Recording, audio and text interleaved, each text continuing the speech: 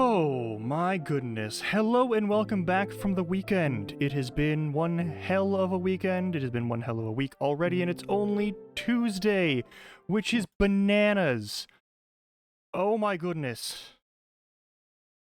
Holy shit. There's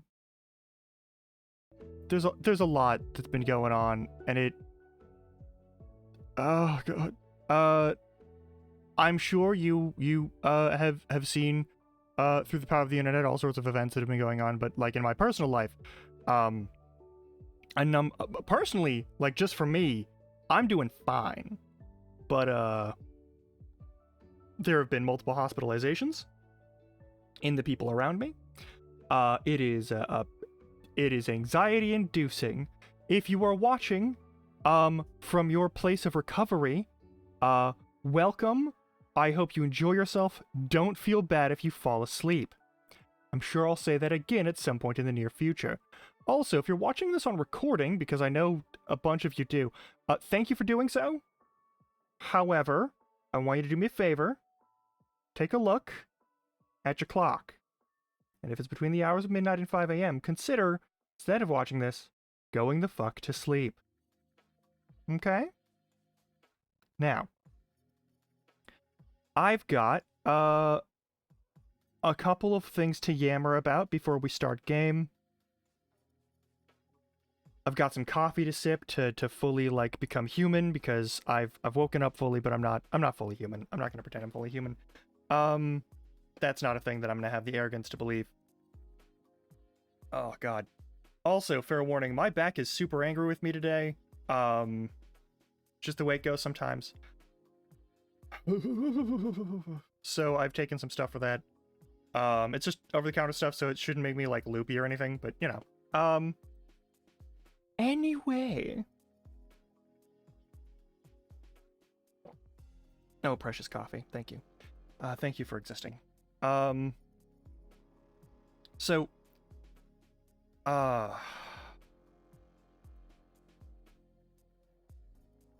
I watched a number of the events transpire over the course of the last week, and it reminded me of a few things, but one of them is there's a sketch from a certain website that has to do with grief, and I think it's fantastic. Oh, thank you for the hydrate redeem. Okay. I'll hydrate now. The thing you've been doing is something I'm going to talk about in just a minute, but I do want to talk about this personal thing first. There's this sometimes you lose a person and the person that you want to talk to about it is them. And all those sorts of like very awkward forms of grief that this time of year, because this is oh yeah, full context for that nonsense. So I used to have a very extended family on my mom's side. It was very big and very old. A lot of them either only had like 1 or 2 kids or didn't have any kids. A few of them had a lot of kids. It was a thing. My grandma, whom I'm no longer speaking with under any circumstances, one way or another, she had like 4 kids, which was a lot of kids for that group. My dad's side of the family had the same situation, but it was an anomaly in that side of the family. Actually, on both sides of the family is an anomaly. That's a lot of kids, by the way. 4, I think, is too many kids. My opinion. Anyway, that's just my opinion. I also, just for me personally, think that 1 kids is too many kids, but that's a separate thing. But I had this old family, and so basically I went through the motions of grief, because you go through funerals and those sorts of things, which are like ritualized processes of like dealing with grief. For people I'd never met, or maybe had met once, and I was like 6, and so I was like 2 when I met them. You can't see my finger quotes. I don't know why I'm doing that. But like the thing is, like I went through a lot of that, and so like I'm pretty well practiced in dealing with like those sorts of like major understood forms of grief, but I'm less ready for like the little bits of grieving. Like there's always that like I know there's a ton of people in life who just really wish that they'd done something differently in their past, or like if they could bring the knowledge they had when now into when they were a kid or something, and they could do it over and they could do it right this time. And I used to be one of those people until I came to the understanding that like all of the points in time where something has fucked up in my life have been two-sided. And me having all the knowledge in the world wouldn't change the fact that I was dealing with someone who was not in a position to be anything other than a jackass. And I think that's an important thing to give yourself a little space for and a little time for. And since I've had that like that realization over the last like few years, and especially like right now because it is the season where everyone dies, it's one of those things that I wanna talk about a little bit, because like I keep, for some reason my brain keeps hooking into like a lot of things that have gone wrong, like a lot of the conversations that I had before I left to these funerals. I don't remember like any of the funerals, which it probably makes me not the best person, but I'm okay with that. The thing I want to detail is like there's a lot of like situations where like I was in school, but I was gonna have to leave school to go to a funeral. Or like I was gonna be like gone the whole weekend, so like a project that I was gonna do, I wasn't gonna be able to do because I was gonna be like traveling for a funeral.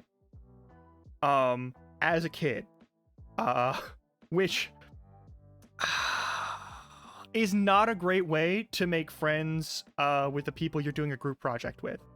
I was that asshole in the group when I was younger. I made sure I wasn't that asshole in college, and I'm so glad for that. But like in elementary and middle school, like when all of the old people were dying in my life, pretty much. That's a cold way to say it, but it's the only way to say it.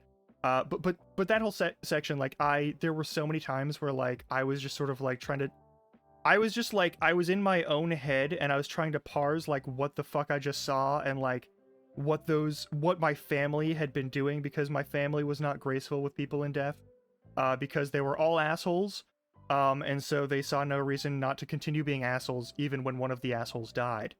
I do believe there was love there, but there was just a lot of animosity that had been built up over like weird petty slights to ego. It's a whole thing. My mom's side of the family is a very unhealthy group of people, and I'm really glad that I didn't have to deal with them. This is why. But one of the things that kept happening would be like there'd be a lot of people in my life who like there were a lot of people who tried to pick on me when I was younger, and I like part of the reason it didn't like stick, and like part of the reason it didn't like make much difference to me is because like I was dealing with actual trauma, and so they're like actual like elementary and middle school kiddie style fucking bullying was not the same as someone trying to murder me, and so I was like, what the fuck do you think you're doing? Which is, I'm gonna be honest, a great way to not get that childhood trauma of bullying, but a great way to just have like really weird memories attached to how you process other bits of trauma.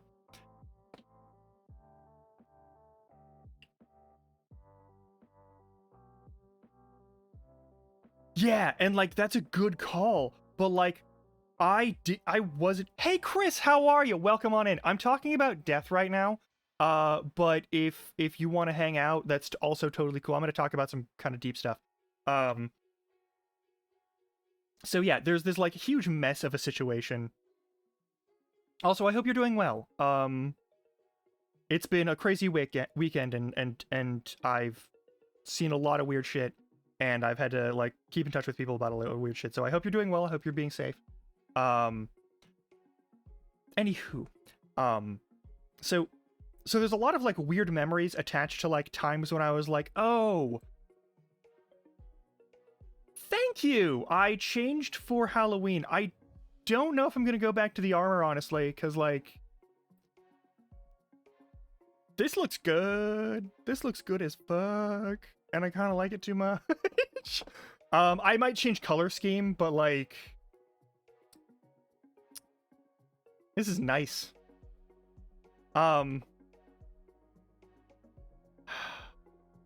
But yeah, one of the things was like, I remember there were these kids in middle school who kept trying to intimidate me while I was trying to deal with the fact that like my great grandmother and my grandfather and my great grandma, who had somehow managed to live to that point, had all died over the course of like 1 year after another after another. And my grandpa, a lot of people on my mom's side of the family, didn't get to live super long because either they were like really unhealthy in their lives, or crime, or just all sorts of stuff. But like, my grandpa died of cancer, just like my mom did. And my grandpa died at the age of 60, which was pretty good considering how many times he had to go into chemo between the ages of 50 and then. My mom didn't catch her cancer until she was like way deep in it, so she died at like the age of 52, which is not old. That's not a die of cancer age. That's like a die suddenly of something else, not of like a horrible, but like it's a thing and it happens. But we also kind of, she knew, cause like, anyway, that's later on. That was like 6 years ago. Anyway, but like my great grandma, my great grandma, and my grandpa had all died on various bits of like, but all on my mom's side of the family at the end of the day. And like, I was like, it was that time of the year, and I was in that mode where I was like trying to do I was trying to do the math on like which family members I could remember the names of who might be dying soon. And like, these two kids from middle school were always trying to intimidate me, and I think they were trying to like just bully me or do something because I was the weird kid who didn't talk to anyone, because I'm gonna be honest, I was not ADHD medicated for the entirety of middle school, even though I had been for like 4th and 5th grade. And so like all of middle school, I was raw dogging existence with the power of ADHD. I was spacing out so fucking hard. Like, I was just, at lunch, I would eat my food with people I ate food with. We'd like talk for like 5 minutes. I'd go to my classroom to make sure I didn't forget to go to my classroom, because most of the classrooms were open. And I would just like do any homework that I'd forgotten to do. But these two kids really wanted to like get under my skin somehow. And at one point they were like, "Oh yeah, do you think you're really tough? Do you think you're really tough?" And I don't know why. Because they talked about like they were gonna like try and kick my ass, and I was like, "Do you got a knife?" Because like, I'm gonna be honest, the practical zone is like, if you are another child, I don't need to worry about you killing me unless you have a weapon that will allow you to do that. Because all of my life I was my family sent me to like martial arts shit for like, my brother and I went to martial arts shit for like way too many years. And so like, I knew I didn't have technique because child, but like, I had seen technique, and I had been shown like it is possible to do things to an opponent that will make them hurt and not make them want to fight you anymore. And I was very good at using those. And I'd already used that on one of these people once before. And then they didn't learn their lesson, and then I did it to them again. And that person was like, "Yeah, how about we just like during like the lunch break, we go out back behind the school and settle this." And I was like, "Settle what? There's nothing to settle. You've been assholes. That's it." Like, I was a precocious child, and by that, precocious is a very fancy way of saying that you were a little shit as a kid, is what I've learned. But I was a precocious child. I was a little shit. I was like, "What is there to settle? You're assholes, and you're just gonna continue being like, what is there to?" And they're like, "Oh, you think?" I was like, "No, I don't think I'm tough." And we're like, "Are you sure?" And I was like, "Yeah, I'm pretty sure I'm not tough, but like, there's not. What do you want to settle? What do you want to deal with? What do you want to do?" And I think for some reason that worked enough to confuse them, and they stopped trying to like, I think because I was one of those kids who was spacing out and thus quiet, and I had resting bitch face. Like, I was one of those people who looked like they thought they were too good for the other kids, when really I was just like, oh man.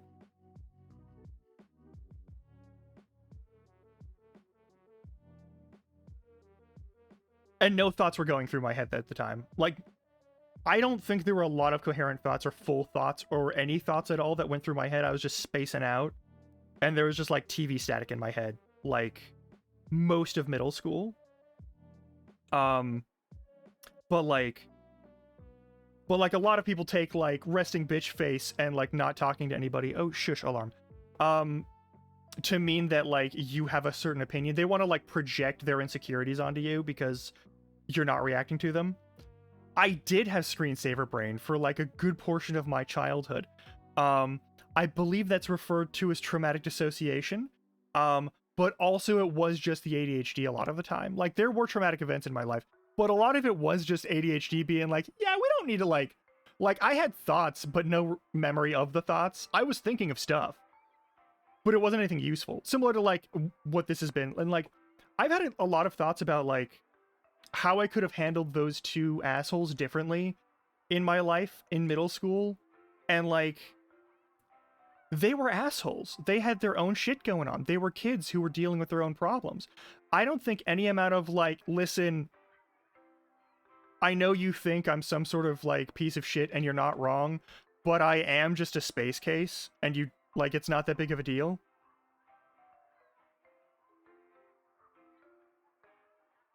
Yeah, sometimes it's the ADHD and you just lose focus on the conversation and your mind wanders to other thought processes.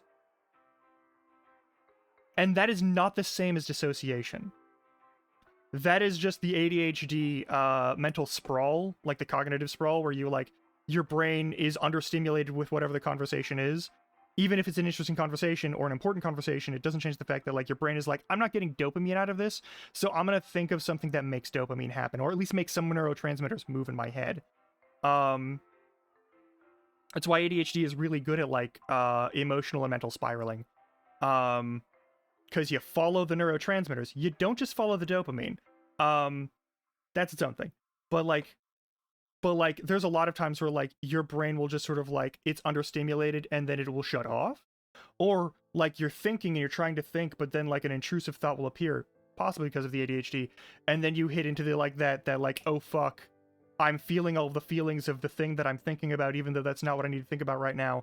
And that's not happening right now. How do I deal with that? And to cope, your brain just sort of goes, yeah, we won't think about anything then, and we won't feel anything then.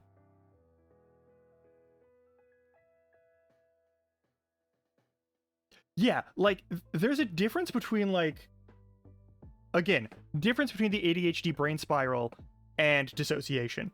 ADHD can make dissociation in people who are prone to it more prominent or easy to fall into, but it's not the same. Dissociation is like a loss of the sense of self in some regard. Either you no longer feel like the world is real, or you no longer feel attached to yourself, either physically or emotionally.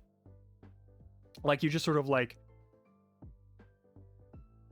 fog out of your own existence.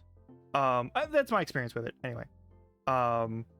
There's some people who are like, it feels like there's like a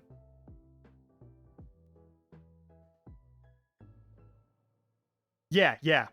That is for sure like a sign of that sort of thing. And that can be a trauma process. It's also like a grief process. It's just like a coping mechanism that brains have sometimes. And it's more common in various forms of like brains and brains that have had certain lived experiences, yada yada yada. It's a whole thing. I deal with dissociation. I've dealt with dissociation for most of my life. And the coping mechanisms that form into dissociation are not always great. Because it's really easy to just sort of like that for your brain, it's not a willful decision. Your brain just sort of like hits one of those points and like suddenly everything's off. Well, it's not suddenly, but like for your own realization of the situation, because you're dealing with other stress reactions, that sort of thing, it feels like all of a sudden you're like running ice cold and like you're not fully there.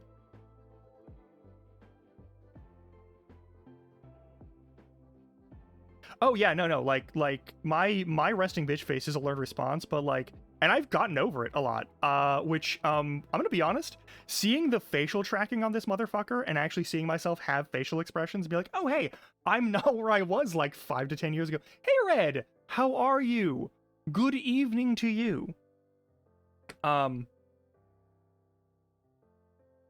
Right now, I'm talking about some of the complications and some of the futilities of grief, which I'm sure isn't a heavy topic at all, but I wanted to start my morning with coffee and to get some things out of my head. And I've got the coffee, so it's time to get the things out of my head.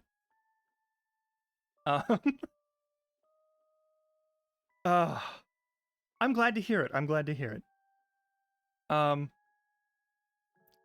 Yeah, like, you knew me. Like, I went to college.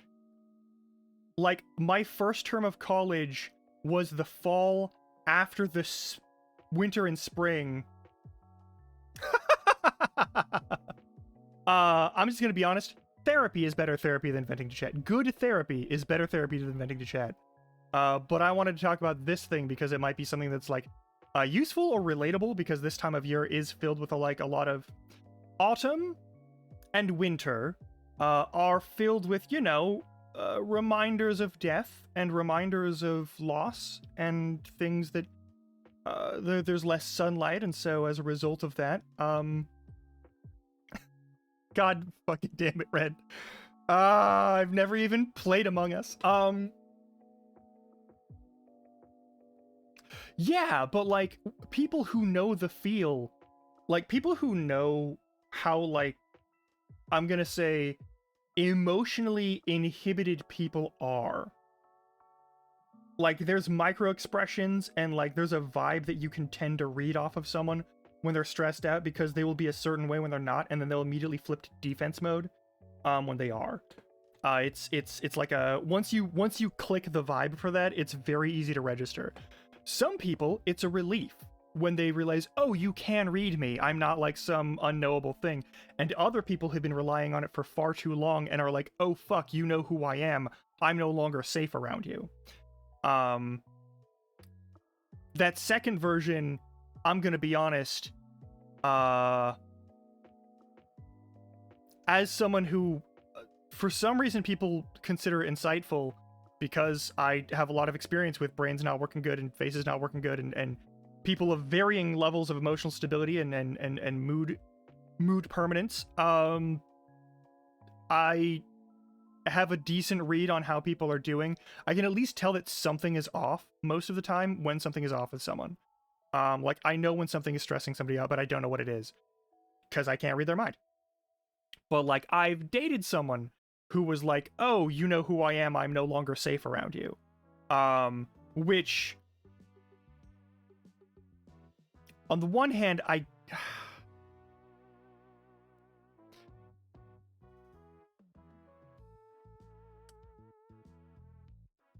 understand where they were coming from, but also, like, why continue dating me if you don't feel safe around me? Anyway, that's neither here nor there. That is a small grief that I have, that I've never been able to like I exposed myself as someone who could like read them in any way, shape, or form. And as a result, they thought I could read every aspect of how they were, and they got really mad when I couldn't like actually magically read their mind and know what was wrong with them. Which is a great way to put the onus of your own emotional openness and your ability to communicate on another person. If you want to sabotage a relationship, do that all the time. Just insist that they should know how you are, and like refuse to believe anything they say when they say that they are actually only human, and that you do have a responsibility to communicate with. In fact, take that as an insult.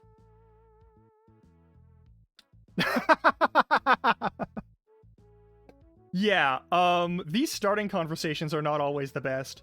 I'm gonna actually move myself to just chatting for a hot second, just so that we're not, gonna just do that real quick, because we are just chatting right now. We're gonna get to Cult of the Lamb. Don't worry, we're gonna get to Cult of the Lamb.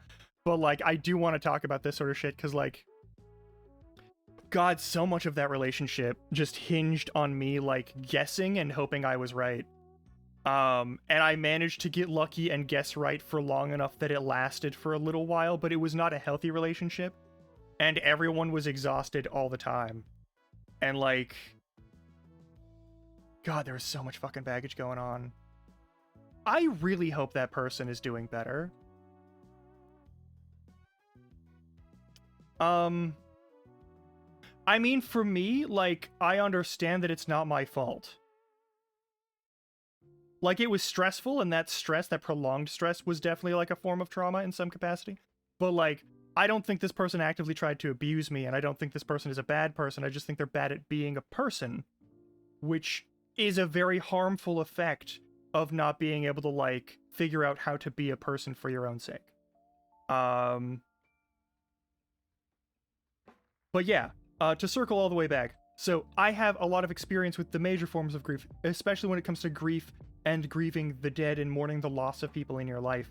When it's like a permanent loss. I consider any person that I'm no longer friends with, but who is still alive, to be like a win in my book, because at least they're not corpses yet. You know? Like, I lost them, but they're not like gone. Like, I'm never going to see them again, and I'm never going to talk to them, but that doesn't mean that no one else is going to, like, be a part of their lives, or that they're never going to be a part of someone else's lives. And there's a solid chance that even if things didn't work out between us, and we didn't have any, like, good or bad, like, endpoints of note, and it just sort of, like, was a shitty situation, or, like, we just, like, drifted apart, no matter what, there's a good chance that, like, those people that I've just sort of, like, had to part ways with, unless they are actually shitty people, at which point I'm like, oh man.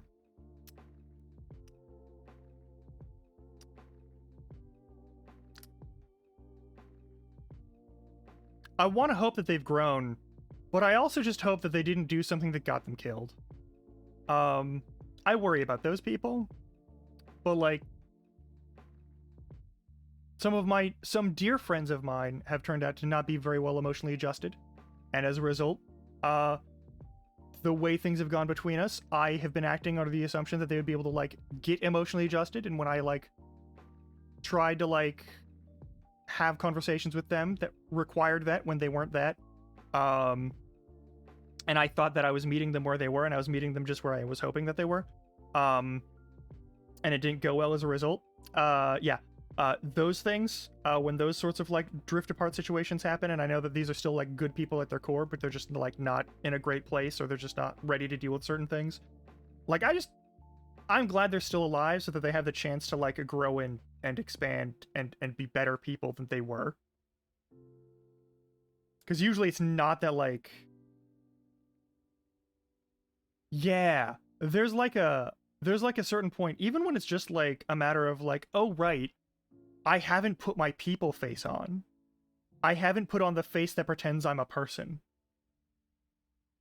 Because I am not a person. I am a goblin. I'm a fucking goblin.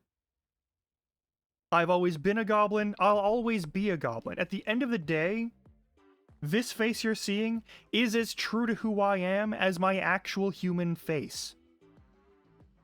I'm a fucking goblin. I mean, well... Okay, we've got some, like, anime angles on here that I'm not really fond of, that aren't super accurate to who I am as a person, but, like, outside of that, it's a thing. Yeah, like, pretending to be a certain kind of person, or just pretending to be a person, is fucking exhausting. I'm very not good at it, actually, I've learned, but I'm like, just good at it enough that people assume that I'm just, like, one type of person when I'm not even remotely that type of person. And I've made peace with the fact that people are going to misunderstand me. But it's on that note that, like, a lot of the thoughts that I've had about grief, because, like, next month will be the 6-year anniversary of my mom's death, for example. And my mom and I never really got to talk about my, I will say, queerness as a person. In any sort of depth. And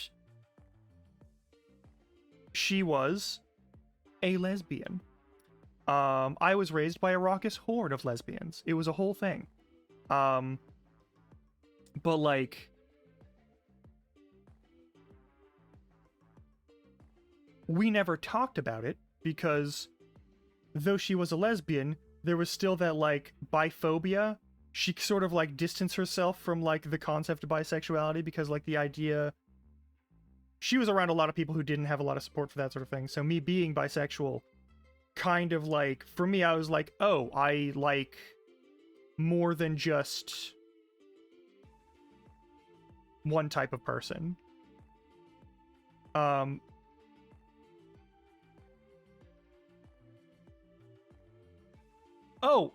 Linguistic matching is code switching. It's code swapping. You change your linguistic format, your manner of speech, your method of speaking, the kind of language that you use. That's just a matter of like, yeah. That's a normal thing that you have just like between different social groups. In addition to like there's a like I would not talk the way I'm talking on stream in an academic or professional environment. One, I don't say fuck when I'm wearing a suit. If I'm wearing a shirt and tie, fuck does not escape my lips, generally. If I'm wearing a tuxedo and it's a bow tie, fuck will absolutely escape my lips. But that's, you know, its own business. Weddings, you're allowed to say fuck. Offices, you're not allowed to say fuck. That's my general rule. So, like, that's a thing. But, like, yeah, like, going into masking, potentially, especially when you're, like, there's, like, the subconscious understanding of masking, and there's, like, the subconscious knee-jerk reaction for masking. There's a lot of ways that can go. So, like, it can definitely be, like, a volatile situation, and I am sorry if you have to deal with that a lot. Because some people will read that vibe change, and they'll be like, oh, no, I've done something wrong. Or like, oh no, the situation has gotten very serious, when it's just like, oh, right, I have to have my human face on, fuck. And they assume that like frantic trying to like put on some pants situation is the same, like, masking is just like trying to frantically put on your emotional pants when someone knocks on your door and you haven't like put on clothes after getting out of the shower yet. It's remembering how to make yourself be expressive and also like appropriately interactive.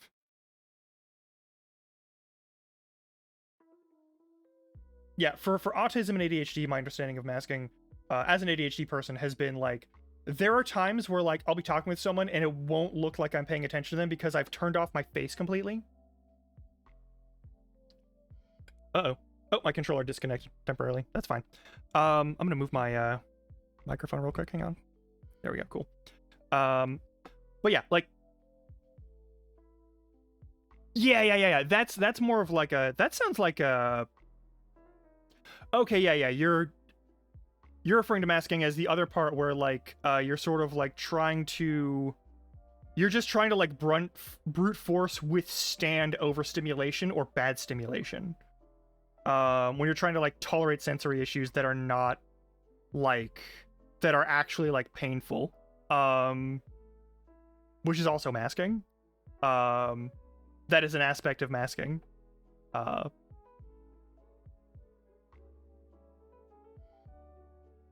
yeah.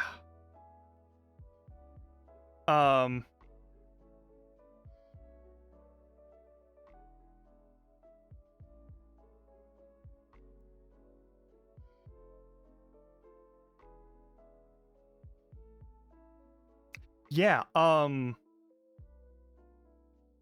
it's a common element, and it's not just.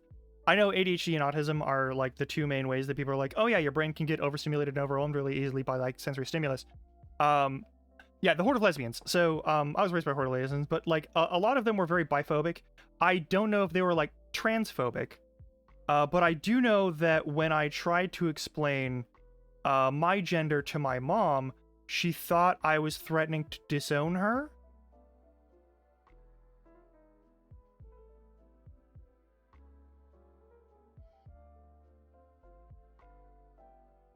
Which I think the easiest way is to say how this dialogue interaction went. I I was like, I need to talk about something because it's something that I feel. And I was like 15 at the time. And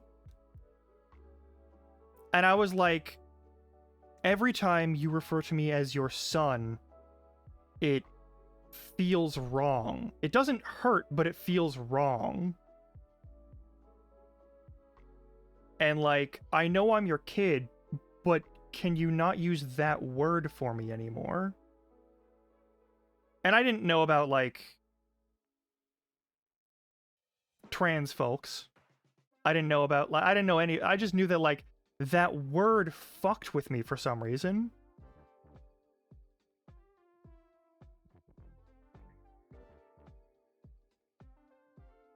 And, like, I got to the part where I was like, hey,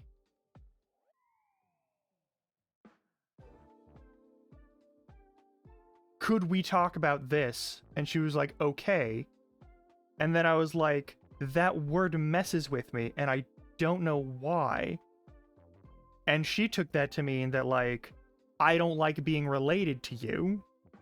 Whereas I took that to mean, I'm not a man, and I don't feel like one, and it's weird when the person that, like, is raising me still demands that I act like one.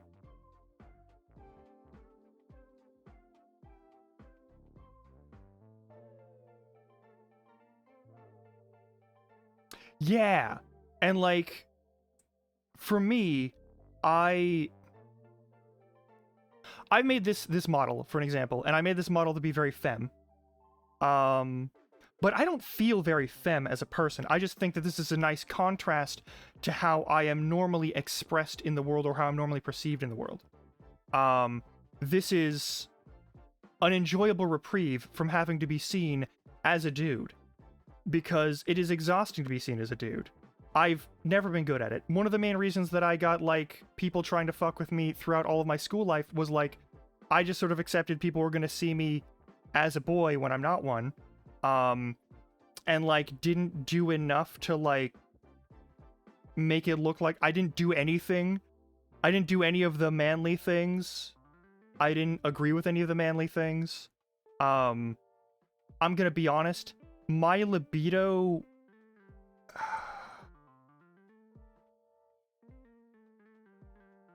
my libido as a young person, right? Like, there's just, like... I'm gonna be honest. People see my face, or they hear my voice, and they just assume that I'm a man. And I'm not. For me, personally, it's like, oh, I'm putting, like, the bare minimum into my disguise as a man. Because, I'm gonna be honest, if I were to get surgeries and change my body, or if I were to get, like, hormones and change my body, it wouldn't change the fact that I'm still me at the end of the day.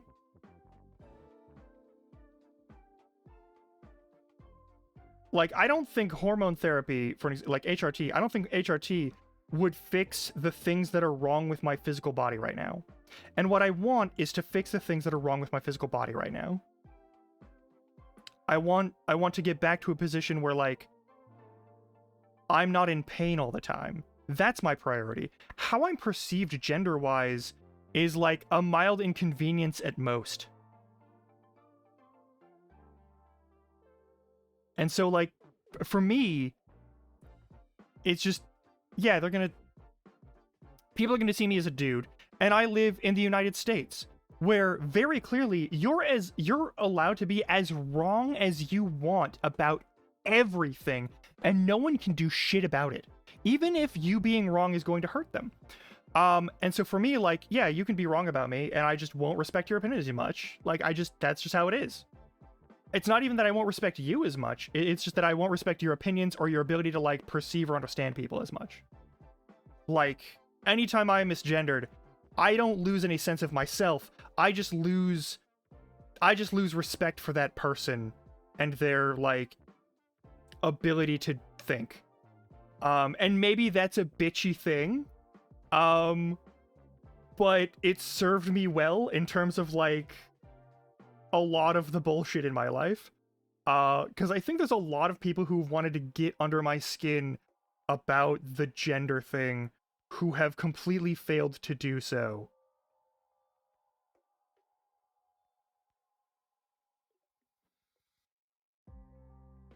Yeah, like, well, there's a difference between like there's like a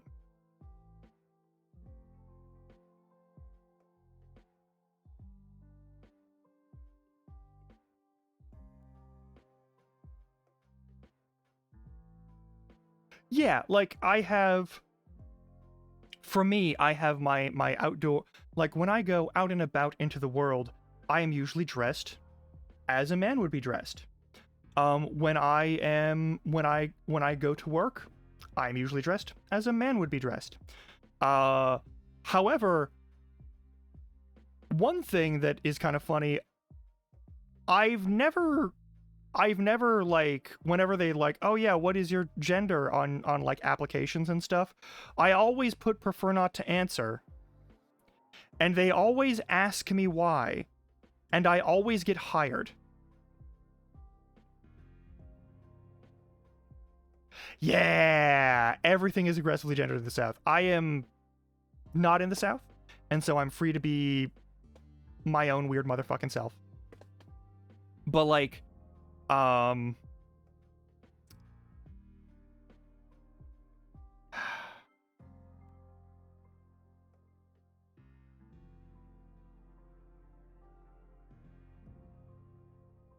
God, I don't want to move to the South.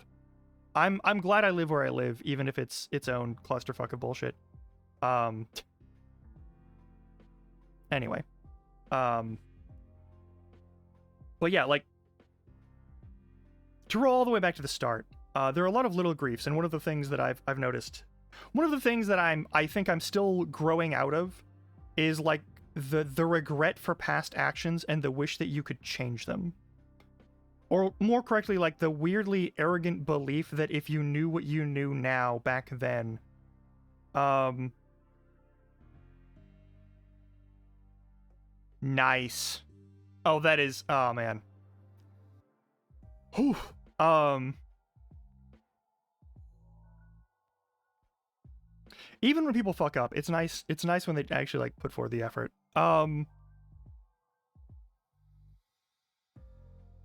There's just, I don't measure people by their success, I do measure people by their effort. That's a thing.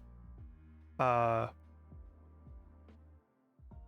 like people, I would much rather have people around me who like try and fuck up than people who like insist on getting everything right the first time and refuse to put effort into things that they can't do easily. Um and my experience is that that's not a strict dichotomy, but it's a pretty readily acceptable one. Um but yeah, like I'm still like, I'm still making peace with the fact that like, even if I knew myself perfectly and I knew how to describe the situation perfectly, even if I knew how to be me,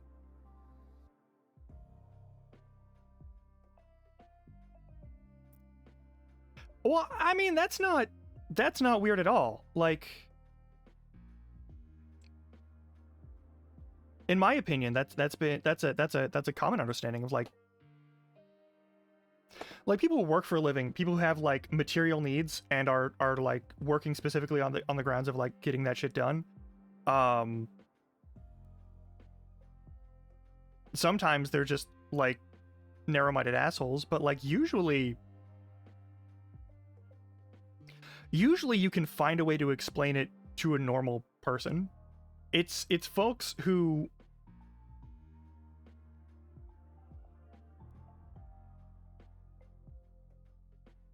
yeah, like it's one of those, gender is a weird space, and I have my own personal nonsense with it. Um as I'm sure you will know. But like, hang on, let me change this. I need to do something real quick. My microphone is in fact too loud now. I can see it. Oh no, I've moved because I hit a thing. It's here, right? Yeah, there we go. It's just, it's not a big deal. Listen, I remember on many occasions, well before the word pronouns became like some sort of like political fucking clinch point. I remember fucking up regular people like that I knew on a regular basis. Like where like it wouldn't matter, it doesn't matter like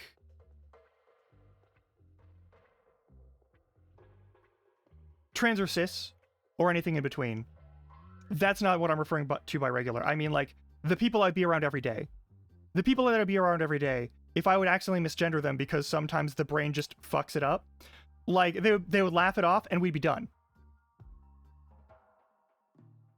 But I've noticed very specifically, it's always like people you've just met and people that you're, hey Jay, how are you? I'm doing well. We're talking about grief and a bunch of other like heavy emotional shit. I hope you don't mind too much.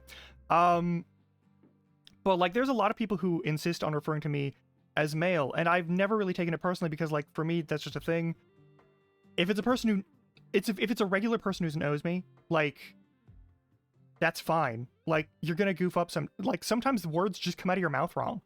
But like I've noticed, especially with like people who've just met me or with whom I've just met, where like for me, I don't always make a point to correct other people's like perception of me. Because for me, if you're gonna get it wrong, you're gonna get it wrong. Sometimes it's just gonna happen. But like, regular folks never give a shit. If it's your regular crew, if you're not making a huge habit out of it, if it's just like a random fucking thing, doesn't matter. Yeah, like, also that's a good standard issue thing of like, singular they is a thing that's been around since like the 11th century. Don't worry about it linguistically. And like people will be like, that's not grammatically, it's grammatically correct. It's historically, it's very grammatically correct. Don't even worry about it. Just tell them that they're wrong and laugh at them. But like new people who misgender me, where I'm like, hey, I'm not really a man. I know I sound like one and I wear the disguise sometimes. Indeed. Like, I know I wear the disguise I wear like a shitty $5 Spirit Halloween disguise of a man, and I know that that has tricked you somehow, but I'm not one. I just want to be clear about that. Just, I know you've been fooled, and I feel a little bit bad about that, so I want to correct you on that situation. And either the situation will be that they'll be like, oh fuck, I'm so sorry. Oh, and I'm like, no, don't listen. Don't fumble all over yourself. It's not a big deal. No one is trained to recognize these things. Exactly, Recane. It's just stuck. Like, I've like, it's a pain in the ass to take it off sometimes.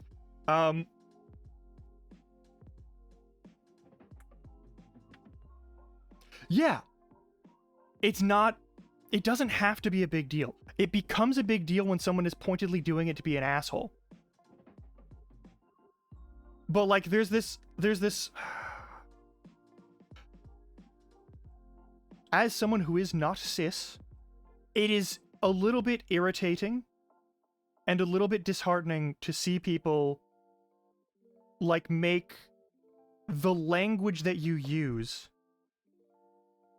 a like heightened core priority of every aspect of your existence. Like, the ceremony is the important thing and not like the core element of it. God, I need that on a shirt so badly, Red. Oh my god. Oh my god. That's so fucking good. Oh. Oh, please tell me I can find that somewhere on the internet. Oh, that's so good. Thank you. That's beautiful. I've never seen that before. I hope I can get that somewhere. Oh my god. But yeah. But for me, like it's discouraging and it's kind of irritating to see a lot of people be like, yeah, if someone misgenders you, then they like don't respect you, and I'm like, no. Recan, if you make me one of those, I would absolutely love that.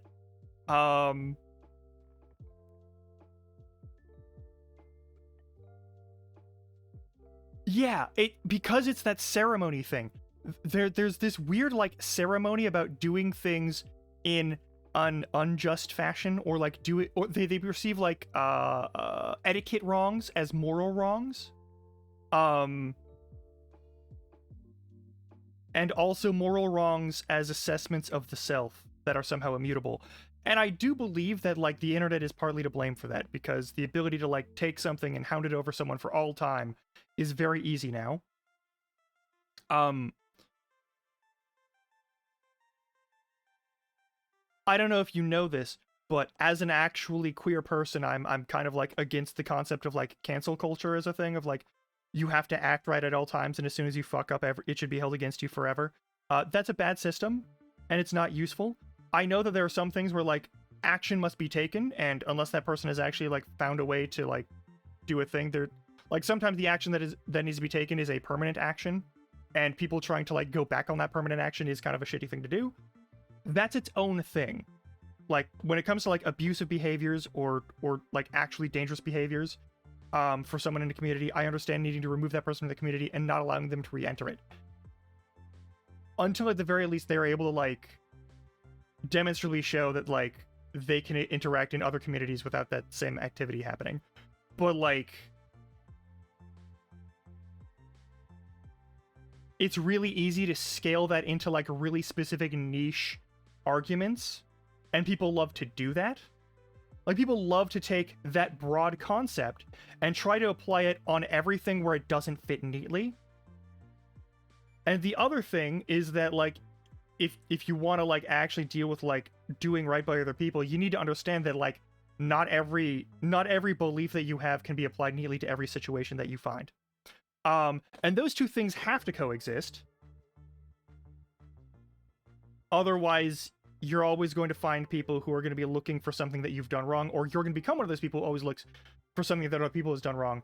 And I'm just going to be honest, just based on what I've seen, that looks like a miserable, exhausting existence, and you shouldn't do it. There's better shit to do. When someone does great harm to another person and wrongs them in that sort of way, that's one thing, and to remove them from that person's general like vicinity, or like to make sure that they cannot, or at least disengage them from the tools or the abilities or the positions of authority that allow them to do that harm to people, that's important, to be sure. But like there are a lot of people who are just like bad at being people. Yes, 100 the fuck percent Puritanism is a terrible system. It is a blight upon any philosophy in which it infects. Like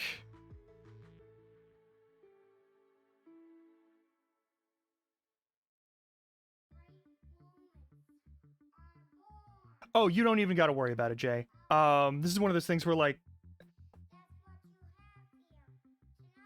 there's also like there when we talk about the language that is used, a lot of people like focus on the language they use and like don't understand that yes, language may inform belief, but it only it's like any language you use is a snapshot from when you use it. Like the second you use it. If it's been like a day, a week, a month of you like thinking about the things that you have done or the words that you have said, and you see it and it's like, oh yeah, that was a really fucked up thing for me to say. I shouldn't say that. And then you don't say it again, but there's a record of it on the internet now. One, you will grow entirely away from the person who said that thing at that time. But like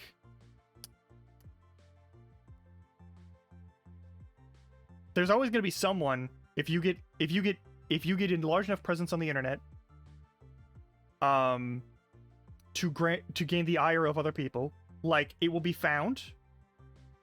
Absolutely, it will be found, and it will be used against you. One of my, oh god, one of the worst conversations I ever had, was via text, and one of the things I said as a little tongue-in-cheek thing was, to thirst is human.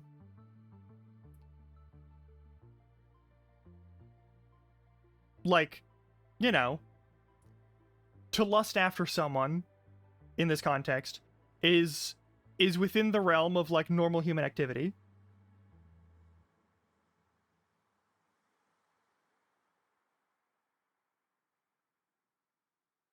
And the other person was like, oh, so I guess you don't think ace people are human. And I was like,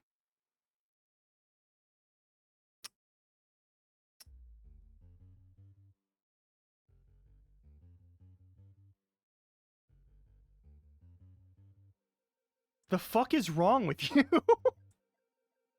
Like, do you not know to err is human, to forgive divine? Did you not get that I was... One. And two, why are you taking...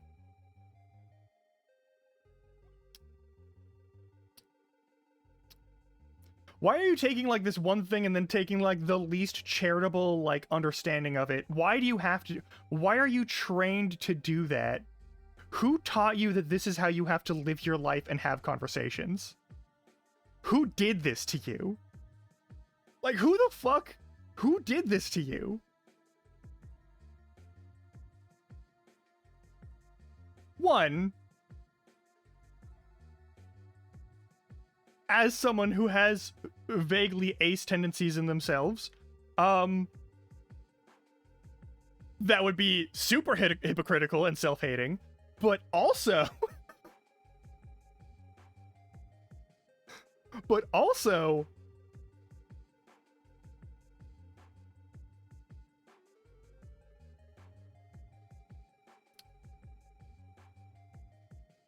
What the fuck do you expect? How the fuck do you expect me to respond to that? And instead of actually bothering to respond to them, I just said...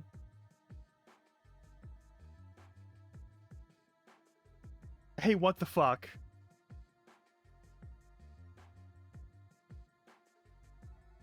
Why is that the place you're going? And then they, like, immediately went on a tirade against me for, like, being against ace people because I said to thirst is human.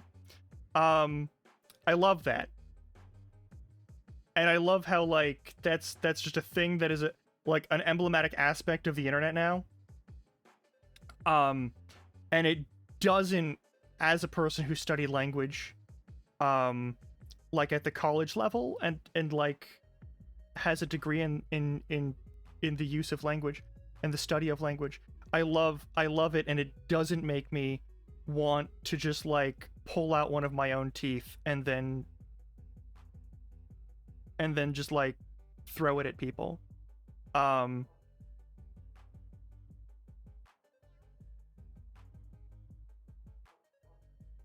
fucking damn it. But yeah, there's a really common element in like a lot of the like,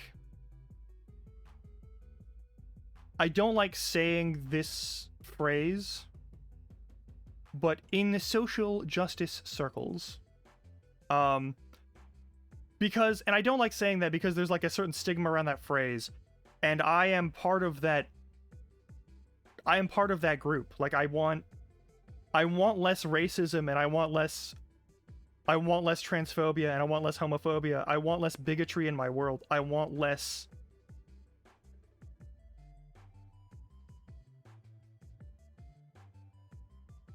I want less categorized delineation of suffering in my world.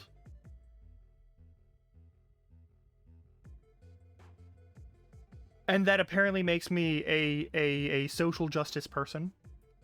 And like, it bothers me how hung up people get on specific language all the time, and how hung up they get on that. Because intent does matter. Intent is not everything, and you cannot... to say that intent has no meaning or no value in your conflict resolution or in your understanding of other people, like intent and context matter a whole fucking lot. So for me, someone getting my pronouns wrong is something that I'm going to hold against them. Don't mince words. I am that kind of person. I will hold it against them. But I'm not going to see it as like a moral failing. I'm going to see it as like a, how did you not see through this very cheap costume? Because I spent $0 on this costume. I need you to be clear. I have spent $0 maintaining this costume. It is shitty and old and ragged, and it's very, very, very easy to see through. I didn't get called all sorts of gay slurs throughout all of my public schooling because it was a good costume. Okay? The fact that you've lost the ability to tell now, I don't know why. I don't mind that I'm not being called slurs all the time, but like the fact that you've fumbled this very basic thing when like I advertise it. Like, here's my favorite thing. There's a ton of people that I know that I've known through or before college,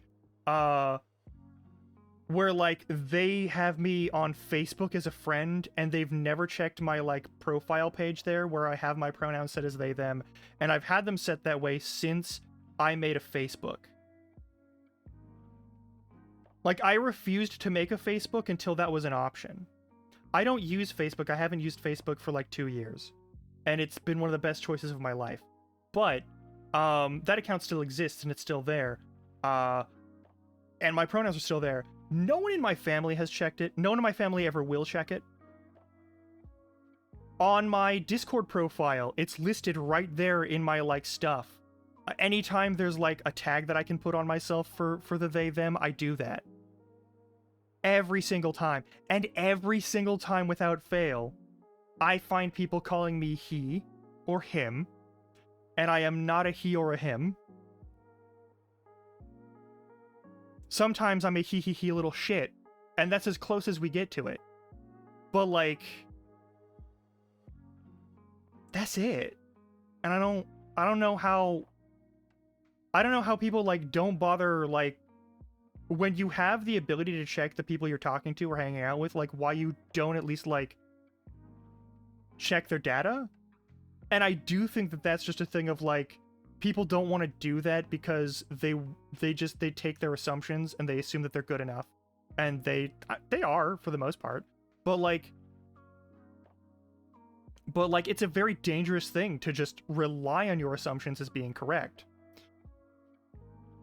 In fact, relying on your assumptions as being correct and refuting information to the contrary is the nature of bigotry. It's like the core element of like your inability to like accept new information and then like take it in, or even like assess it for its own merits, is like one of the things that causes that.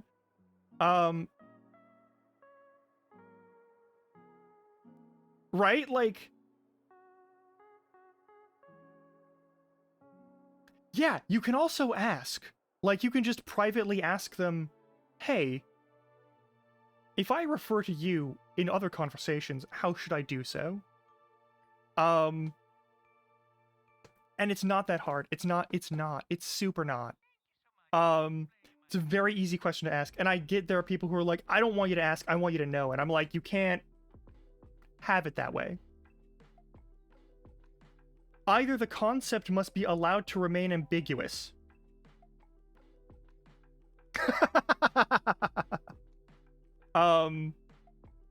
Like, either the concept of gender is permitted to be ambiguous and defined on our terms,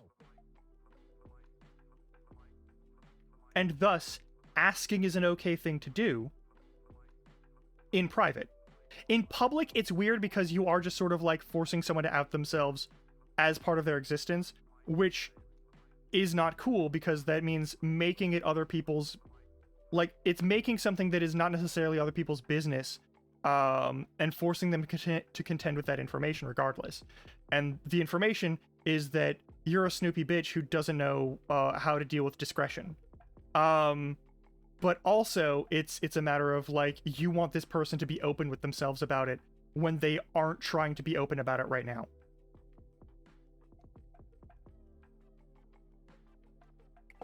Thank you for the hydrate, Red. That was excellent water. But like, one of the main things is that when you go through the concept of identity, like there's people where like I will tell someone that I have a Tumblr and they assume I'm a very specific sort of person. Never mind that I have a Tumblr that is expressly like my whole point of maintaining any sort of existence on Tumblr is because some of the best comedic timing and writing comes out of it. And like it's some of the best meme fuel.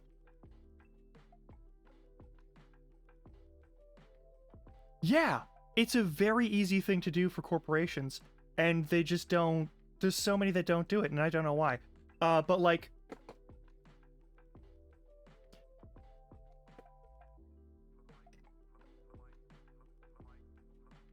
excuse me. But like one of the biggest things is like it's an easy thing to fuck up, and it's an easy thing to get right. And if you understand it as a thing that, like, if someone isn't actively just calling you... If someone is not naming you incorrectly... That's another thing. I consider the, like, using the wrong name for someone to be the same sort of, like... It's not the same level all the time, because there's often a racial element to it, but, like, it's the same flavor of, like, identifying someone incorrectly, intentionally. Either intentionally or through like callous disregard for their existence. And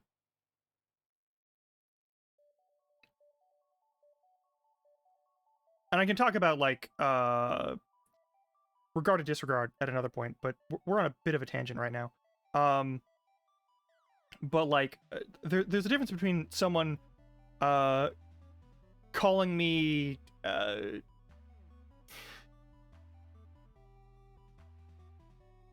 Billy when my name isn't Billy. My name isn't Billy.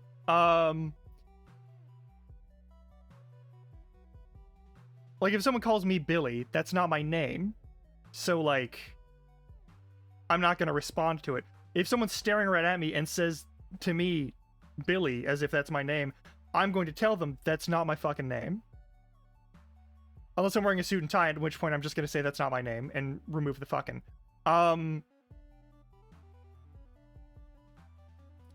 And the same thing of like when people refer to me as he, or when they like batch me in as gentleman, like no. The collective noun that includes me is like bastards, assholes, motherfuckers, which you can't use in an office environment. Too bad. That's its own thing. Gremlins, also an excellent one.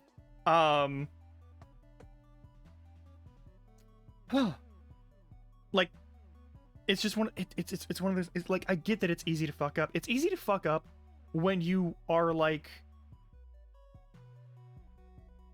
Anytime you are not interacting with someone on a regular basis, it's easy to fuck up. Anytime your brain just like loses track of what pronouns are as a linguistic element, you can fuck it up. Anytime that you like your brain like switches into its like deeply ingrained by society standard of like here's the gender binary and it has to exist this way and it only exists this way, like anytime even part of your brain slips into that mode for even a second, which is very easy to do in any sort of like formal environment, like it's a thing where it's gonna happen. It can easily happen, and keeping track of that and like learning to keep yourself from doing that is important. But like you gotta respect the effort. At the same time, when you fuck it up, it's just a matter of like, oops, okay, and then you carry on with the correction, and that's it. And you don't need to fall all over yourself and be like, I fucked up, I'm a horrible person because I added the wrong letters to the thing that I'm referring to you at. No, fuck off. Stop wasting my... What you're doing now is you're putting on a show that I didn't pay for. Stop wasting my time. Let's just keep going. It's okay. I don't need to forgive you. Just understand that I am judging you and I respect you a little less now.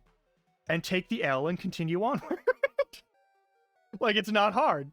Just accept that you done goofed and move on. And that's a thing. I wish that I'd had any of the language that I have now so that I could have that conversation with my mom and know for sure whether or not it was just her, like, weirdly narcissistic inability to, like, accept any aspect of me as, like, me, that wasn't directly useful to her ego, or if it was some manner of bigotry that she held in herself where she could not see me as anything other than her son.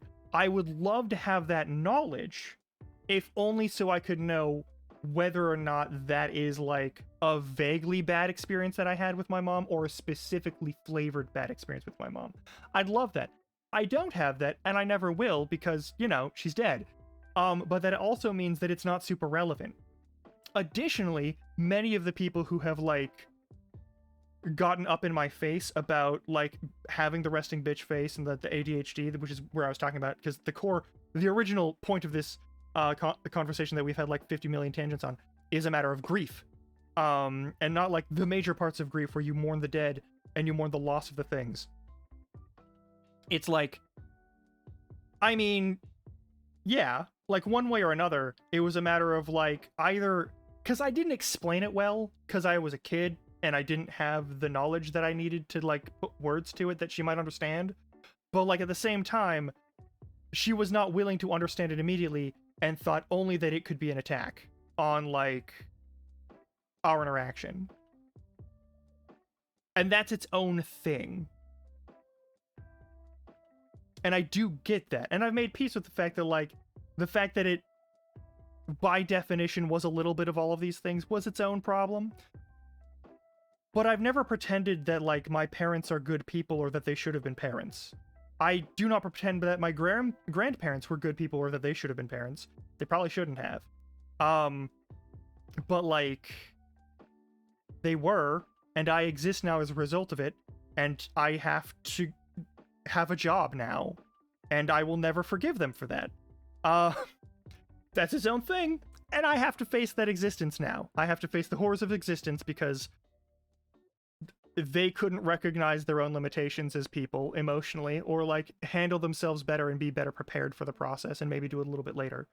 But like also so many of the situations in my life where like I might think in that weird regretful fashion that like if I could just go back in time and with what I know now and how I am now and how I've developed now, which is completely impossible.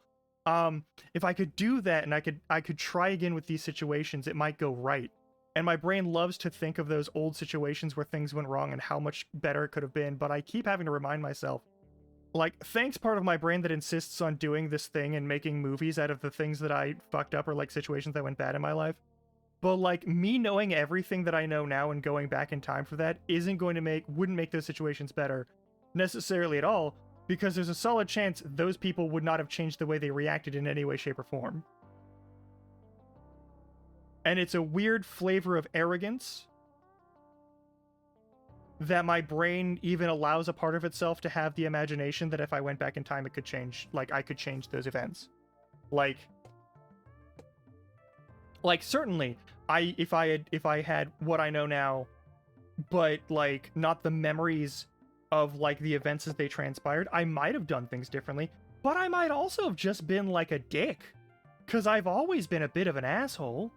Like, I'm exceedingly blunt in many cases, and when you have like the ability to like read people even a little bit, which I can read people a little bit, like if you have that at all and you're blunt as fuck and you don't understand the value of like cushioning your shit, because at this point like I've seen. Listen, I used to, like, hone in on, like, you're not supposed to say this thing because it's not the polite thing to say, and I still do that now, a lot of the time.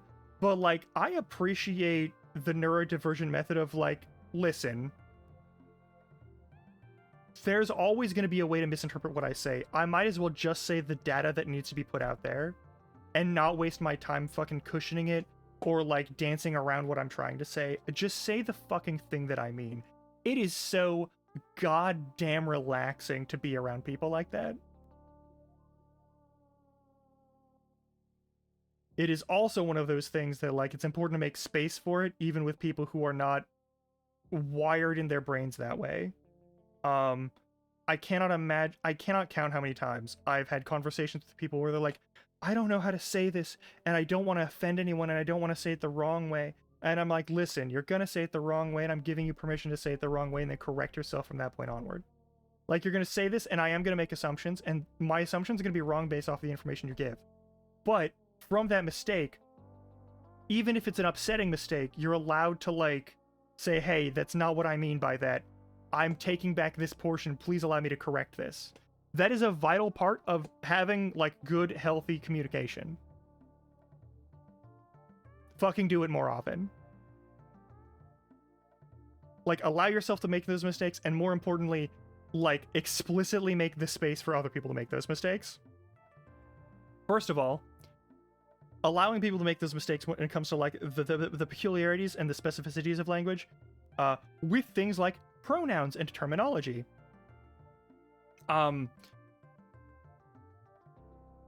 Allowing people to fuck up on that and, like, continue on as if it's not a big deal, because it doesn't have to be a big deal so long as they're not being assholes about it, is, like, vital. That's the only way that we're gonna, like, build better ideological frameworks, you know, is if you're allowed to tinker and fuck up a bit.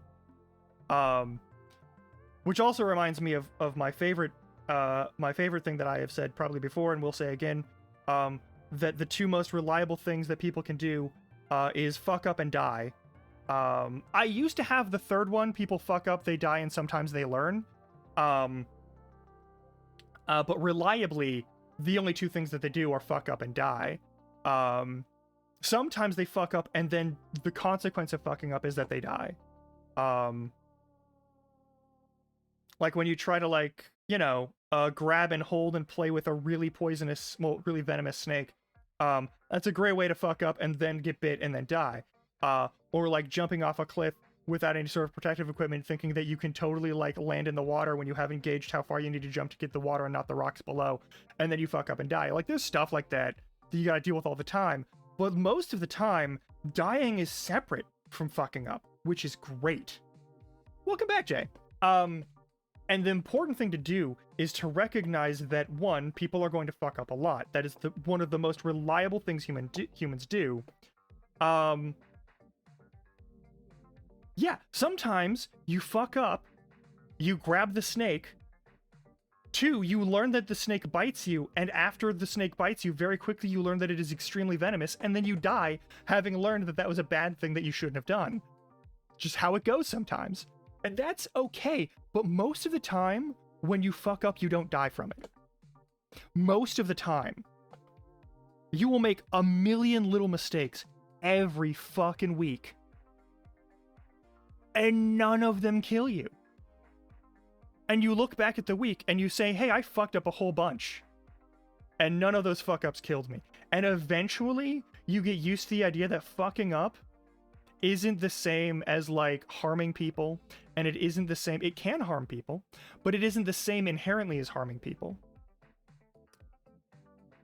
And once you make peace with that, once you're good with that, once you've processed that, once you've internalized the belief that you are allowed to fuck up because it is part of being human, you will be a lot more forgiving to yourself. And I think the thing that my brain is not able to, like, unhook from is the idea that, like, fucking up is a normal human thing. Like, it's not able to unhook the, like, you've done things wrong and rehook that into doing things wrong as part of being human. Like, we get most of our lives wrong, but that's part of living. It's an important part of living. If you got everything right on the first try, or at least good enough that it wasn't, like, horrific on the first try all the time, every time, there would never be a point where you go like, oh, I need to grow and improve as a person. You'd be like, oh yeah, my life is perfect and I'm perfect. And you'd be wrong. The whole part of your life.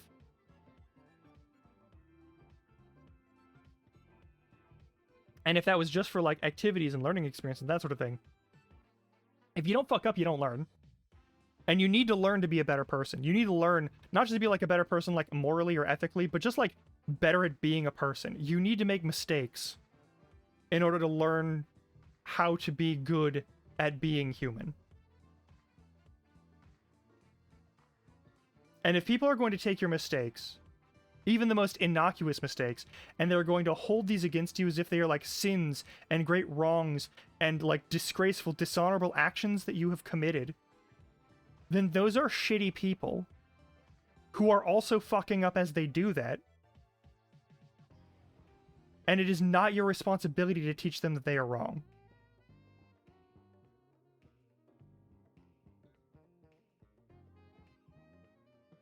Now, I'm still going to wish that I had handled things differently in the past for almost every interaction I've ever had with any human ever. And part of that has to do with anxiety, part of that has to do with ADHD. And honestly, I can live with that regret very easily. But it's still going to be something that my brain hooks into. Like, not every night, but like many nights.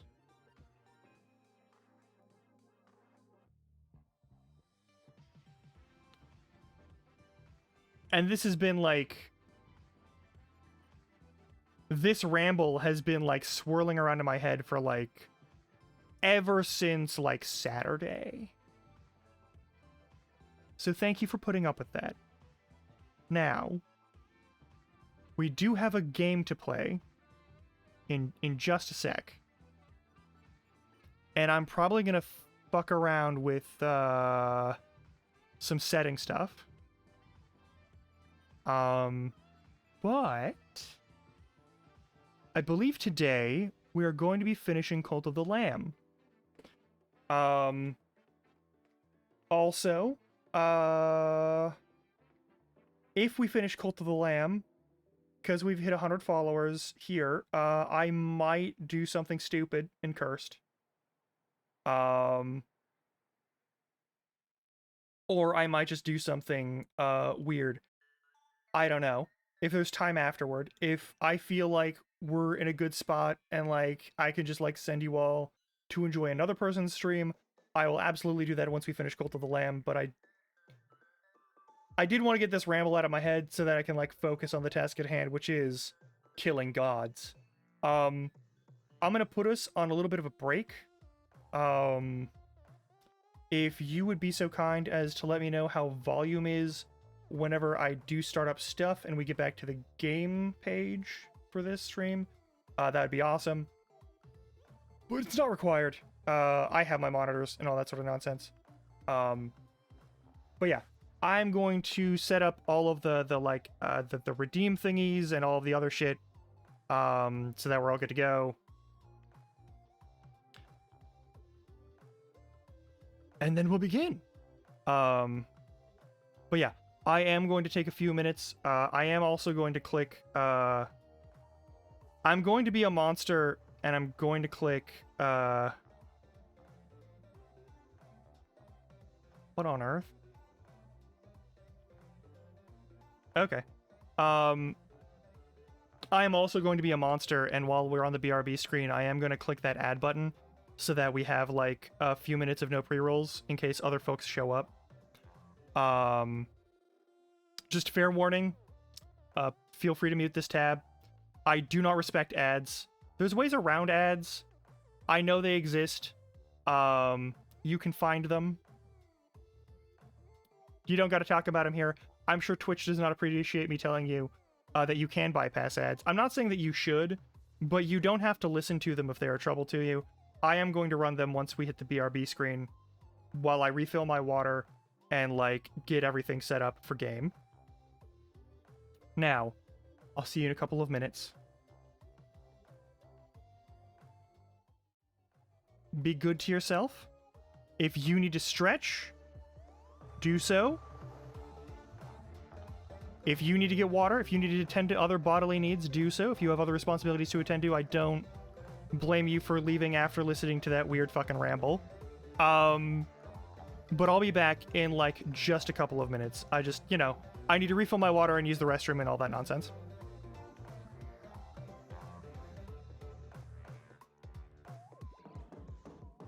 And I'm clicking the add button now.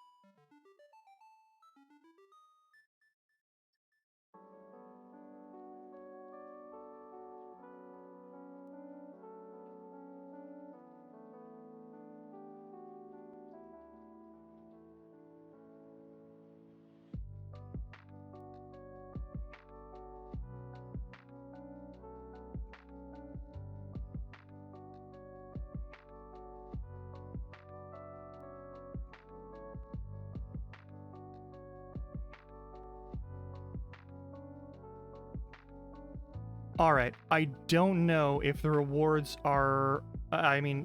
rewards. I don't know if the ads are running, but the channel reward for, like, contributed Cult Totem is now active.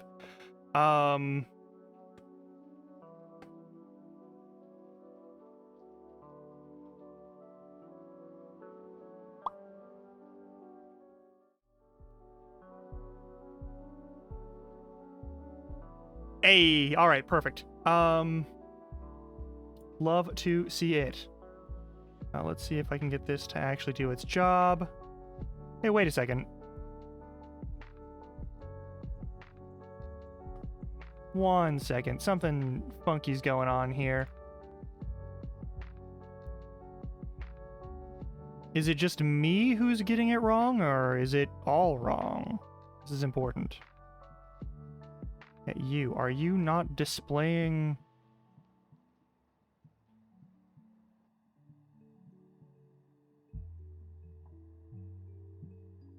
Are you not currently active on my channel? Why wouldn't you be active on my channel? You should be.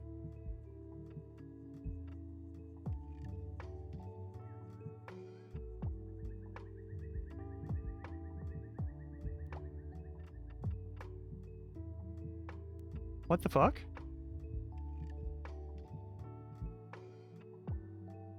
Okay, that's weird. Maybe I need to change that to... Is there a separate...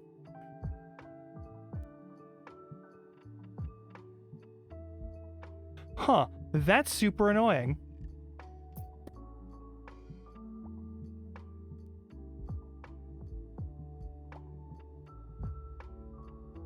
Yeah, I'm already there. That's not the problem.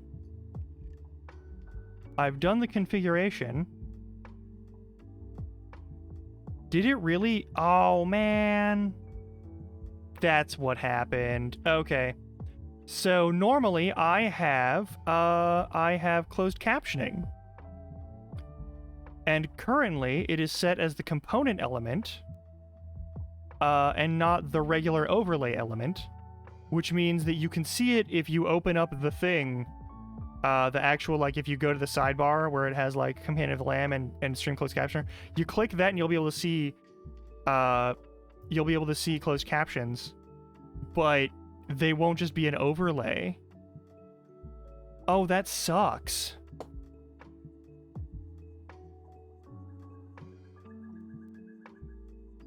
Oh, I'm a little mad about that. Why can I not have two overlays? Maybe I should Maybe I should hunt down the OBS overlay and use that again. I have a better microphone, so it should be able to understand me better. But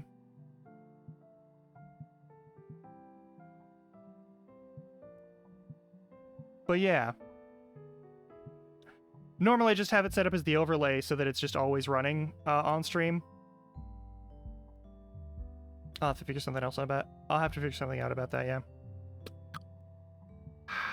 God damn it. All right, well, anywho, we are back on this. I'm going to turn off Game Chops. Thank you, Game Chops. As always, there's a link below for that.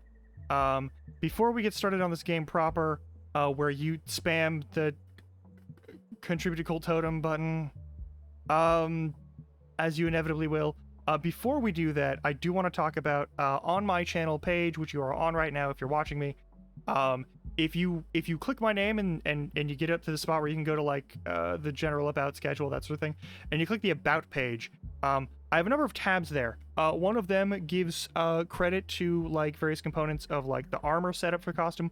I have not updated with the pieces for this outfit, for this model, but I'm gonna. That needs to be done by the end of today. But there's some lovely, like, I got pretty much everything I've got here right now was made by some lovely people who use Booth PM, and also just a number of lovely people in general who do a lot of stuff in a lot of different places. But also down there, you'll see the throne that I have set up for some fucking reason. You'll also see, very importantly, the suggestion box. Hello, Ms. Baridne. But yes, down below, I hope you're doing well. I believe now your weekend begins. But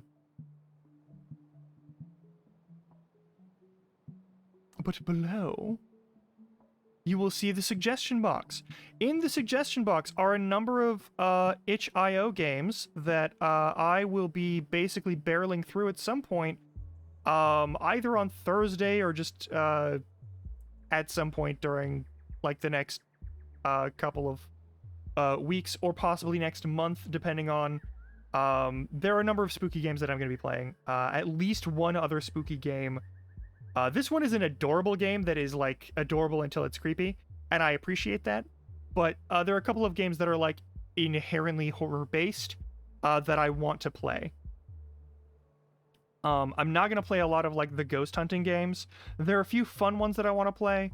But like mostly it's gonna be like actual games that have like horror or like eldritch or like terror elements of some kind, like some manner of suspense in the game. There's at least two that I do want to play.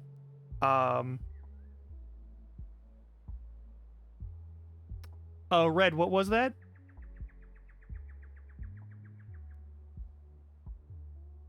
What was that? What is your prohibited term there?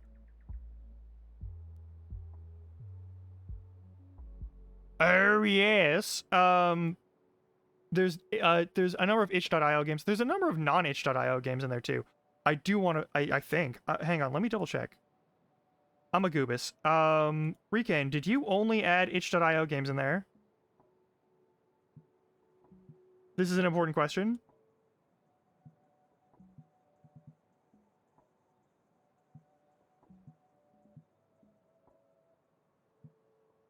Let's see here. In the suggestion box.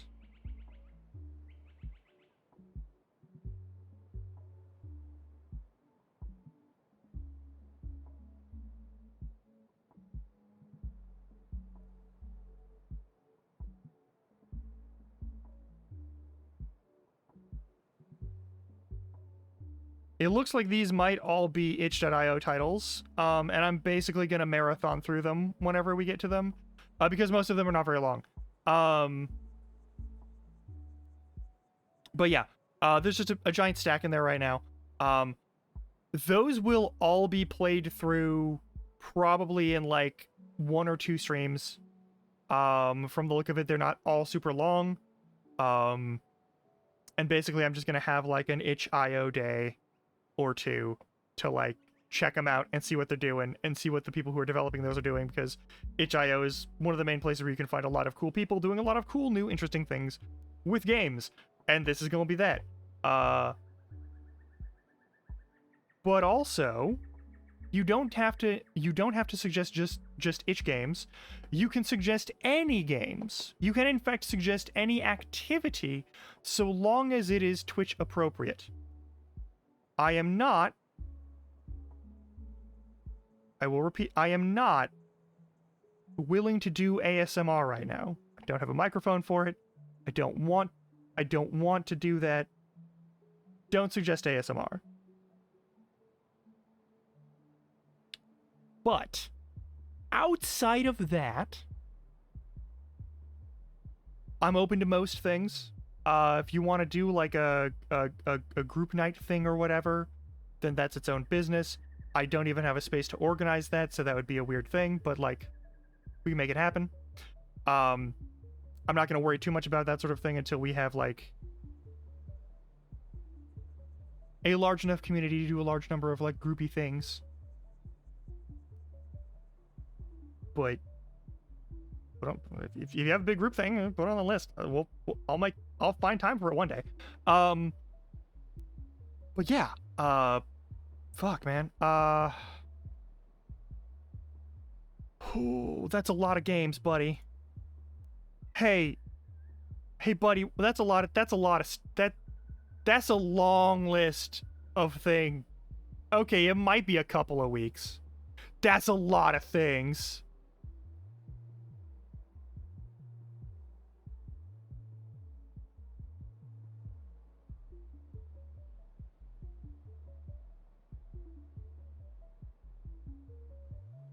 But yeah, check it. Make sure you're not like double posting something when you add to there. But like, if you want something added to the mix of things that I'm playing right now, feel free to add it in. It does not have to just be an itch game. It can be like, if it's on Steam, so I don't have like a PlayStation of any kind, and I don't have an Xbox of any kind.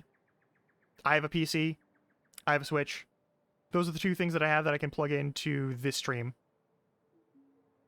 If you are interested in those things, any games from those things, let me know. Worst case scenario, I'll be like, I'm not playing that. But I would love to see if there's like specific things that people want me to do. That would be great. I don't mind if it costs money. I don't think that's like a deal breaker. If it's something where I have to like make, like if I have to sign up to a subscription, like if you were to put in the suggestion box like Overwatch 2, I'm going to tell you no, because I don't want to play Overwatch 2 under any circumstances. If you were to tell me like, hey, get into World of Warcraft, I would also say no. That is a subscription element, and I don't see how that would be like worth it to like dig into for that sort of thing. Like if it's a super expensive game, or if it's like gonna be like, I don't want to play games that have like microtransactions generally. I would like to avoid that as much as possible. I'm not saying that I am like refusing to play any games that have any microtransactions in them on here, but like if it's a key element of the game, if it's loot boxes, if it's that sort of like weird gambling but not really gambling stuff, then I'm not going to get into it. I'm not going to consider it. I will reject that as a suggestion. You're welcome to suggest it, but I will reject it. That said, I don't have, oh yeah, I should update back to Cult of the Lamb on the stream. Yeah. But yeah, like if it's like a big AAA game, I don't guarantee that I'm gonna play it in a timely fashion, because like I don't have a lot of money to just throw around at stuff. But like,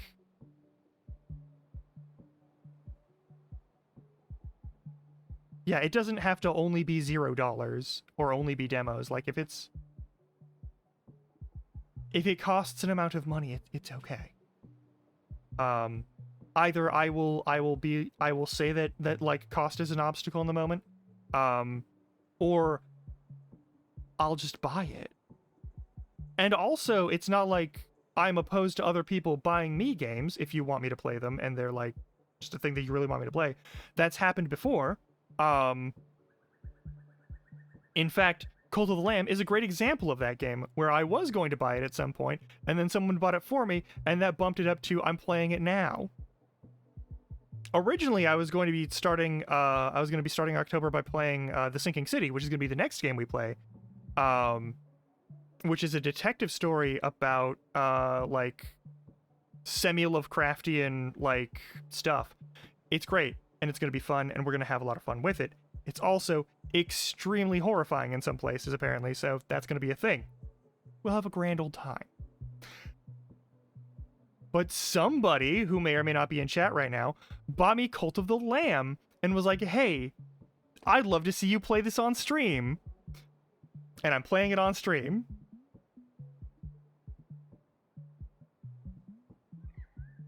Also, for fuck's sake, I got into Yakuza at Rikane's suggestion. I know, who could that wonderful person be? It's almost like they might be one of the VIPs here. Also, thank you, Miss Brittany. But like, there's not a lot of like, yeah, there's also like, there's often sales for games, so like, and if it's on the suggestion box, I will look for it in the sales. Like, if it's something that costs money, Yes, I believe the person who bought me this is certainly a great and beautiful person who would be great to hang out with. That's definitely true.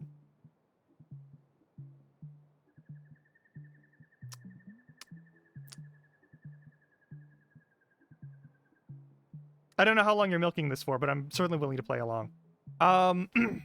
Anyway, but yeah, if you put on the suggestion box, and I don't assume whatever's in the suggestion box that costs money is something that people are gonna buy for me. What the fuck? That would be deeply fucked up as a mentality. But like, if someone gifts me a game and is like, "Hey, play this on stream," I'm probably gonna play it on stream. As is your right. I even played Sable, and I'll happily replay it. It's been long enough, and I've forgotten. And also, I had my settings set up weird, and apparently that game reacts in an interesting way if you make the game capture transparent, which I had to do for a different game before it. And apparently, it made a bunch of the game's graphics go super fucky, which was very funny to me. But I would like to replay that with corrected graphics, and hopefully they've fixed the audio bug that I kept running into, which is where like you'd enter one of the ships, and it would do the like very like grim like do do do do do song. Ooh, okay. But yeah, I have that game. It's a very fun game. I enjoyed that game. It was a little bit buggy, and that was fine by me for what I was doing at the time. But then other things showed up, and I got like major stuff.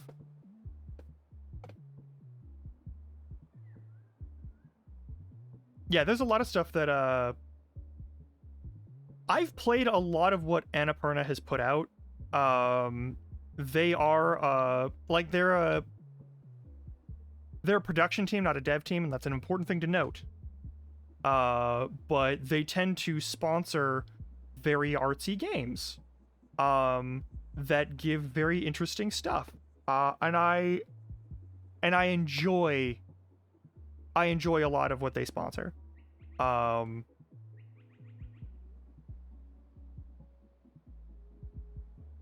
But yeah, I'll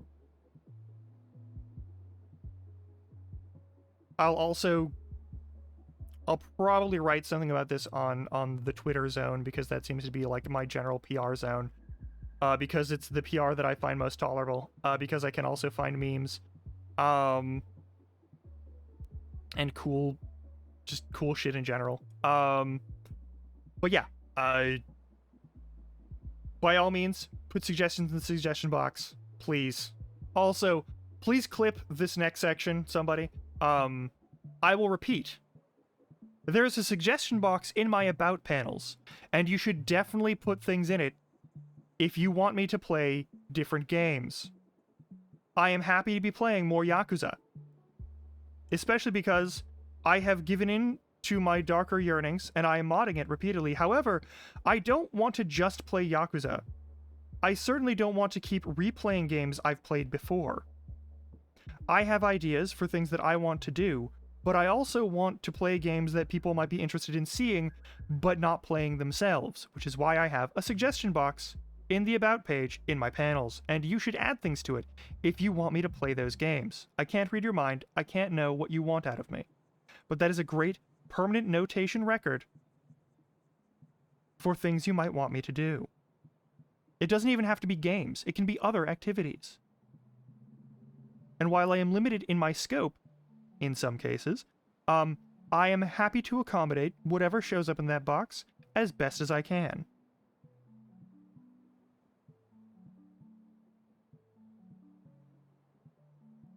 You want to give me a hug and maybe a kiss?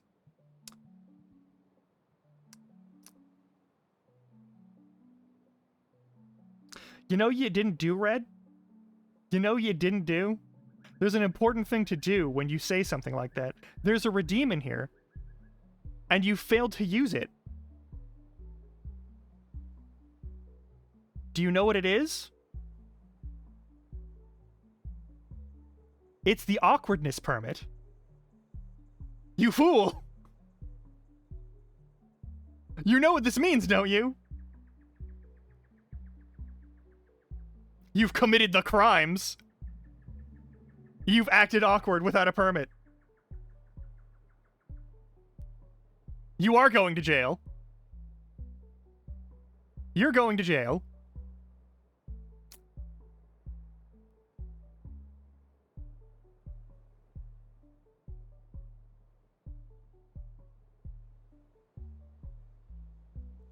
You're going to jail. I've deleted everything. It's all gone now. All of your words. 10 minutes in the corner. No, I'm joking. Oh shit, it actually deleted everything. Fuck. Let me unmute you. Oh fuck. I didn't realize that was actually gonna like fully mute you. Shit. Bro. Buddy, pal. I fucked up. How do I unmute you? There we go. Boom. You're out of timeout. I want it to be 1 second. I want it to be 1 second of muted. I am so sorry. I am so sorry. I am so oh fuck. Oh fuck. Red, I'm sorry. I'm sorry, Red. I'm sorry I fucked up. I goofed. I goofed. I goofed. Fuck.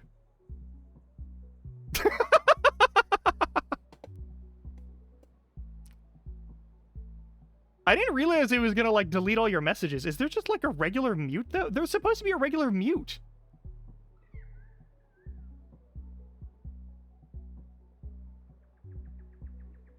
Hang on.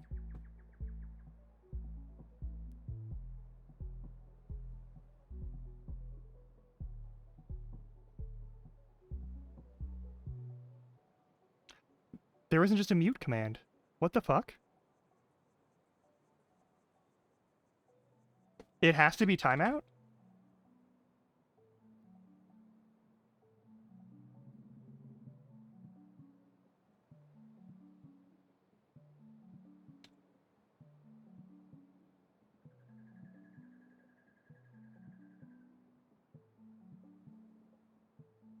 I cannot time out the broadcaster even though I am the broadcaster. Okay, that's fair. Aww, Kiss would make up for it. Mwah.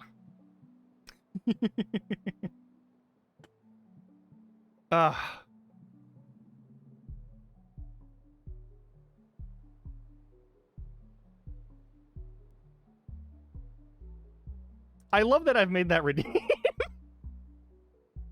I made that redeem because one person got like weirdly sexual as their first message in the chat, and I was like, whoa, whoa, whoa. Warn me first, please. And I feel like making that a redeem is a great way to have it as a warn me first.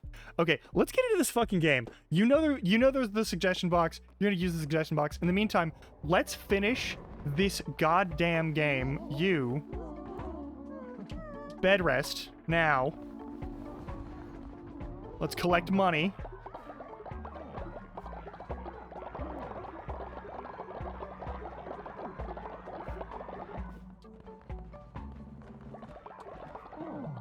You go to bed. Somebody died. Let's put them in. Oh yeah, I gotta put somebody in jail. Let's put somebody in jail real quick.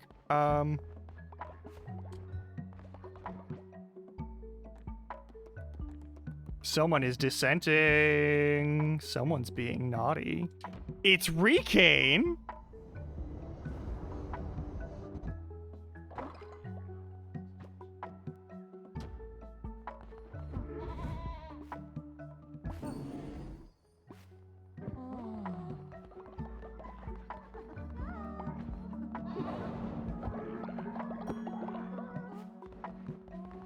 Let's do something about that faith. You wound me.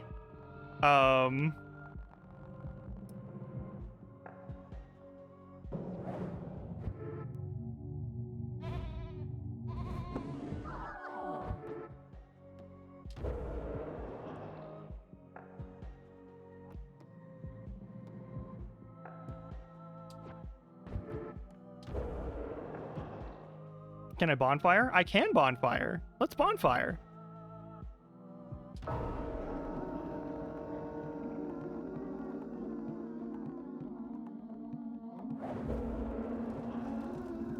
Let's get that faith back up.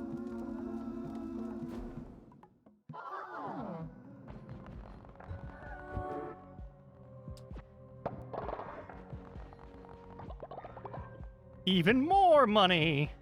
Holy fuck, I have a lot of money. There's a lot of people who are like ready to level up, so nope. Collect my loyalty reward.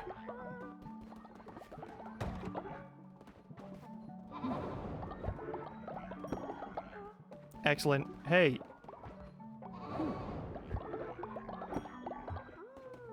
That's a lot of free money. Sorry, but I need your,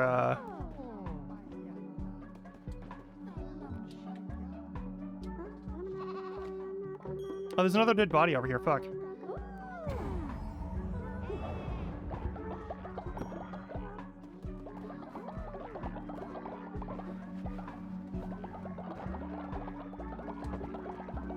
Now let's bury you. Criminy. That's a lot of dead people.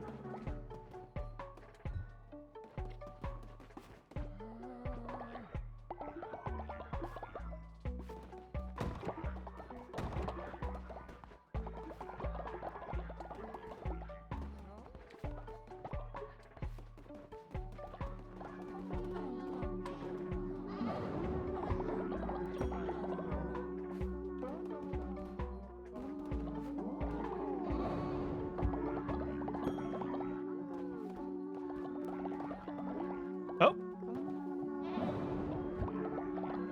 And here we go.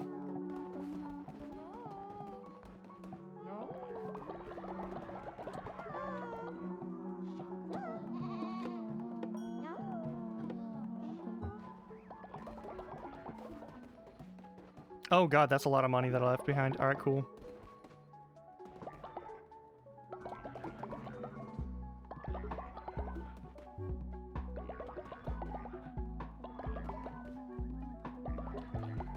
Alright, they are fasting for at least one more full day, which is great. It is time to go back to Calamar's zone and kill Calamar, because I don't think we get to let them live.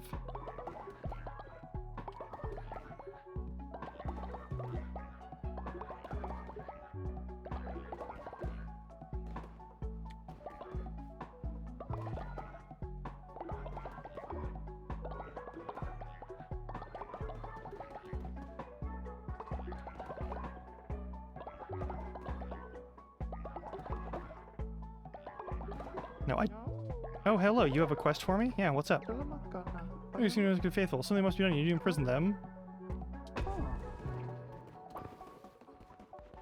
Okay. I don't really care.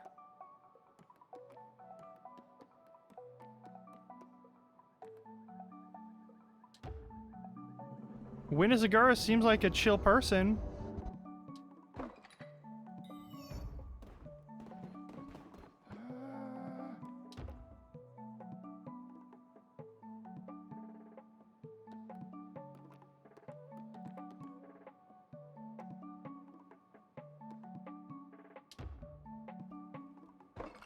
Yeah, you're not committing any crimes. Like, you're not doing anything bad. Like, why would I care? Oh, fuck. You... Oh, okay.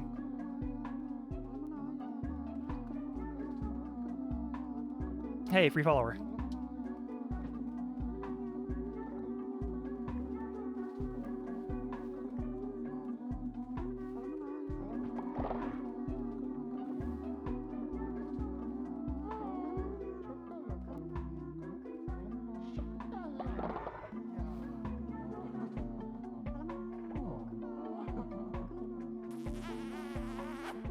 Ooh.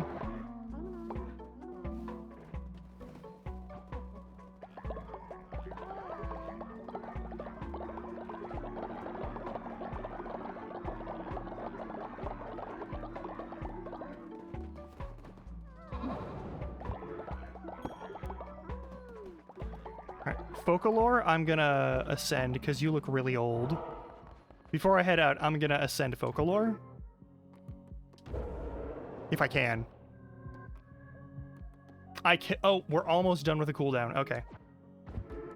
Okay, one old person will surely die.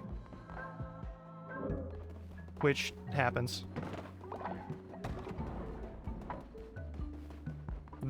Thus are the wages of time, after all.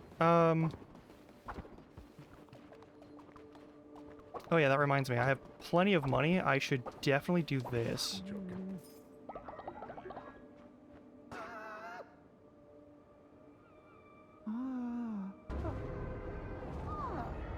Too sick to be happy about it.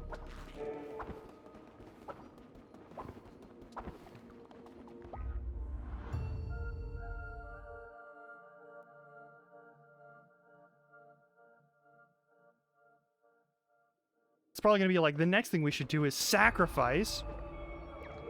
Be gone, beast. Find satisfaction elsewhere. You will not cross the threshold of my temple. Won't I, though?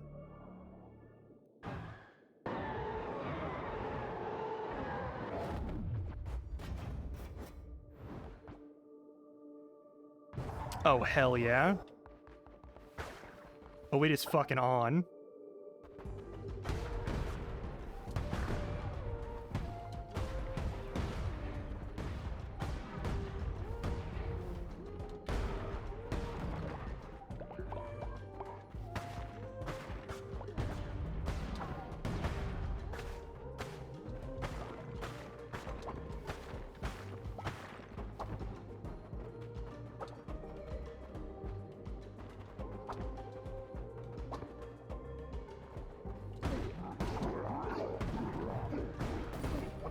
Oh, hey.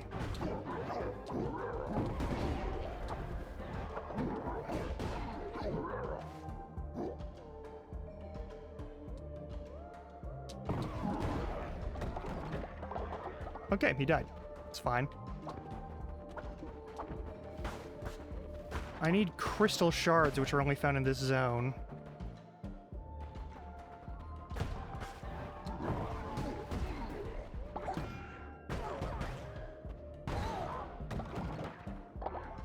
That's perfectly understandable.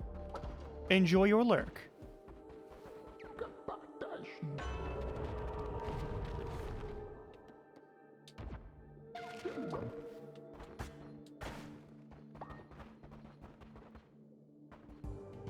Turn my light down a little bit.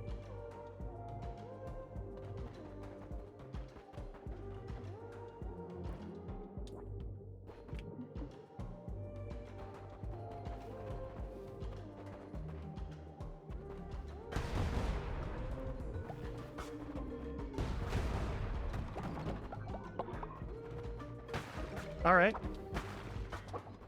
Free materials. So far, nothing too scary happening right now. I know there was a section down here that I messed up.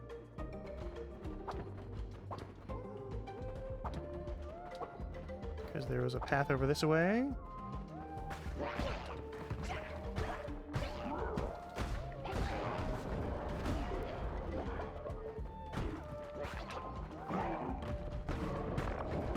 Owie.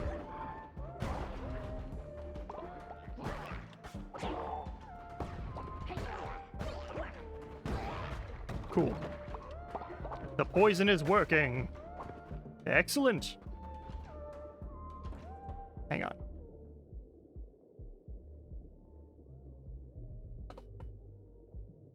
Let me move this page back to my other monitor so it's no longer hidden the whole time. There we go. Cool.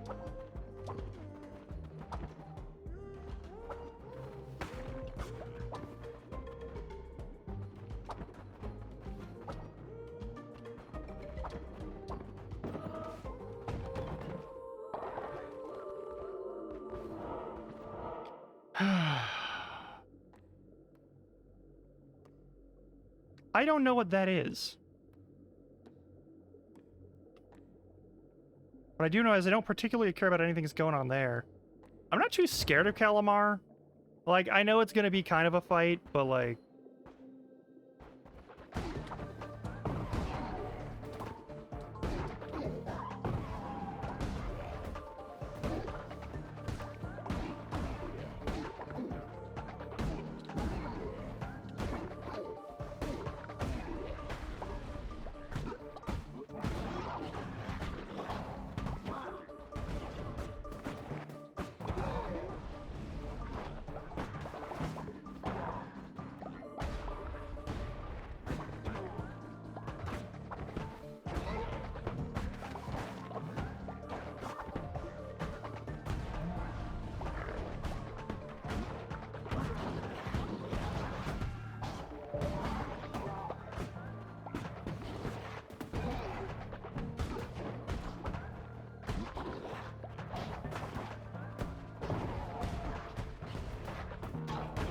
Ouchies.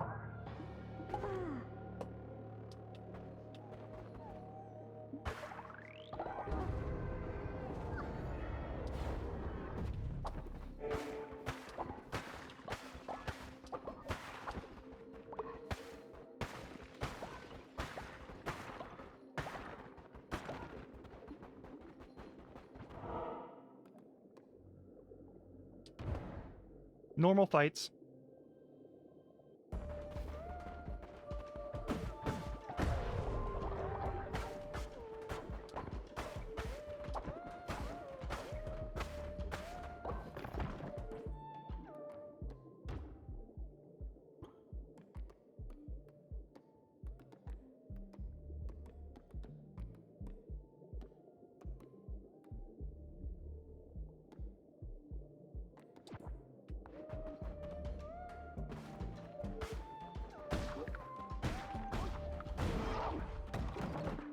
That was it?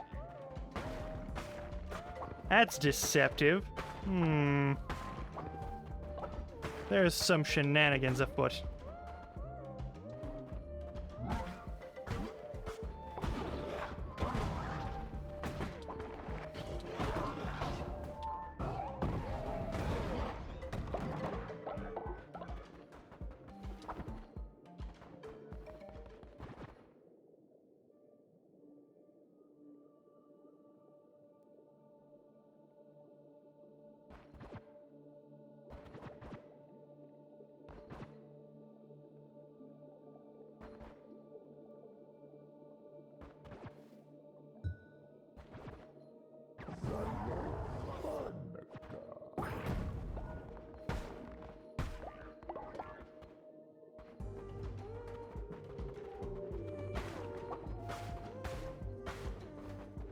This weapon is fine.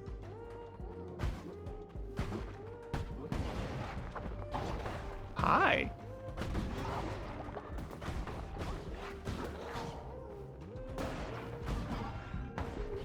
Ouchies. Something right now is like messing with my eyes. It's like a weird screen, like, stutter? Might just be my imagination.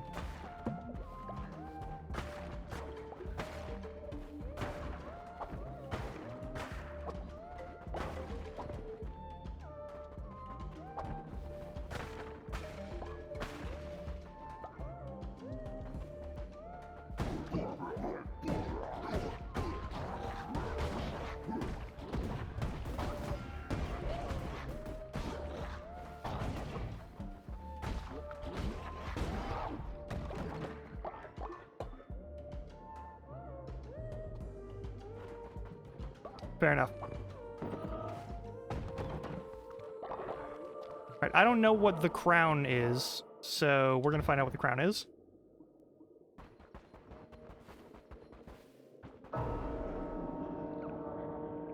Your possessions will follow you through death. Oh, nice, okay. So even if I die here, I don't lose any of my stuff. Cool. Alright, it's time to deal with this motherfucker.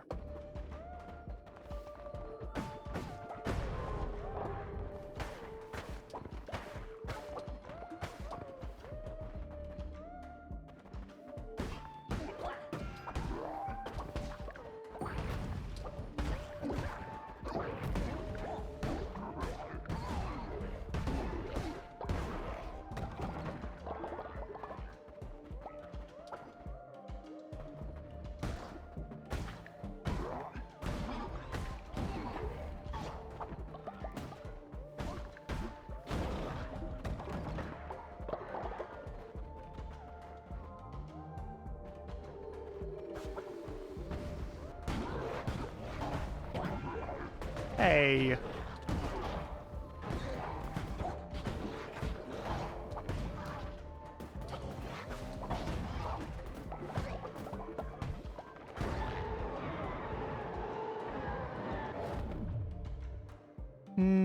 No.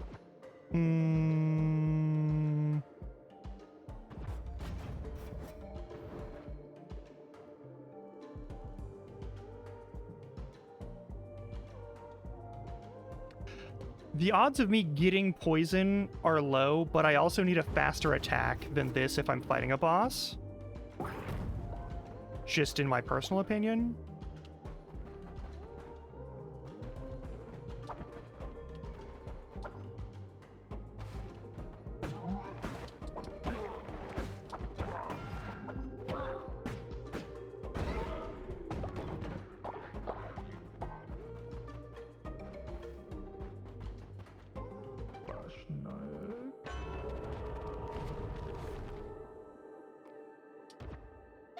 I want more health. For this fight, I want more health. I want more health. I want to be able to tank some things, because I know I'm going to need it. Running mostly a defensive build here, which is fine.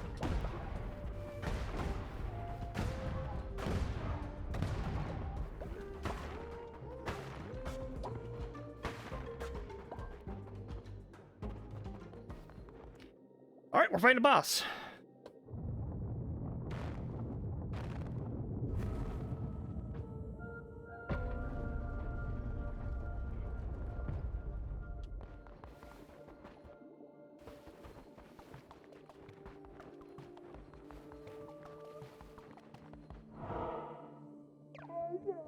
Insignificant critter, you will learn your place. You do not understand, lamb. Heed my warning and stay away.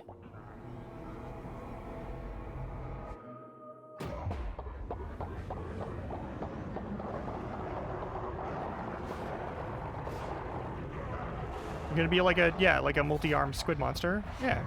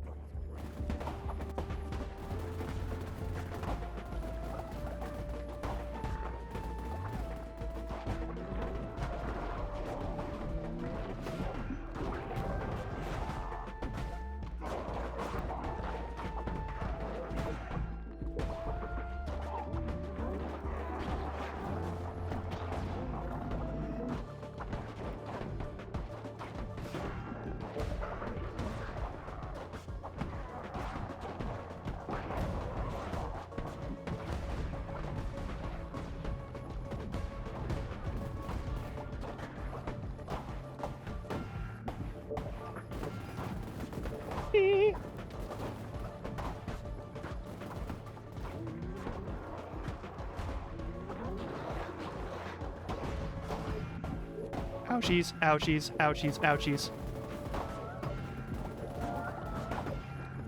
Okay, I gotta dodge.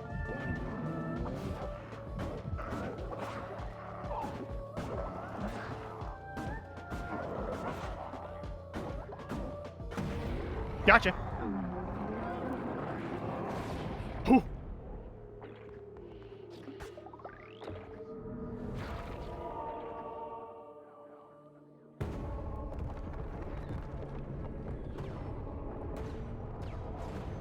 That was a respectably straightforward fight.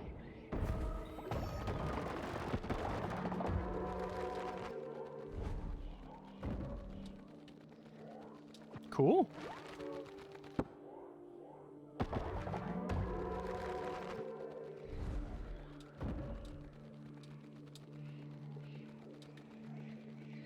Oh. This is the moment where my controller has decided to disconnect. I'm glad I wasn't in the middle of the fight. That's all I can say.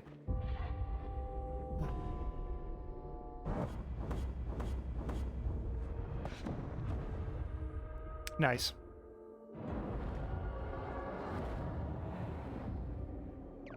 Kalamar was always a coward. This land is a better place now that his pathetic, sniveling carcass is nothing more than a mound of rotting flesh. Soon I shall be freed and the world remade in my image. All will pledge themselves to the cult. All will bow to my name. The time has come to free me. You shall have the honor of returning the Red Crown to its true bearer. I admit you have worn it almost as well as I could have myself. You sacrificed 2 followers to strengthen the cult to strengthen us. Your appetite for death is something I can admire, Vessel, but the crown is mine, and none are worthy, none other than I. You shall lay down your life and return to me what is mine. After millennia, all may bask in my glory once more. But it cannot be done here. The final gate awaits. Hurry now. The time is at hand.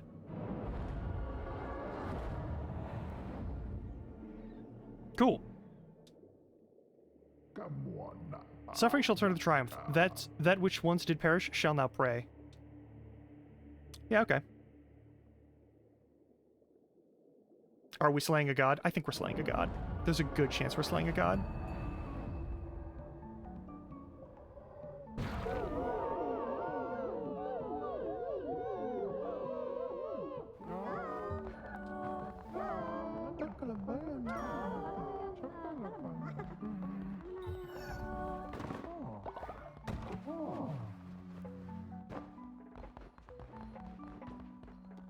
No, let me pick up the body.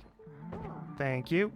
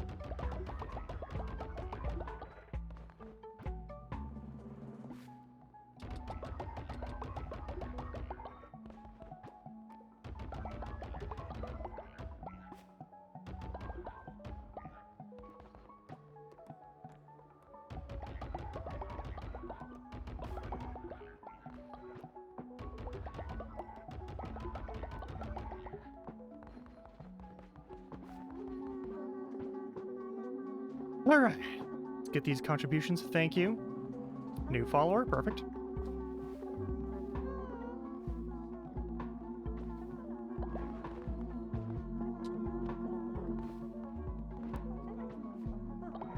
Let's do a sermon.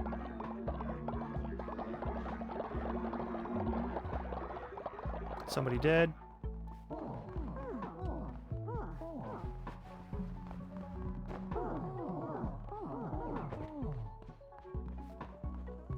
All right. We ascend another elderly.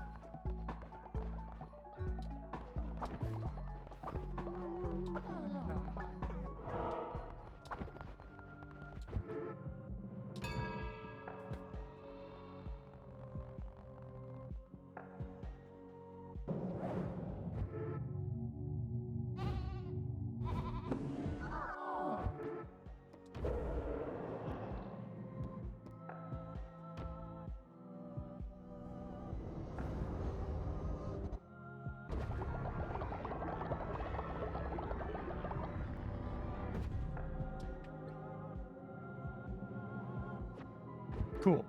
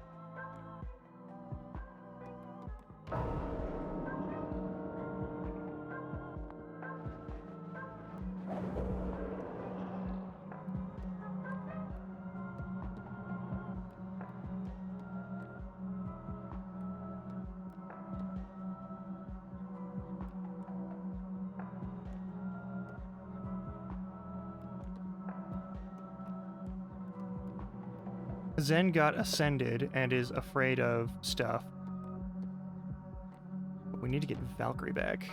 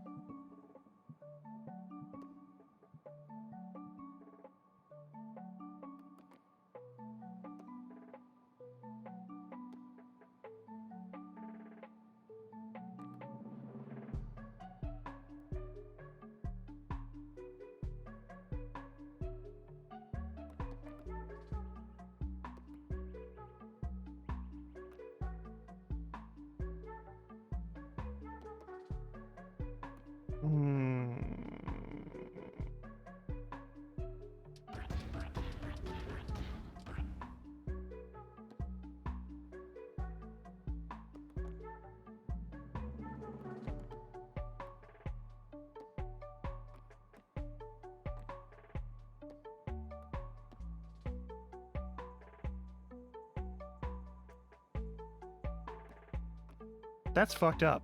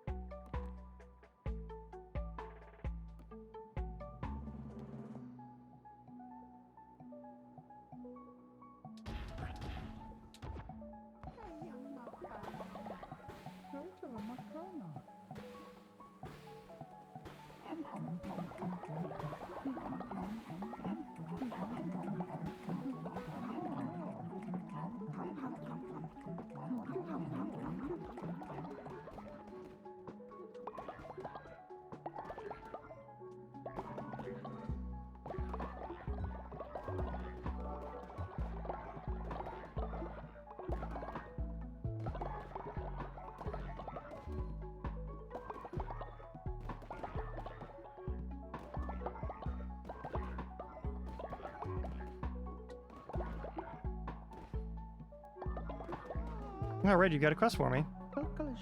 You're never Riken already. Wait.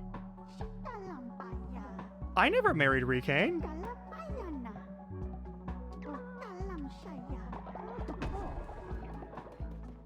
When did I do that? I don't remember ever doing that.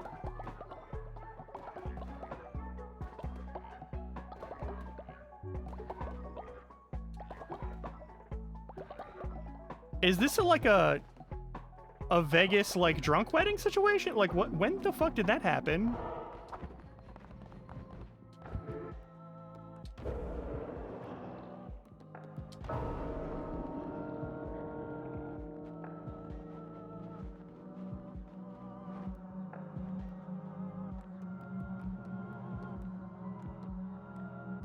When the fuck did that happen?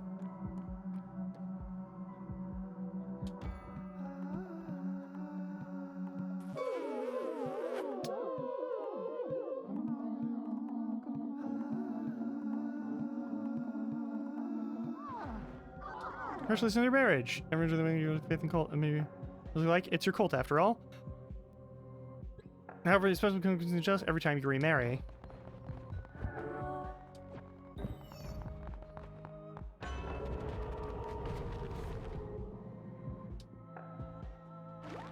Okay.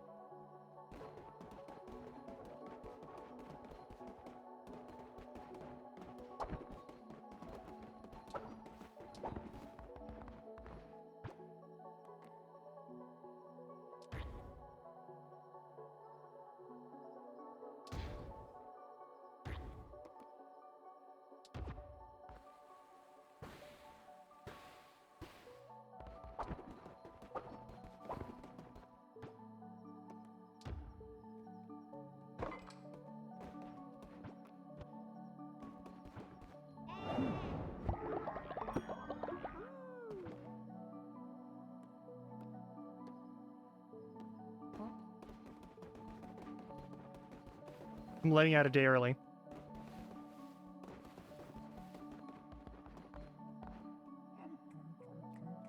Eat the good food and stop dissenting. You're not you when you're hungry.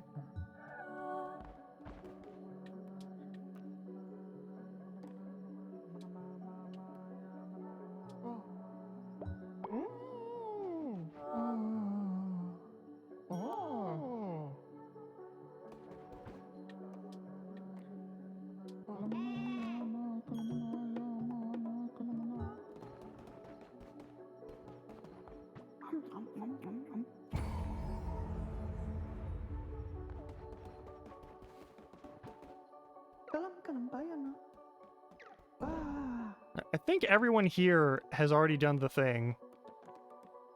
But I'll hit this raffle button for a second, in case there's someone who hasn't. And I'm gonna eat some of my bagel while I do it. Bagel.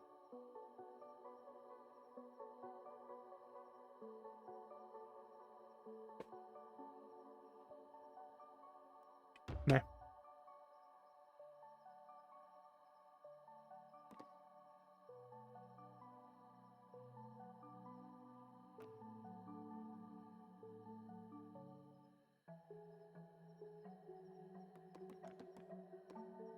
I accept you.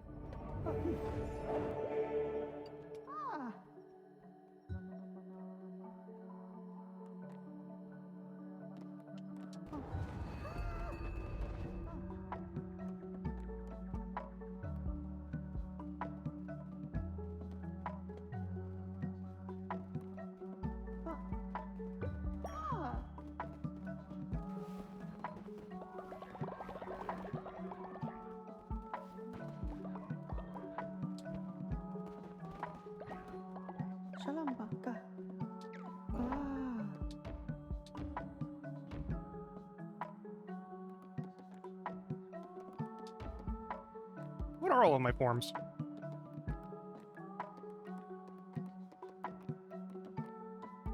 We've got a bunch.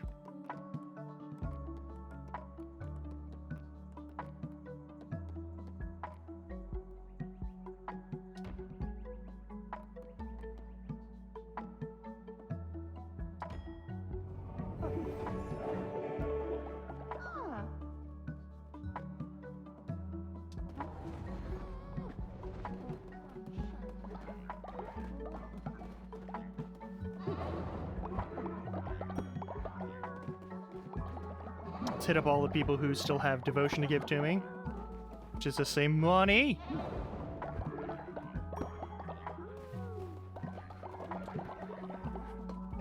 This is the happiest day of my life. Hell yeah.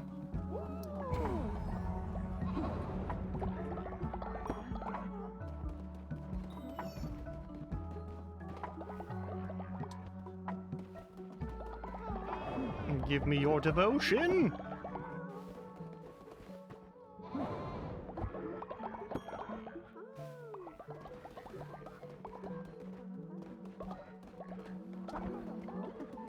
What do we have for construction? I know there's a couple of things that I still wanted to build. Some of them required crystals.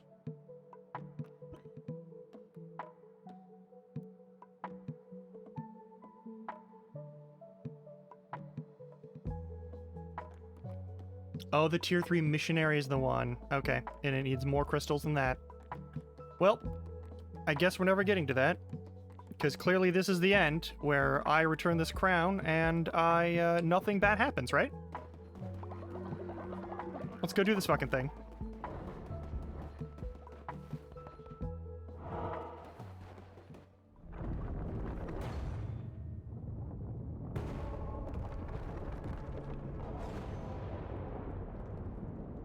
That's a normal situation.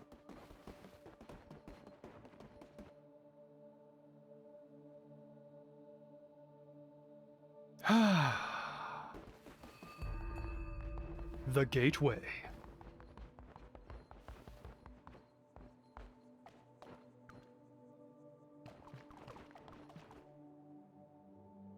"20 people are needed."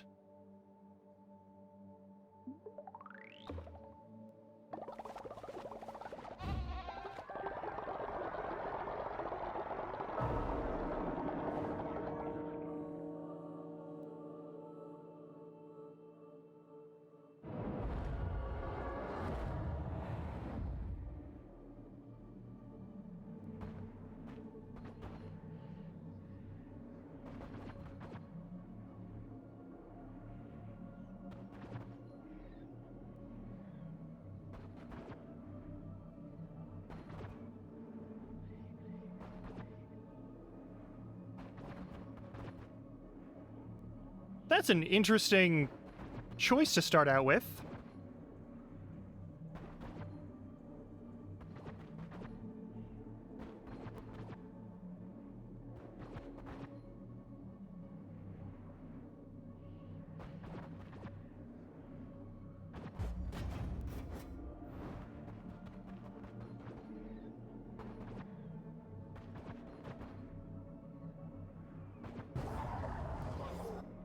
Yeah, okay. So I guess we are for sure killing this god and its buddies. The buddies of which are definitely guardians to keep me from doing that. Vessel, I relinquish you from service to the Red Crown. Return to me and embrace the end that awaits. With this last sacrifice of a most devoted follower, I will be freed. Finally, I will be free. Which vessel, and you'll lay down at my feet.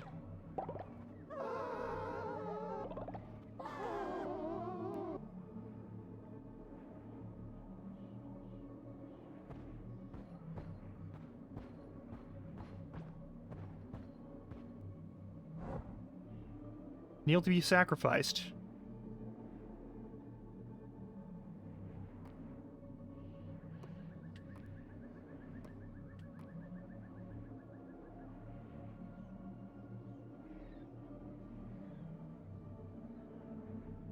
Hmm.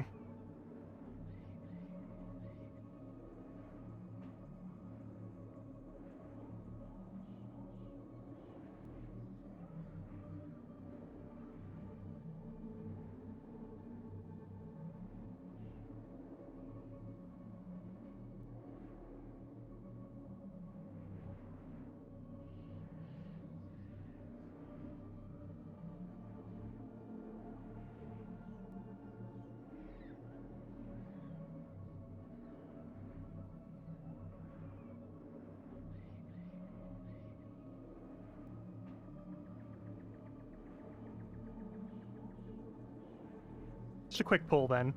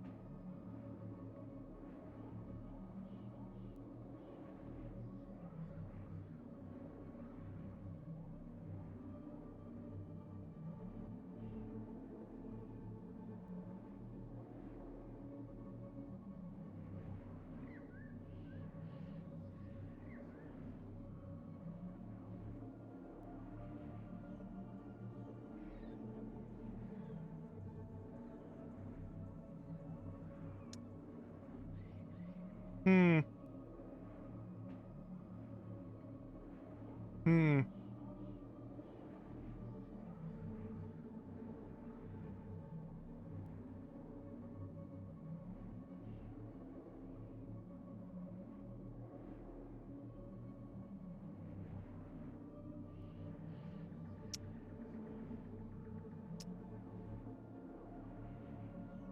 This is only a 2-minute pull. I'm just gonna eat my bagel and watch this unfold.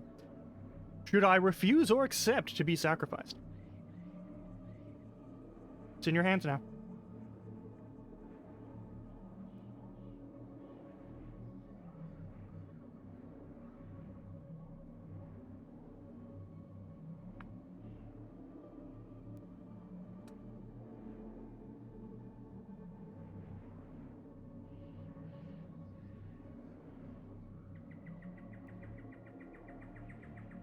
Whole reason we accepted this bargain is because we didn't want to die.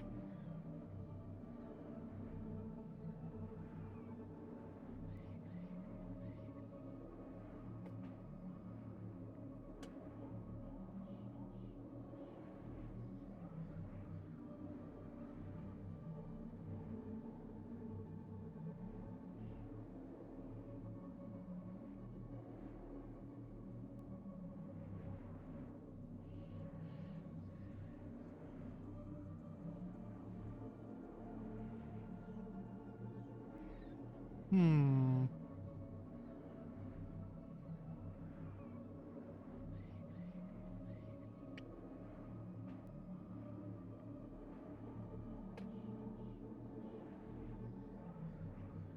Okay.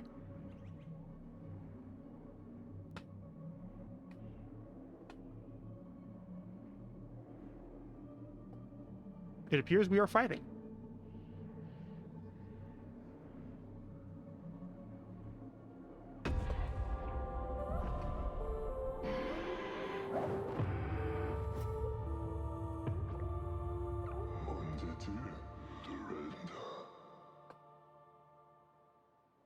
Yes. My crown is behind Aviant. You think you would stand the very face of death? Master, allow me. I will give this wretch a taste of your wrath.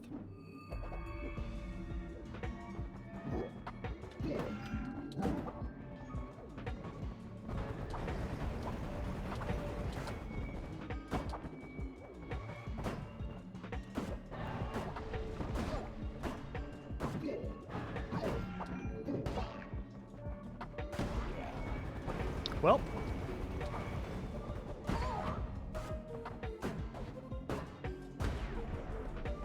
You're down.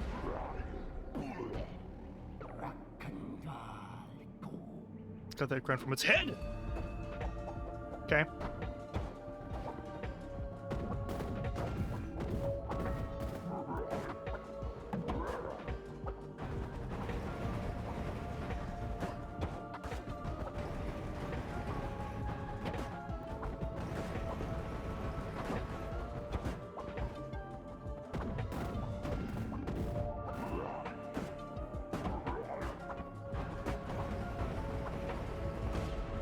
And you're down. Your lieutenants are kind of... They're kind of punks. You think yourself victorious? You think so? Do whatever you belong to me. I'll slaughter you. Your pain will not end. You cannot escape me even in death. Join me in here. You're the Reaper, right?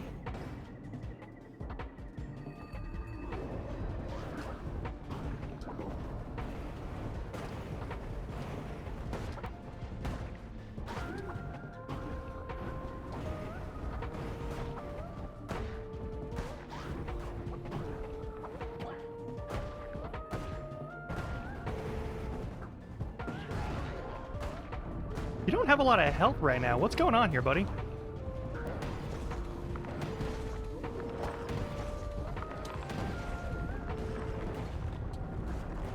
Are you done? Do you believe me defeated? Do you think that would be all those things to a being such as I? Yeah.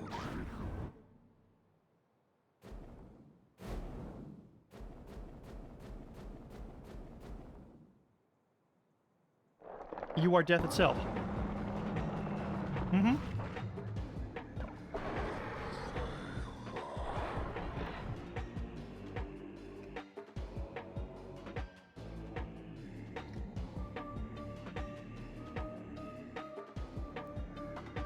You are corrupt, false idol. Your corruption has no doubt spread.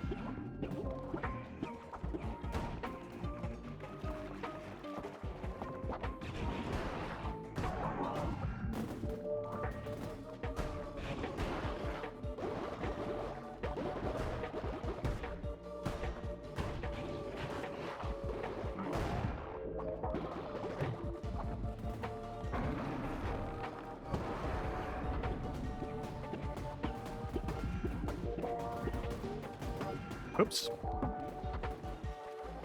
Oh well.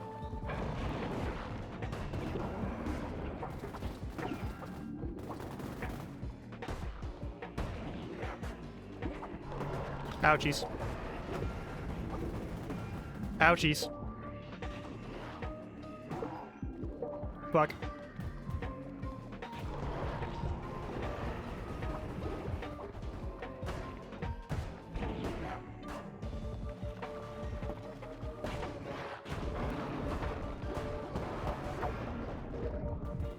Oh, we are at half a heart. Alright, that's bad. Martyred?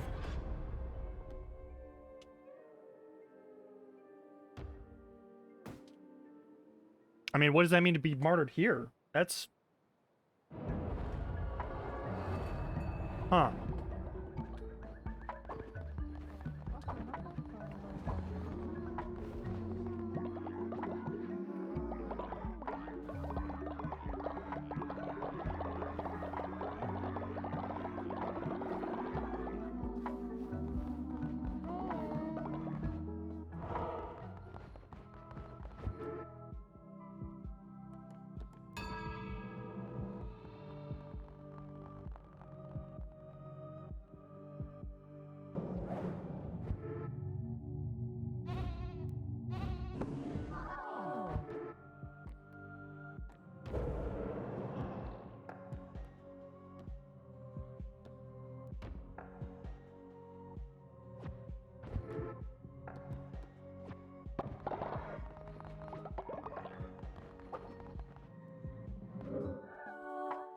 Oh, you gave me another person back. Thank you. That's very kind of you.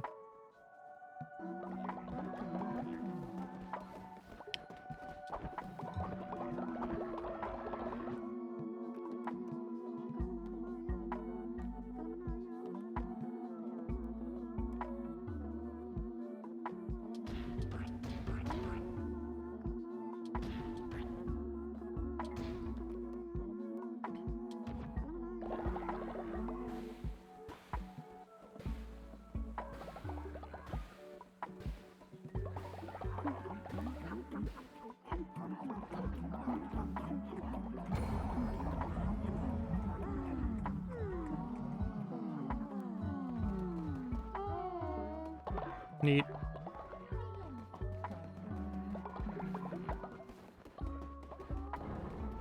Alright, let's go back.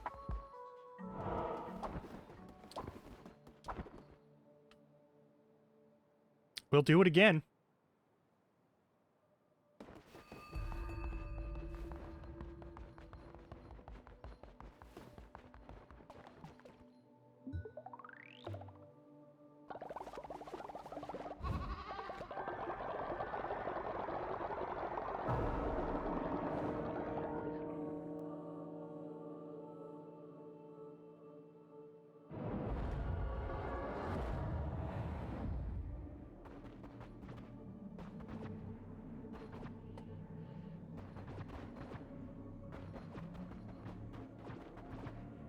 Hmm.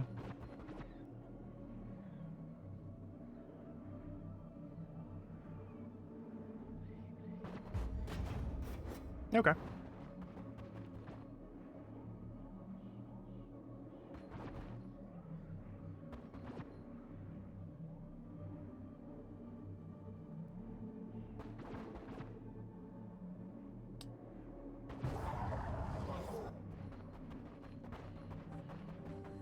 Well, let's give this another shot.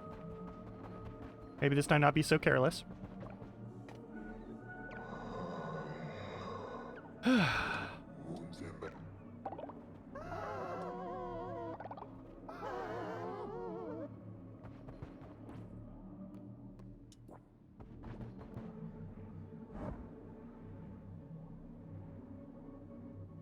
I'm curious what happens if you choose accept.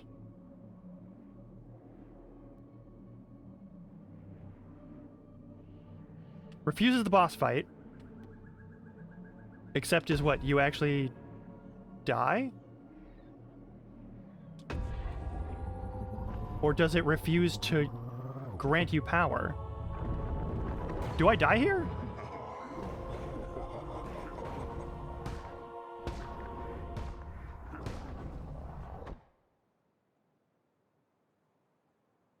Or is that the end? Please pray the good word neither in front of those.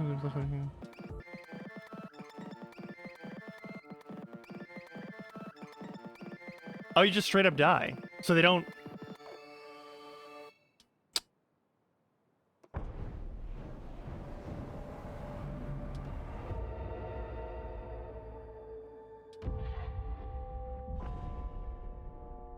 Okay, so that is a game over. But that's not the game over I want.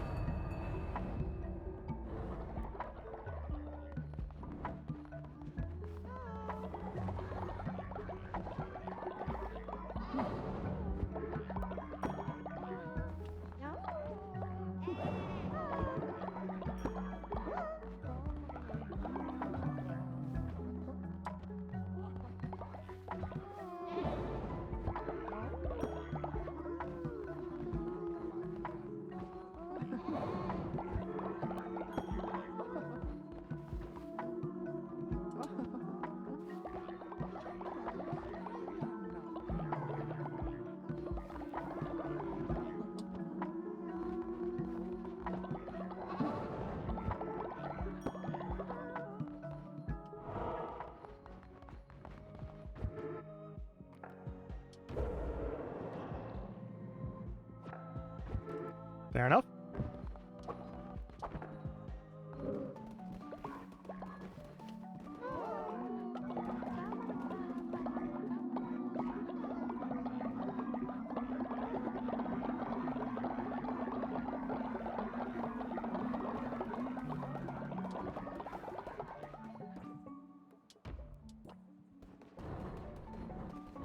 If I wait another day, can I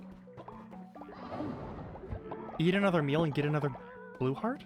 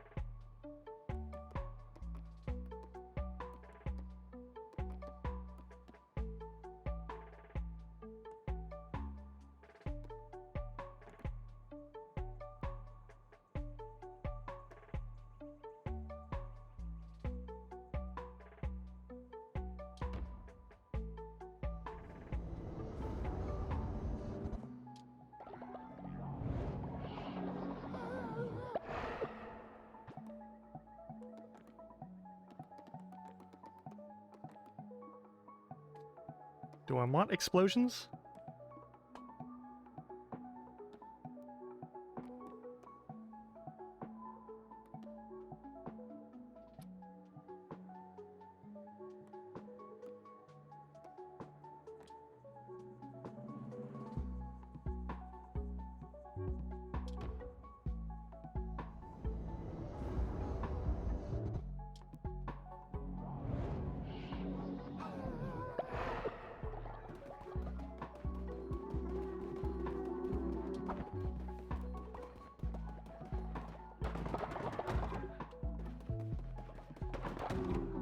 Oh, you died. Okay, cool. Who are you?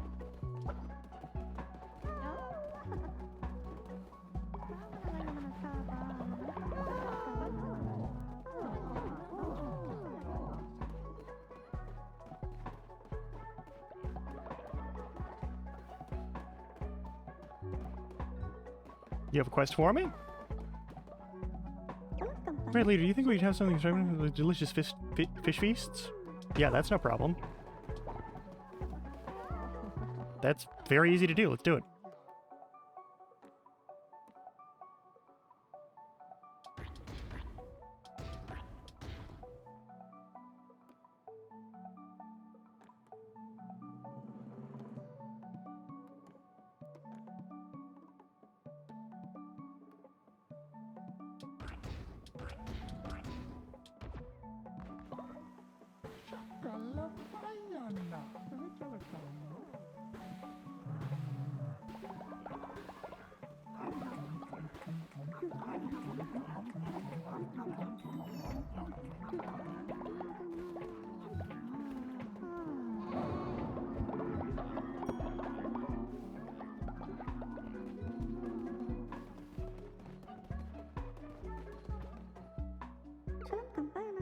they the news justified? Yeah, cool.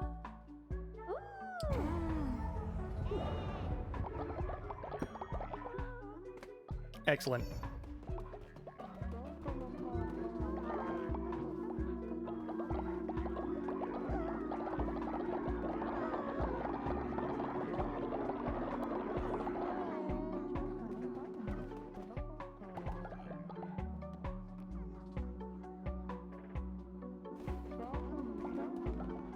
And we're sure we can't ascend somebody else?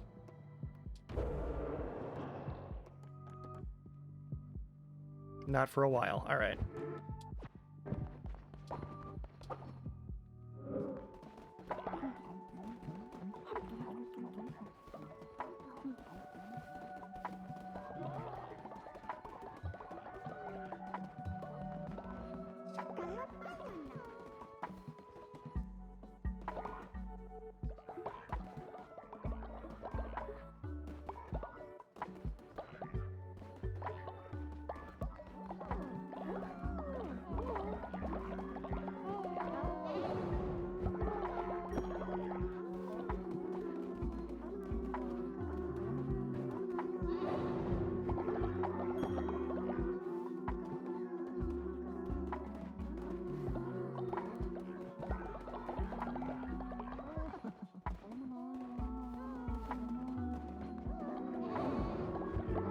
Yeah, you're allowed to chat all you like. That's totally fine.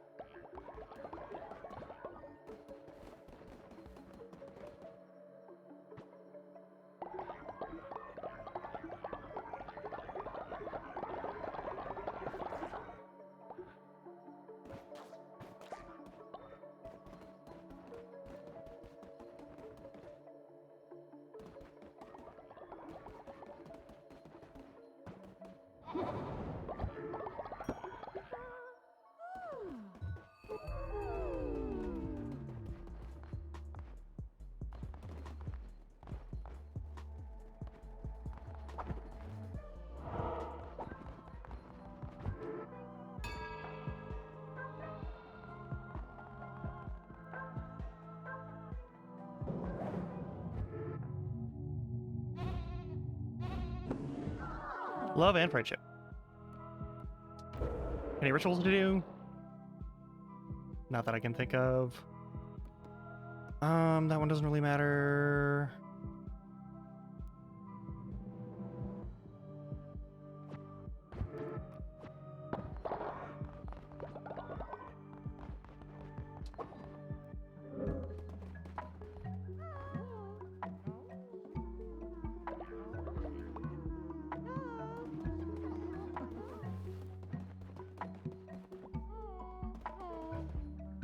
Yeah. Excuse me, there's some creatures here who seem really sick. Should we let them join? Yeah, that's no problem.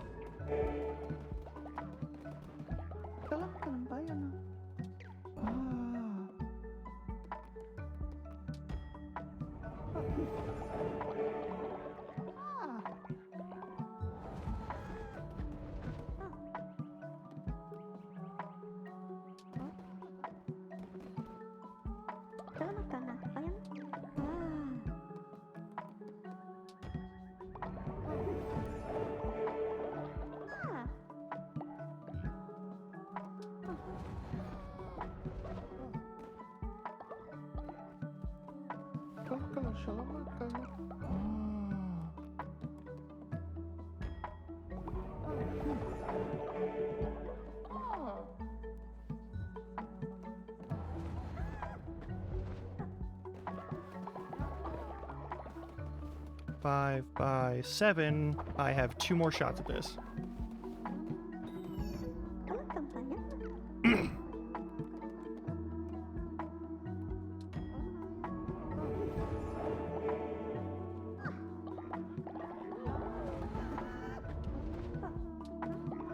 There we go.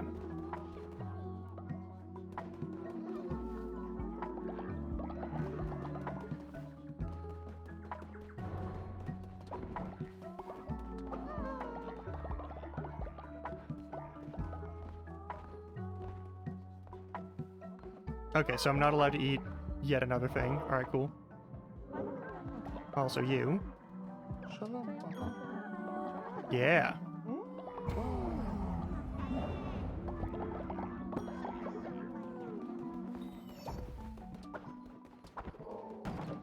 Oh, you're deciding my fate. Okay, that's understandable.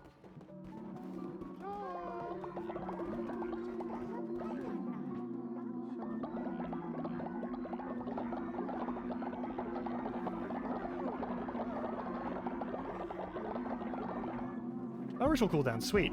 Thank you. That's very kind of you.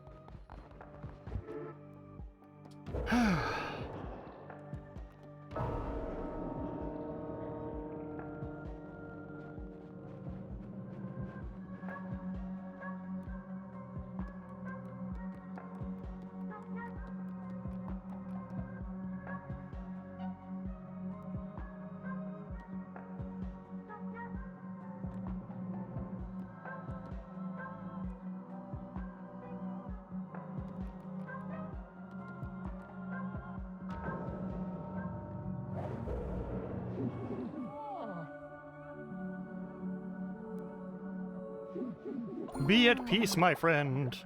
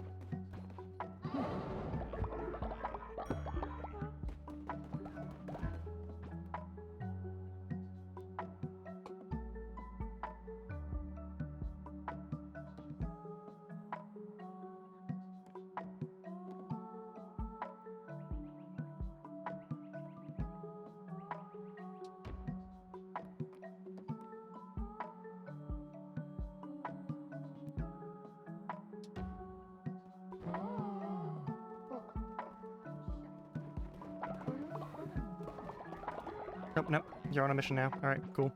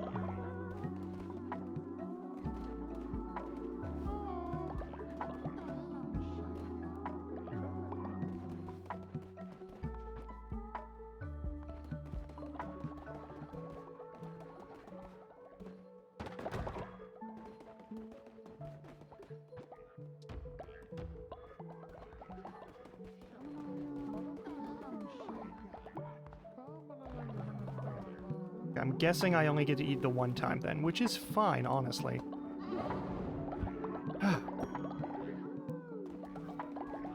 Be a little too easy to abuse otherwise.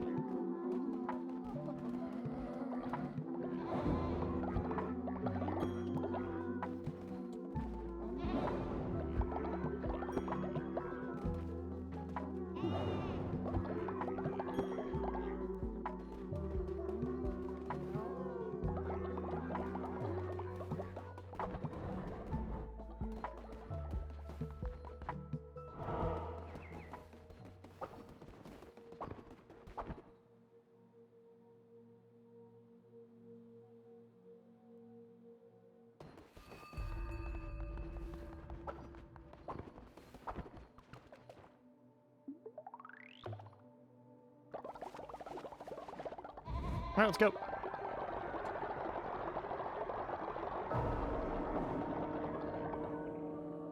Wait, why am I back in my red? Oh, right, because I did the thing. Okay.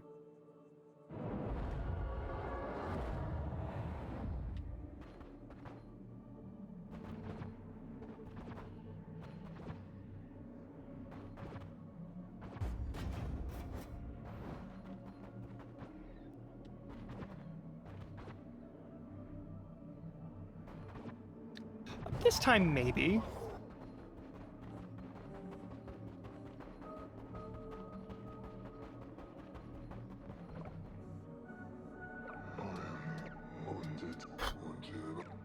And we refuse.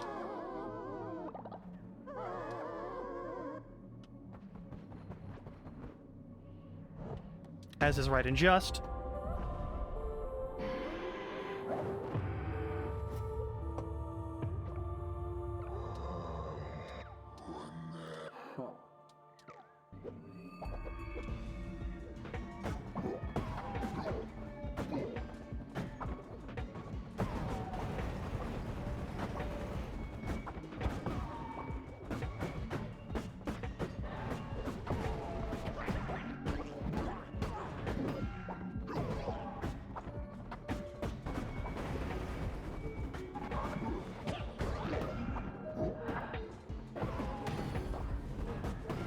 Fuck.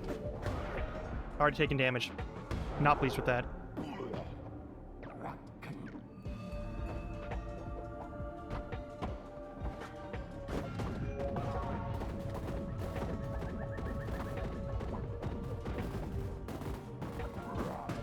Oh, you just... Oh, that's mean.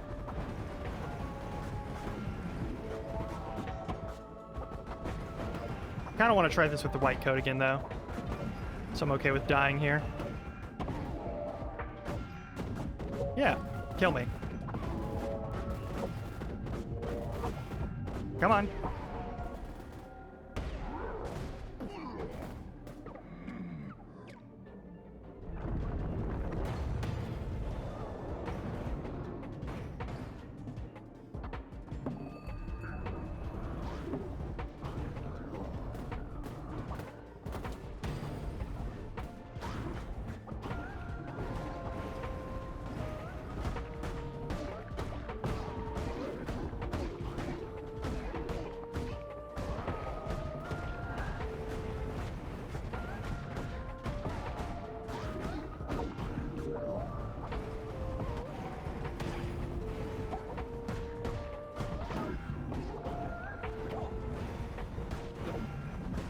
That counts as the hitbox, okay.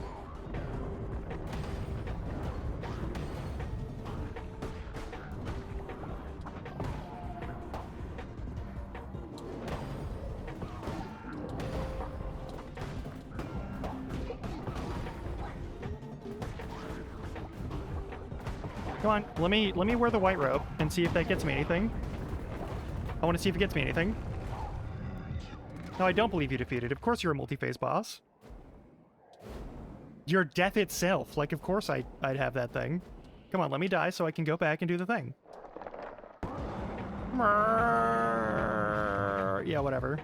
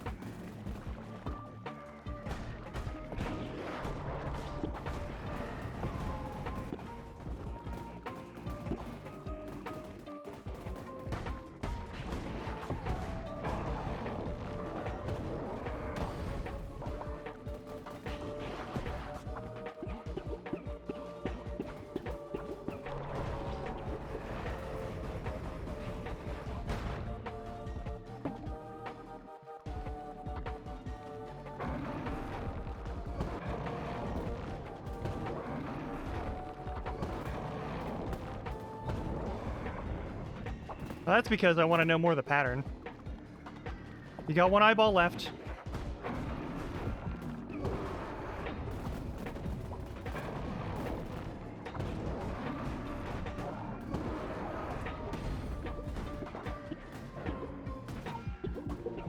Fair enough.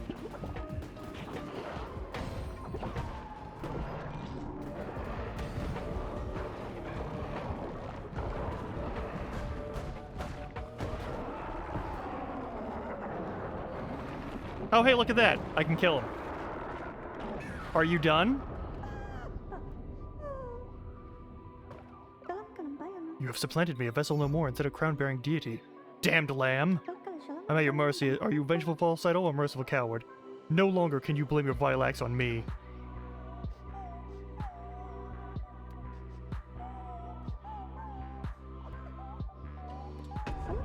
You weak, sniveling foul thing. You- Wait! Wait! No, you're one of mine now.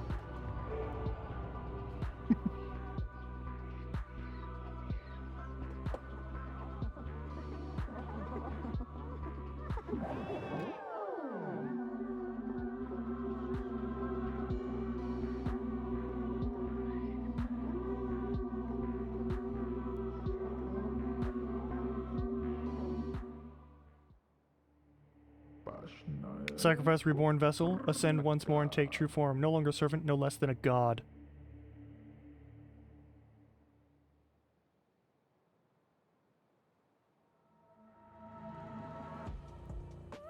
Better.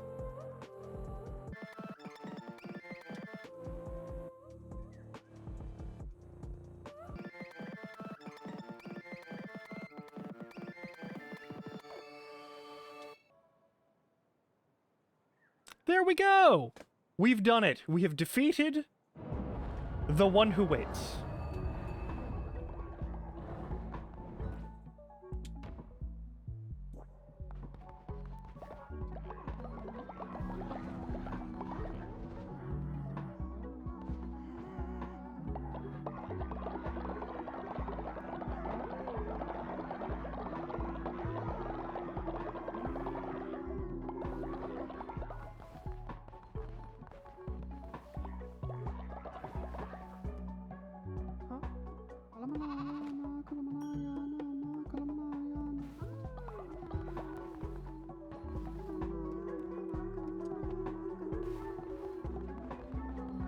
All right.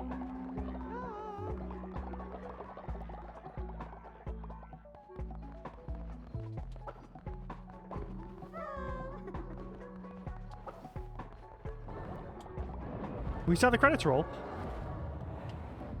Something does seem odd.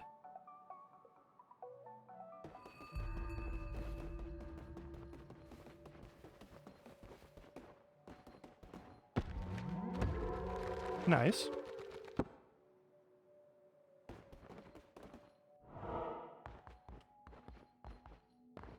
Can't really talk to you, I guess.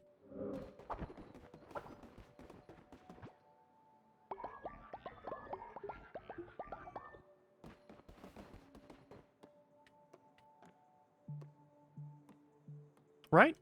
Seems like a fine and excellent boobable snoot.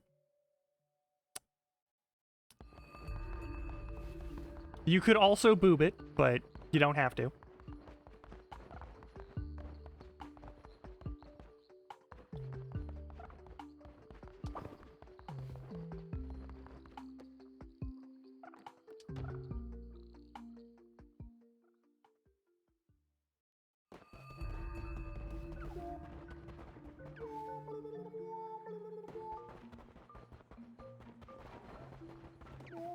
You're completely sold out on your stuff.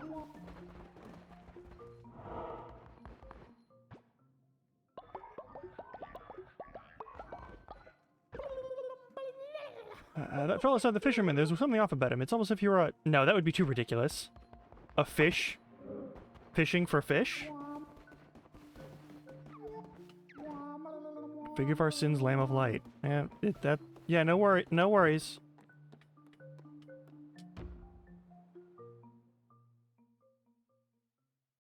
That's entirely ridiculous.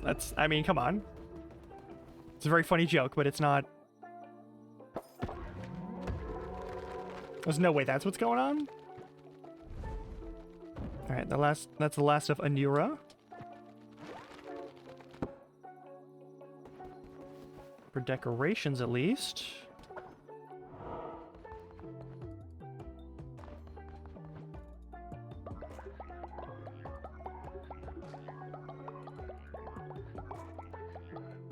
Sozo is definitely dead.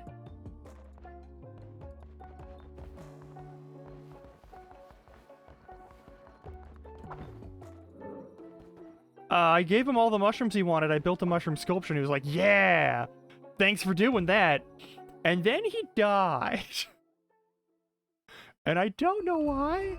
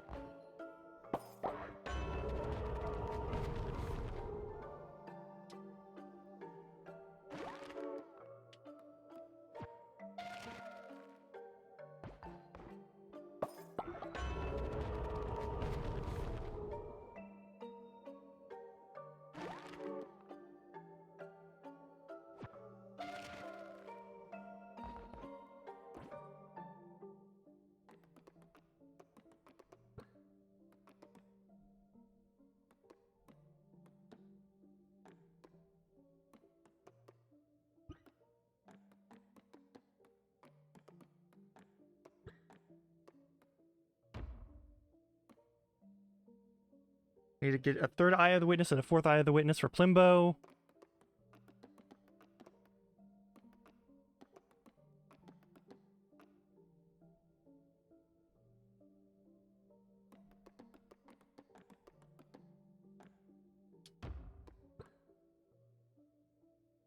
Okay, so we do have some cleanup to do here.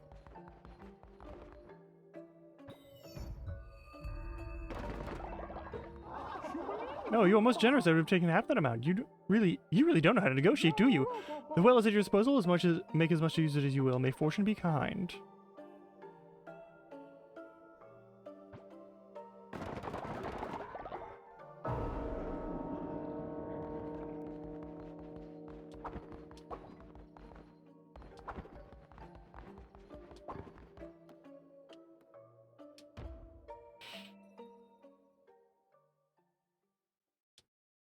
Yeah, we're missing a few things. If it were a bunch of things, I would be like, yeah, I'm just gonna stop here. But, like, we're just missing, like, a couple of items.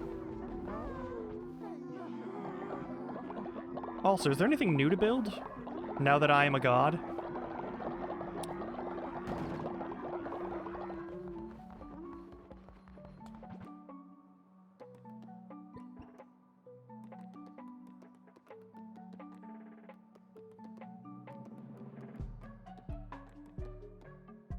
I need to go to Anchor Deep and get another thingy.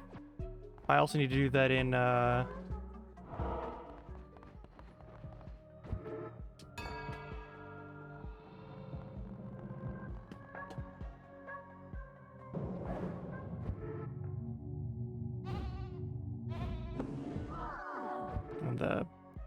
in the web one.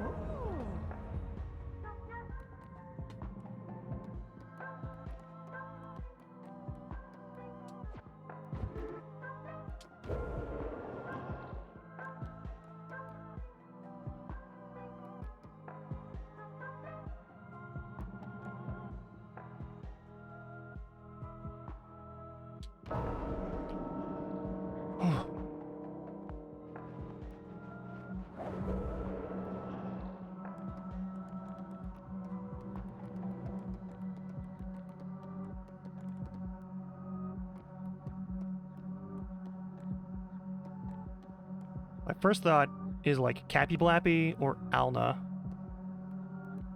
Might bring back Zen, but Zen also has the Terrified of Death trait. And I feel bad subjecting someone to not only death, but like resurrection. That just seems really cruel. I'm really sorry, Zen, but your character in this is just very sad. when it comes to like people dying, and it's just, I'm concerned.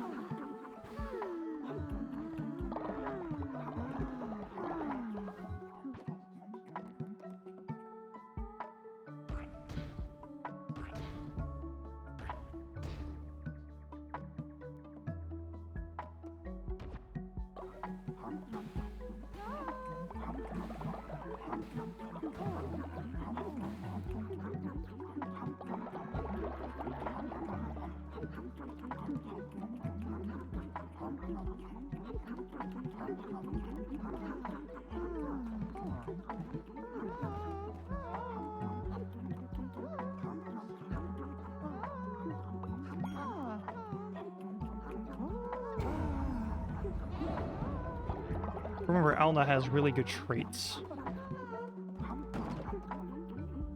Yeah, really good traits.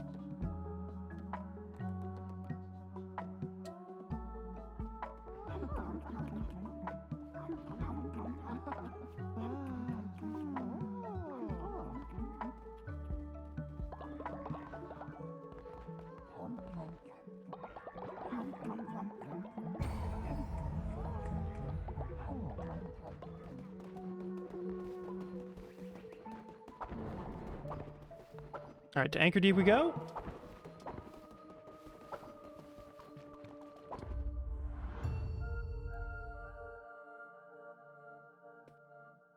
We've still got Haro to talk to. Hey, there you are, buddy. Although renowned recreant amongst his peerage, Kalimur was masterful in the repression of his underlings through ague. Free to plague the creatures of Anchor Deep, strike with renewed vigor. Heed caution as thou travel therewith.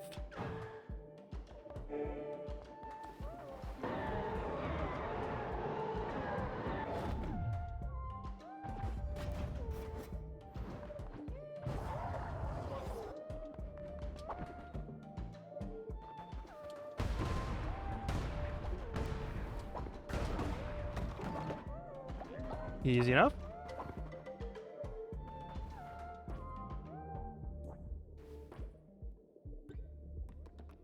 Can I not see my tarot deck? Am I not allowed to see my tarot deck?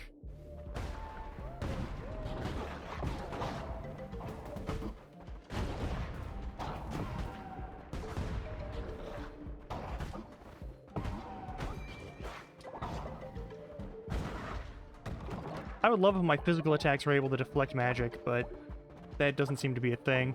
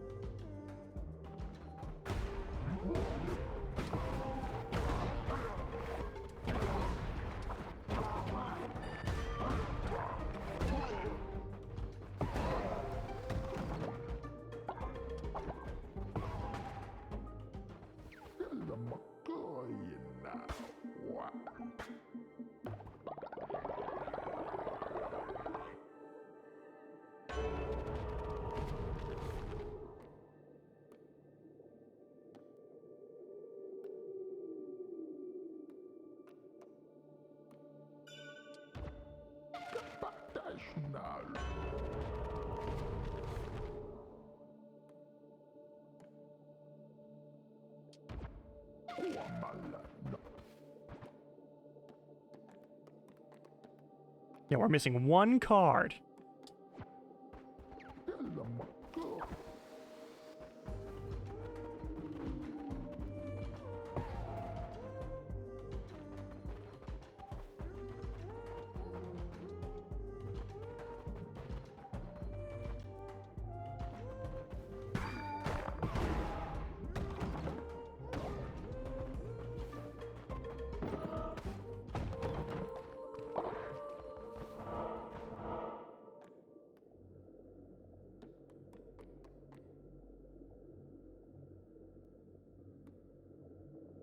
I'm happy to actually run all the way through that one.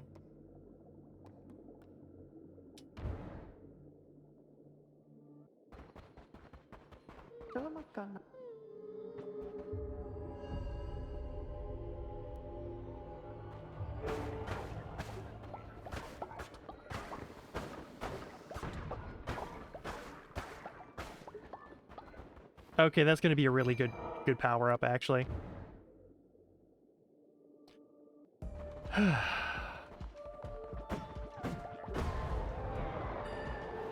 No, I'm good.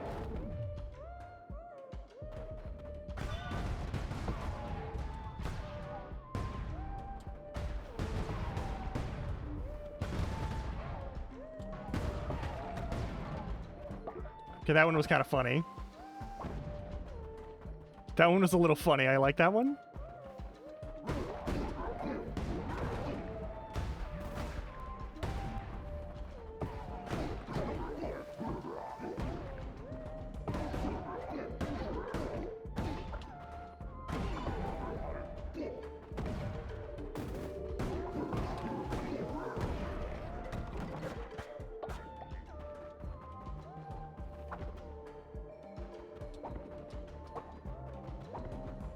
I feel like there's something missing here.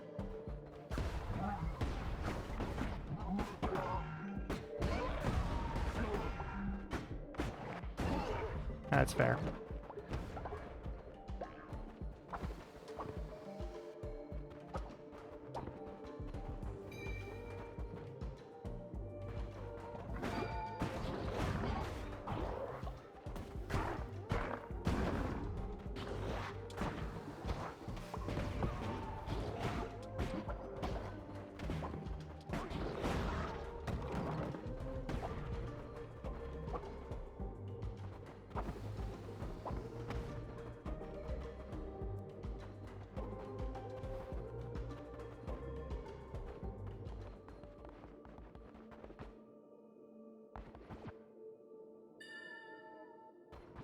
These are all hammers. I don't actually want a hammer under any circumstances.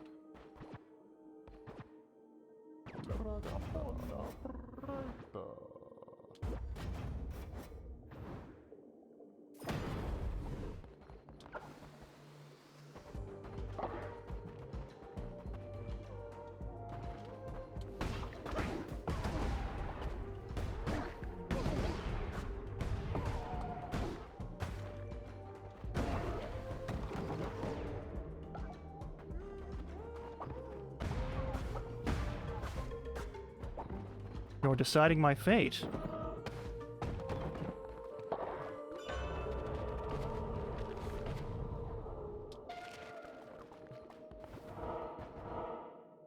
Oh, nice. Thank you.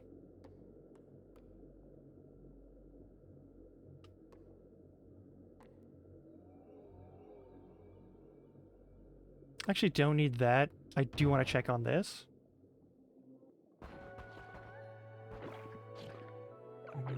Love your heart, shame it isn't mine. More hearts, and yet my chest is empty. I received a tarot card. Wait, where did I receive a tarot card? Shit. Shit, fuck, shit, fuck. Oh, maybe that was... Okay, that makes sense. That makes a lot of sense. Alright.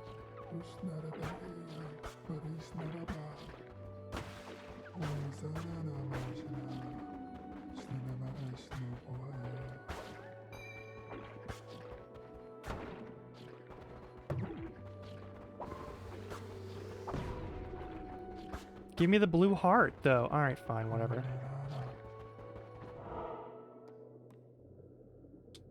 Yeah. Coin to food. We have plenty of coin, we need food. No, I'm good.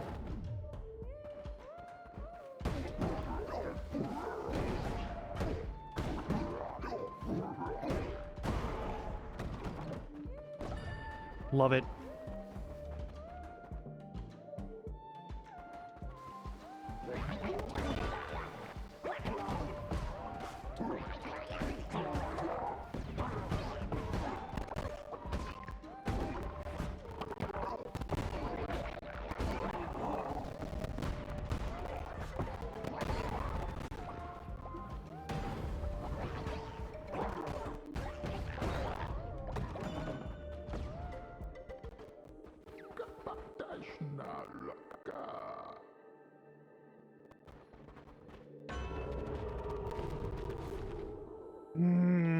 That's very good. You're still recharging. I'm sure I'll see you more if I continue to do this.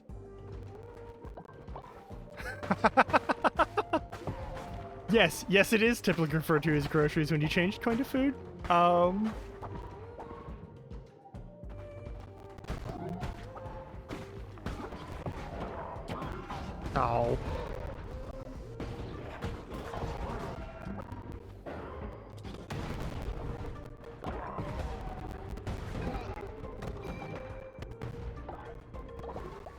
I don't need follower meat. I really don't.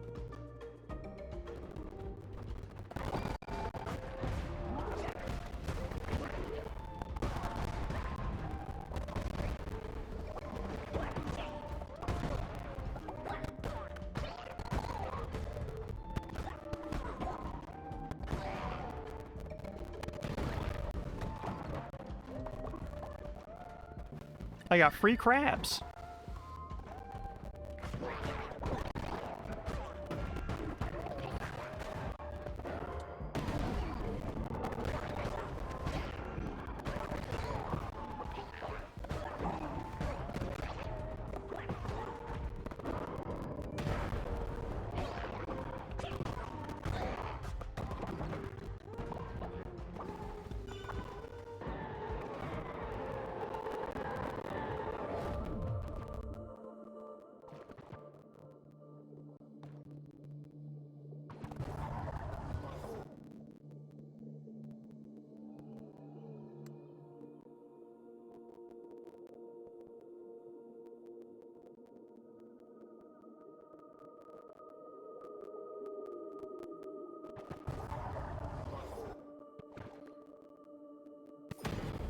Don't need a stronger attack just yet. Let's go fight this critter.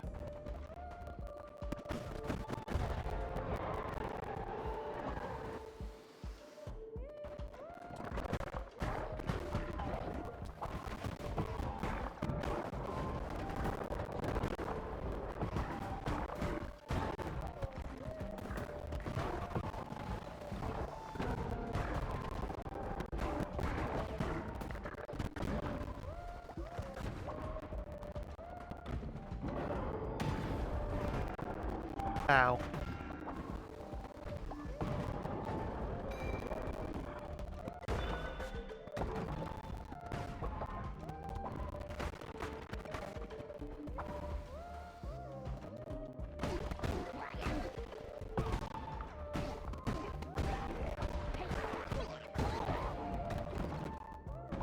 I don't think any of you get to attack.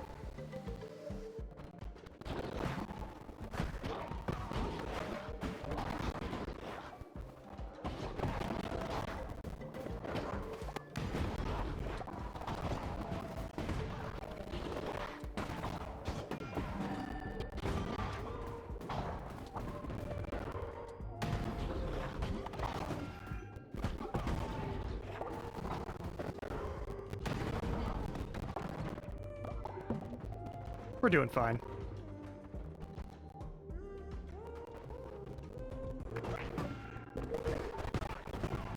The fuck? Oh, you're archers.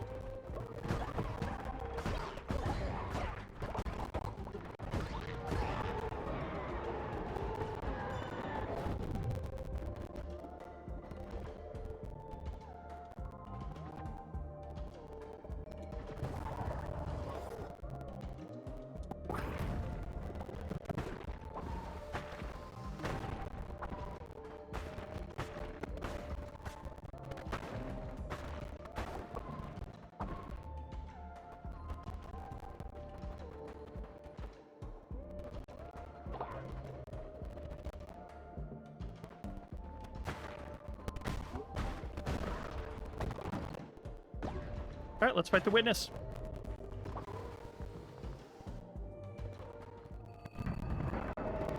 Astaroth, hey.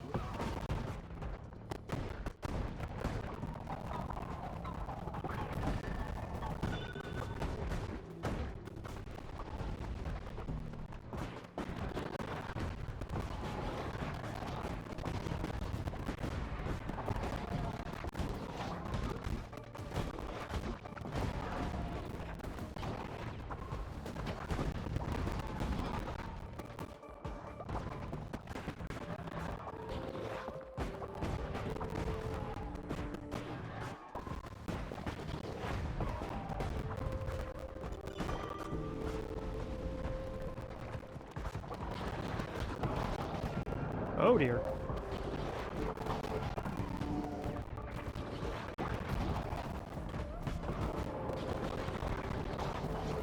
Uh-oh. What the fuck is hitting me? I don't know what's hitting me.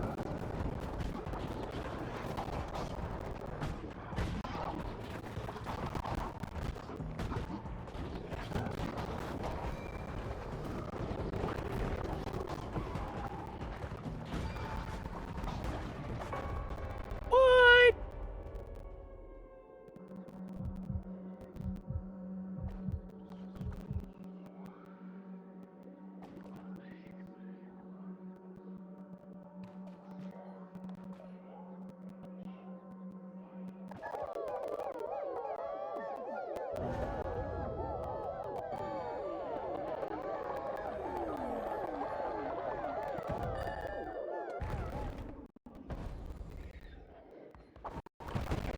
I only need the one hit to call this a finished run. Sorry, Theater. I will resurrect you.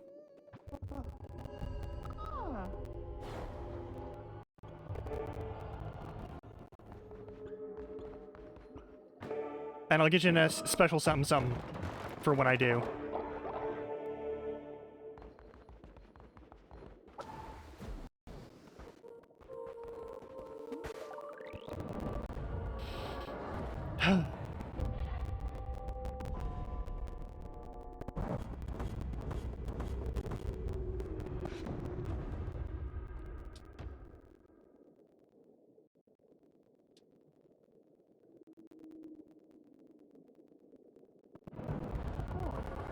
The fuck was that?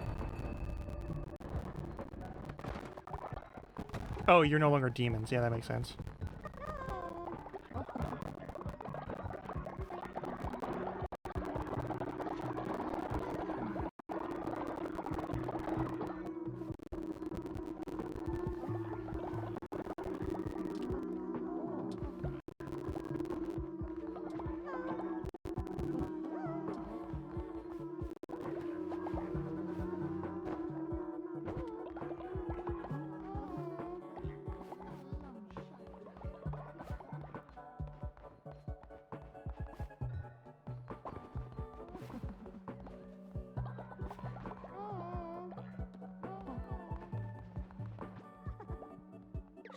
Leader, I've returned safe from missionary and brought an offering.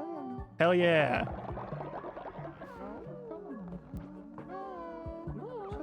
Leader, I've returned safe from missionary. Yep, cool.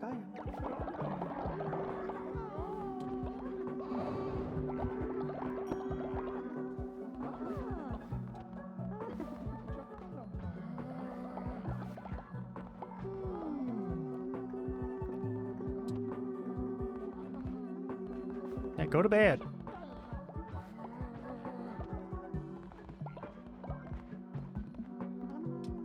Sleep.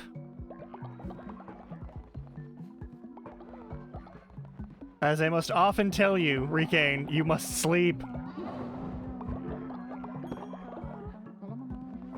Alright, we've still got one more to get our hands on.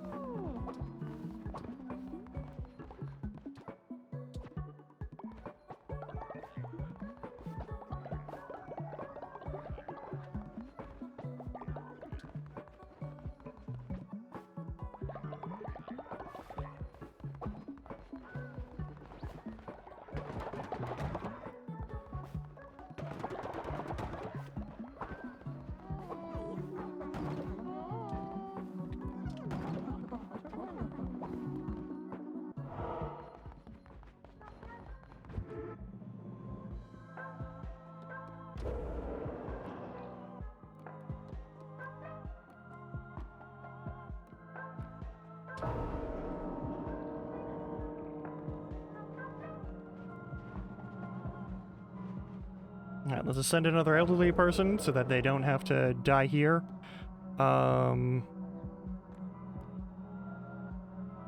You're more likely to die, probably. Whoever I don't ascend... Oh, this is the resurrection, right? Let's go with highest level, I guess? No, there's Cappy Blappy right there. I mean, that's an obvious choice.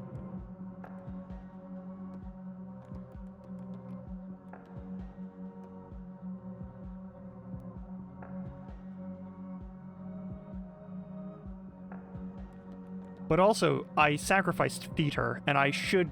Yeah, no, I should bring back Theater. I sacrificed Theater, I should restore Theater to life. I had to borrow your life force for a minute. I apologize.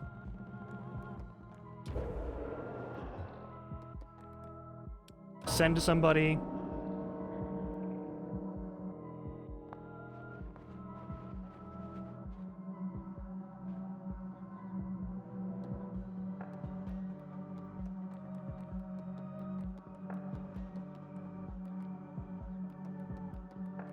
Oh, are you the only elderly person? Okay, cool.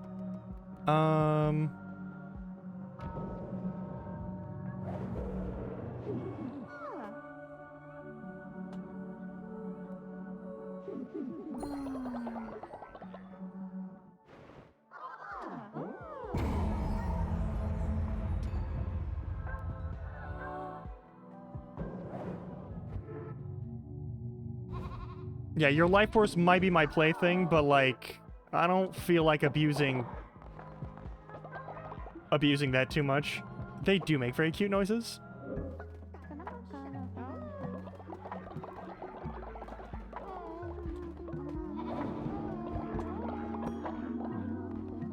Like, if I'm gonna be a god, I might as well be worth the name. Sharing your gold. Oh, yeah, that's no problem. I'll happily do that. Yeah, I've got plenty of cash to spare. I've been looting like no tomorrow. I have almost 5K.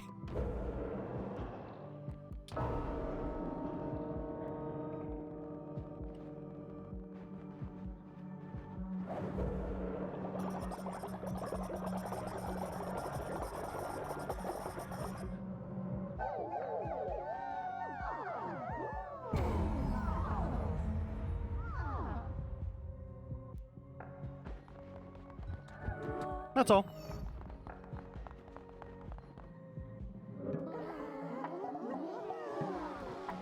You know, you've done plenty of helpful things. I'm not too mad about this one, but it is nasty.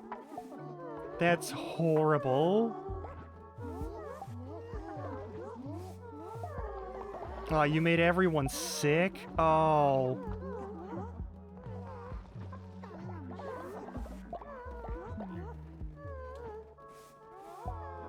Yeah, let me clean it up. Get out of here so I can clean it up. That's not what I wanted.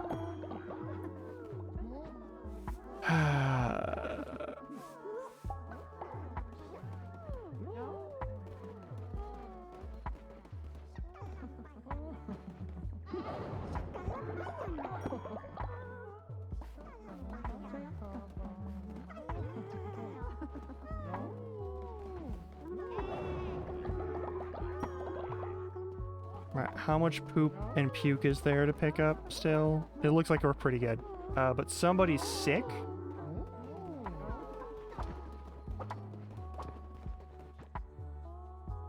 Oh, you're sick. Yeah, let's fix that. I mean, I did need more fertilizer, yes.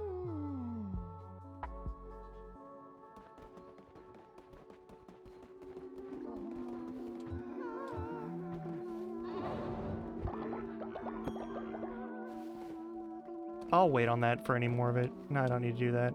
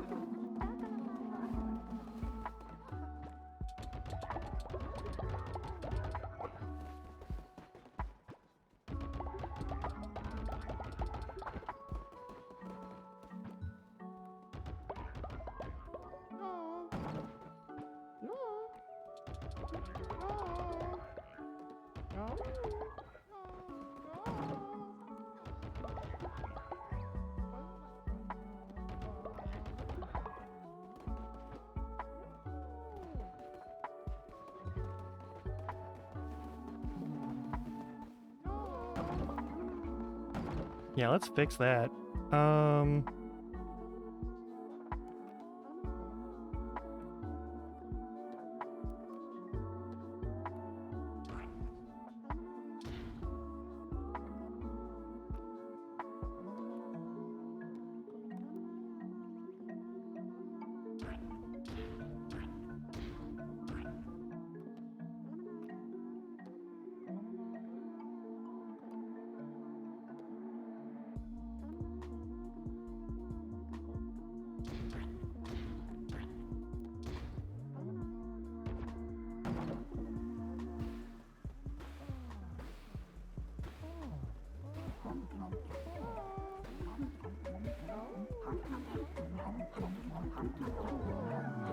Darn.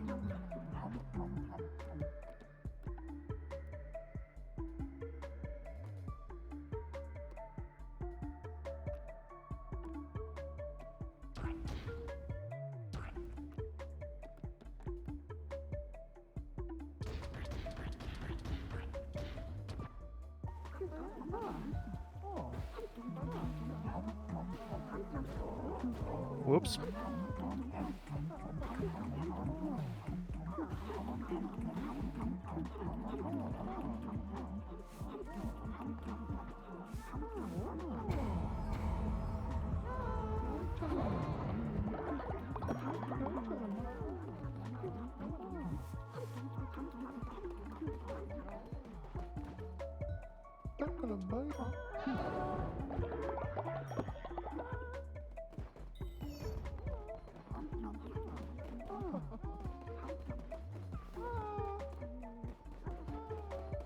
Alright, everyone's food level is pretty much back to normal. That's great.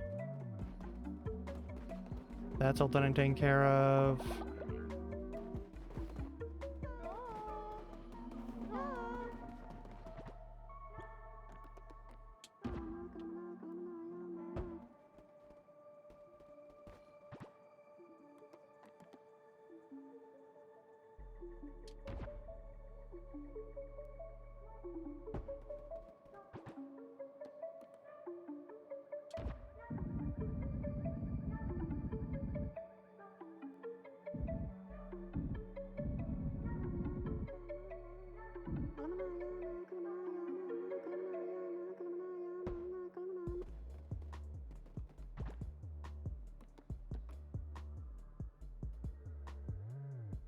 Hmm.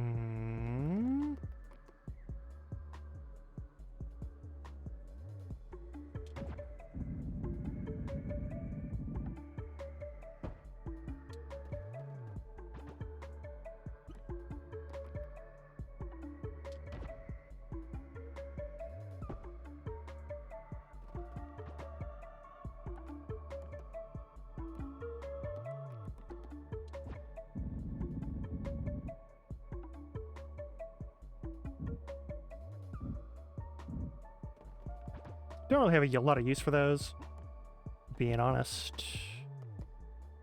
They take up way too many resources in order to function for any amount of time, and they're just not my thing.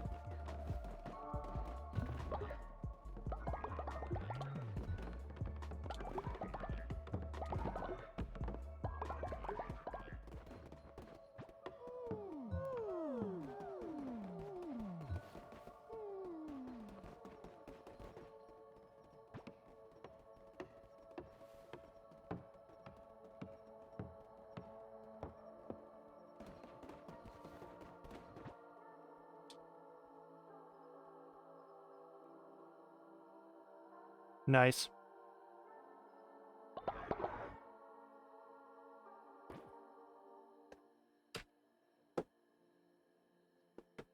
Uh...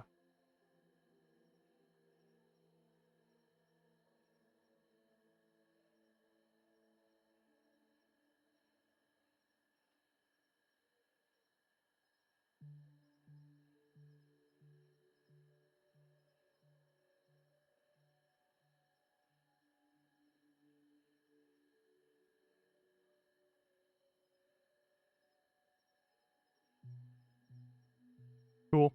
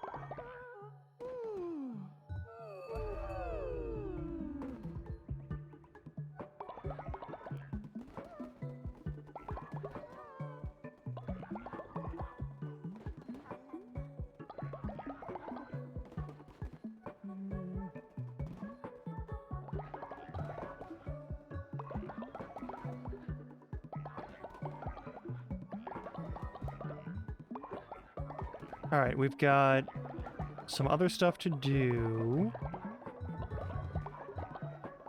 A lot of people grieving at a grave today. What the fuck?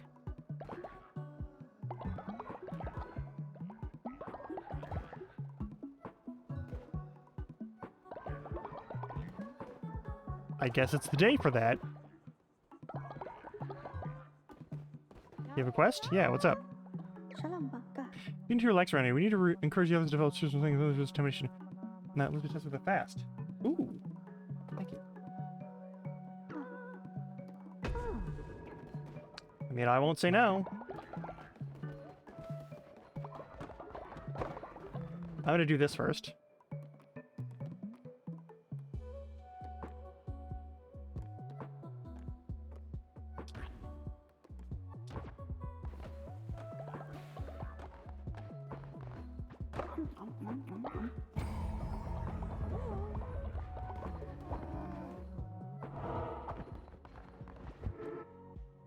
All right.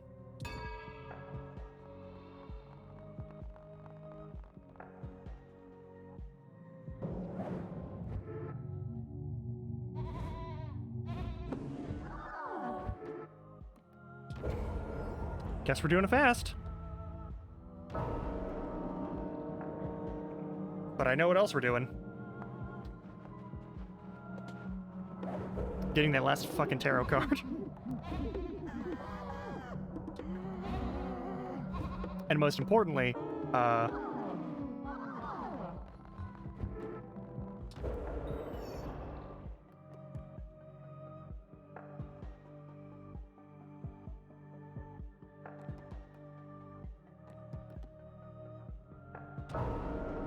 if you gotta fast, I'm not gonna make you work for a day, at least.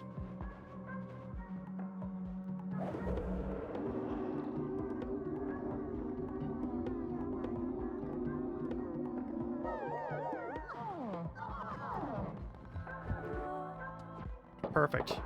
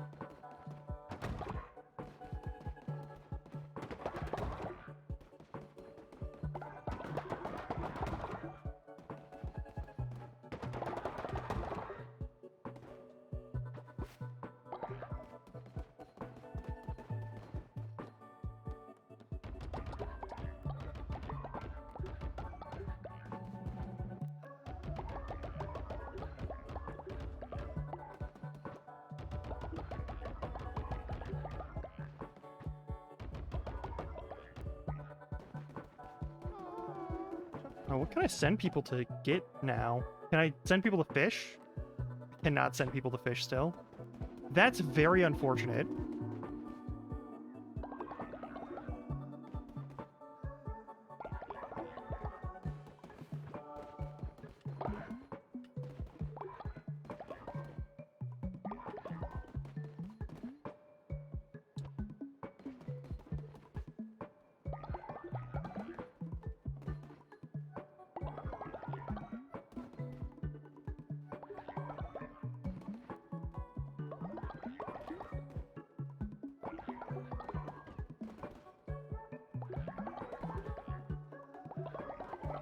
Alright, we gotta get to Plimbo. Give him this eyeball. That's important.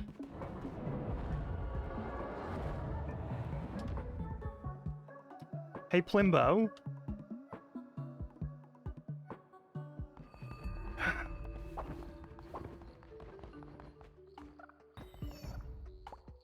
Come on, D. And this before you're more than I thought. When you say hey, that was a wild soul. I should have known it myself. The last witness could sing me ship, betrayed me way left, and then it'll be left Plimbo.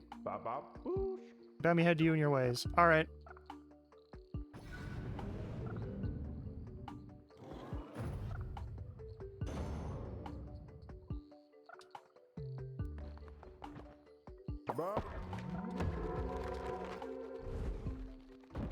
Beautiful.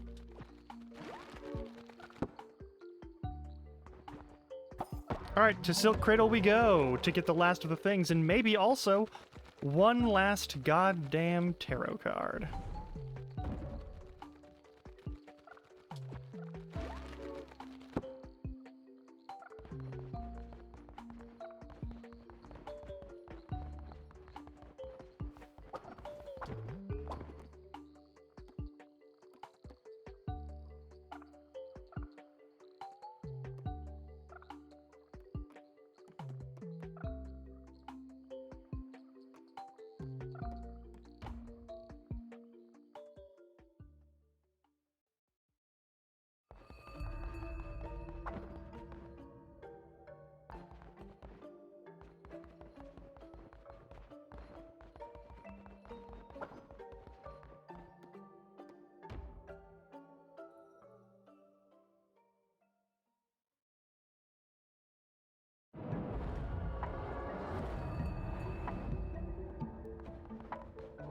Oh, okay.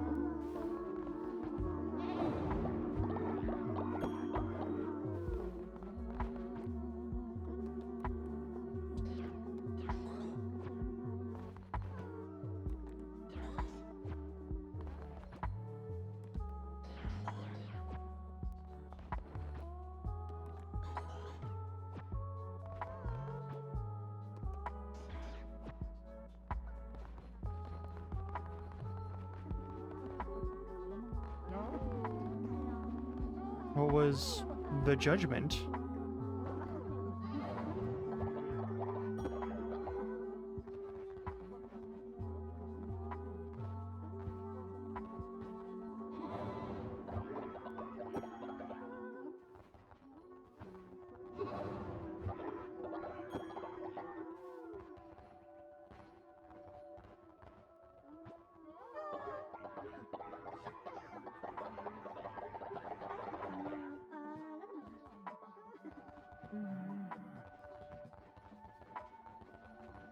Hey, you. Yeah, I got a quest. I did your quest. Eternally grateful. Sweet.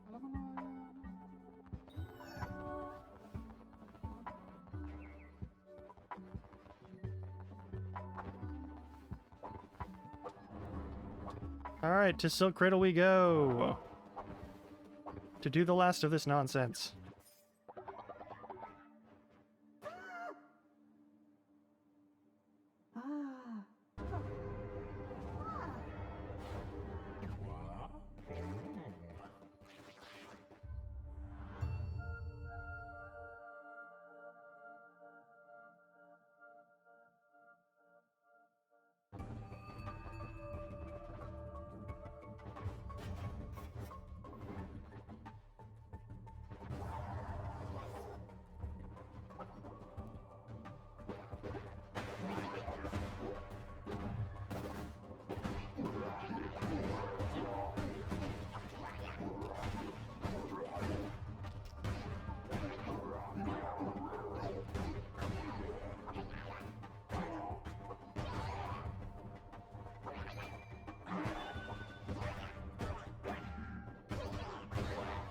That's what you want.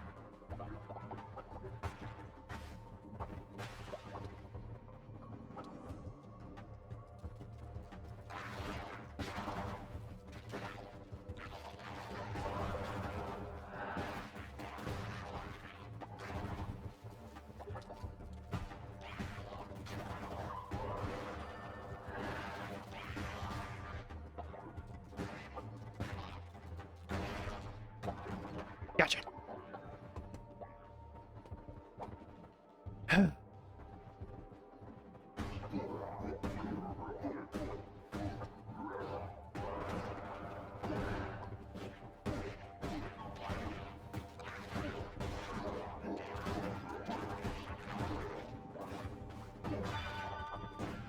Fuck.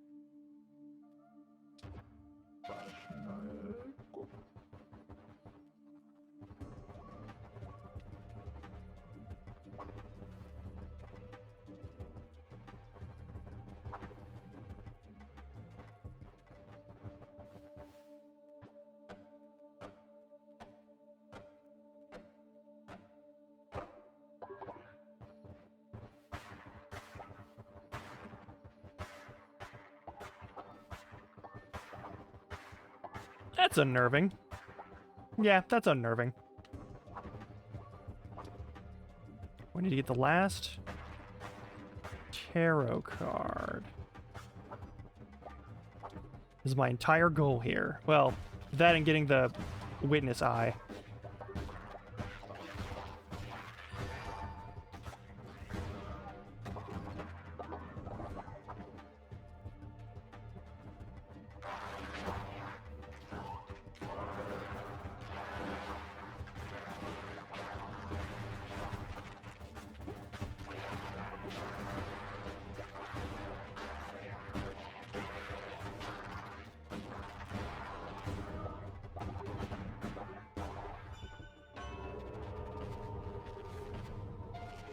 Sweet.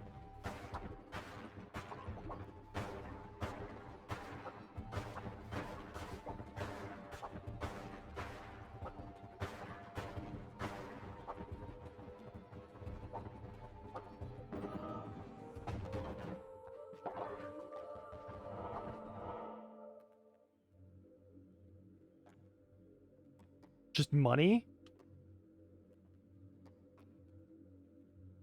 And then a mystery.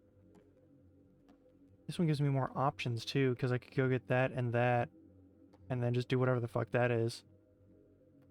I'm actually really good with that. Especially with this doubled stuff.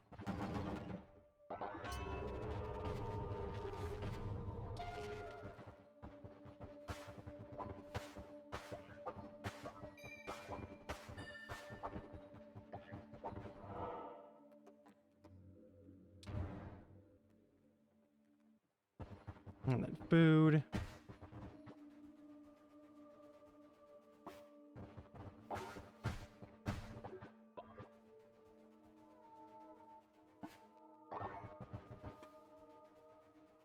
Beetroot is important.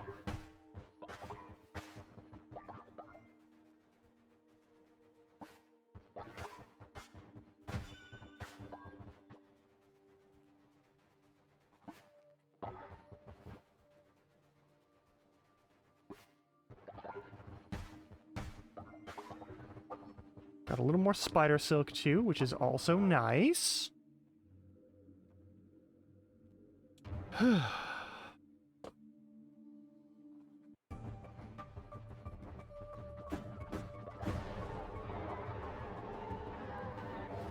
Not yet.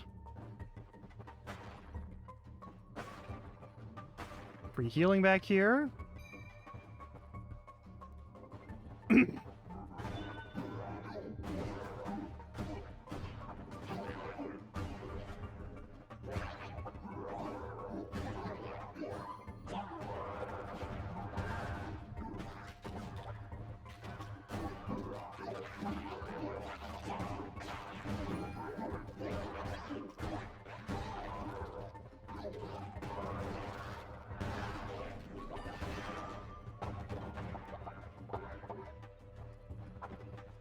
I've got a lot more fervor than normal. I don't remember that being a thing.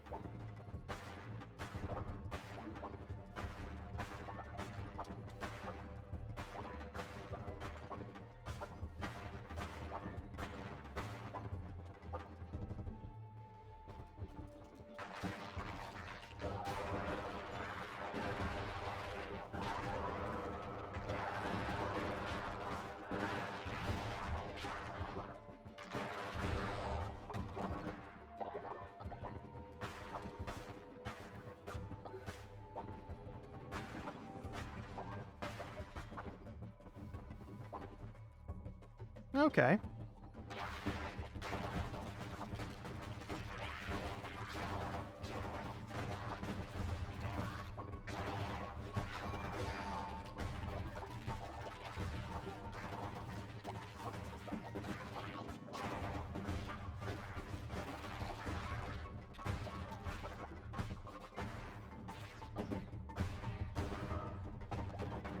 Well.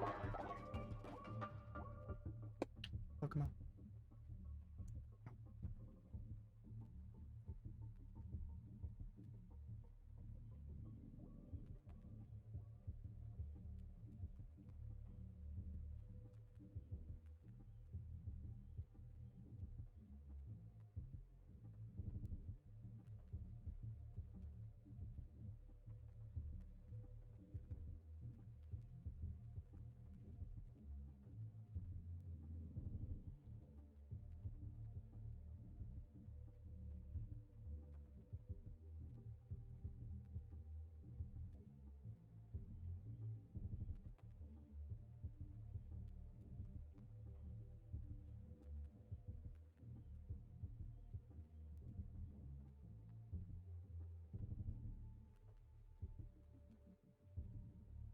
Pardon me.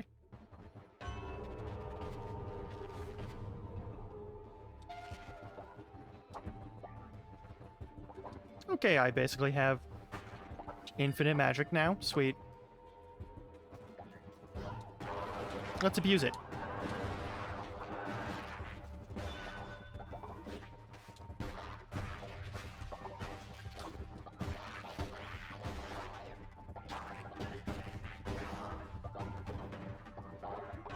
I'm getting a lot of tarot cards right now, but I'm not getting a new tarot card, and that makes me sad. Oh, the smith is up here. Okay, can I get...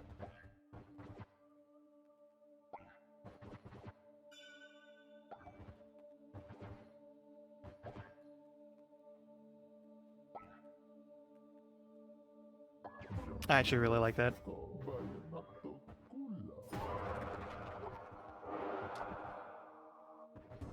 I'm fine with slow smacks.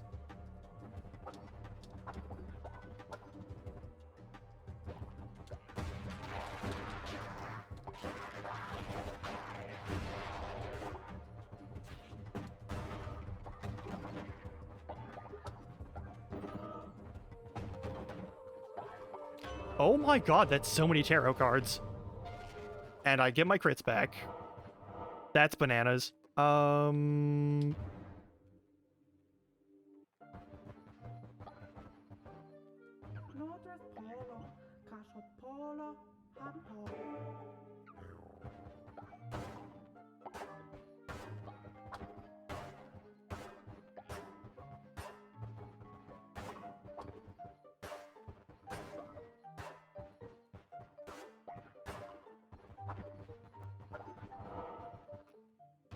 I will not harm the good kitty friend.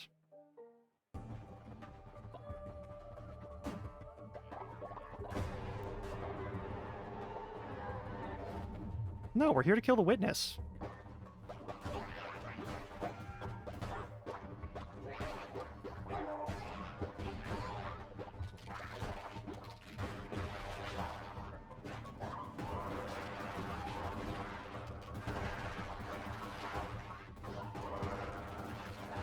Have some free ghosts!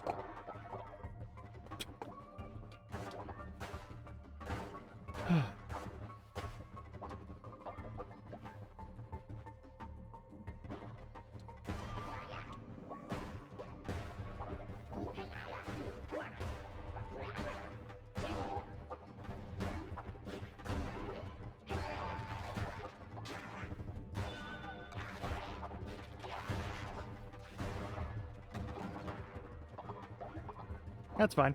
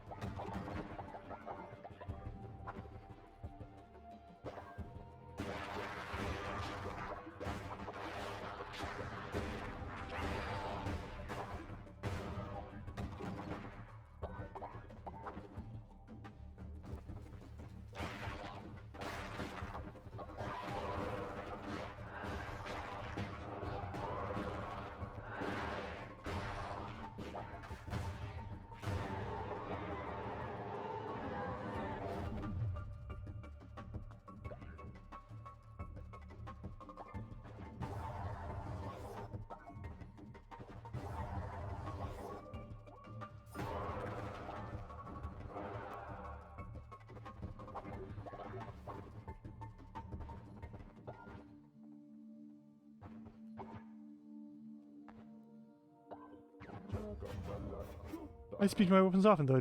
Dare not argue. Only fool because with a sharp blade, yes. No, I'm gonna stick with this because it's still actually significantly better than this. I don't need to be hitting, like, once every 4 seconds. Alright, we're getting into lag zone, so I'm gonna hope that this is the correct one. It's the correct one! Oh no, it's Folklore. God damn it.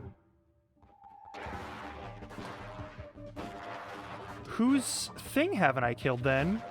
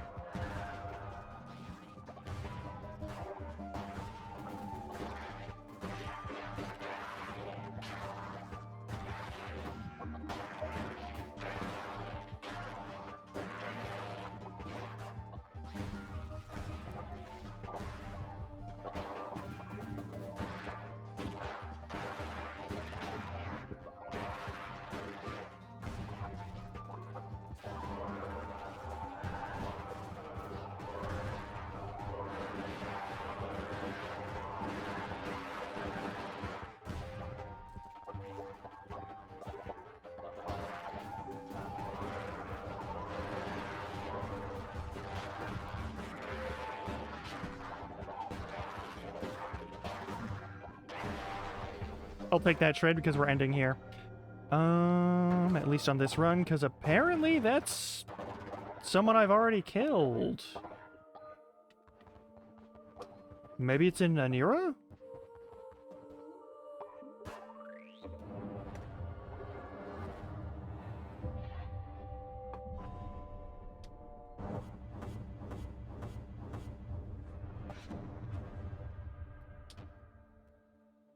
Huh.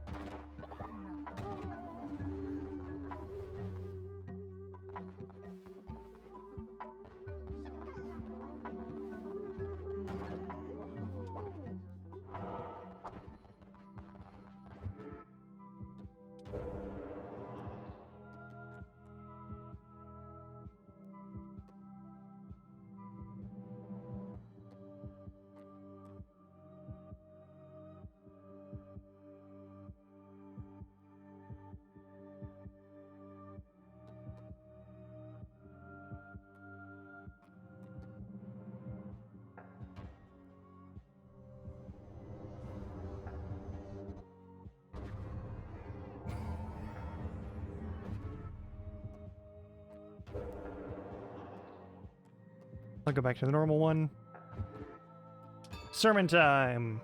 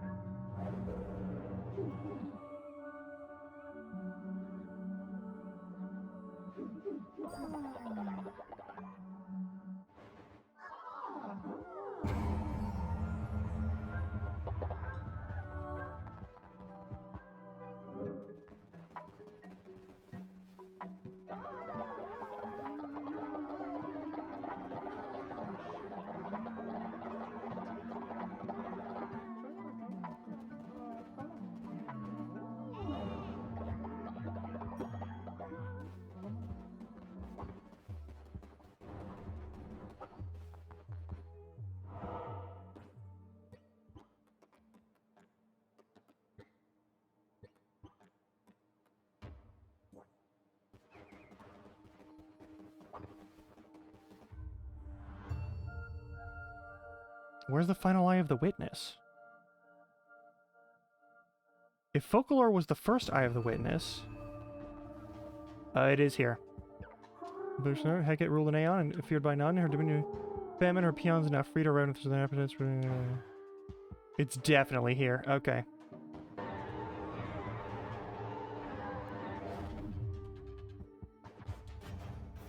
Okay, I'm golden.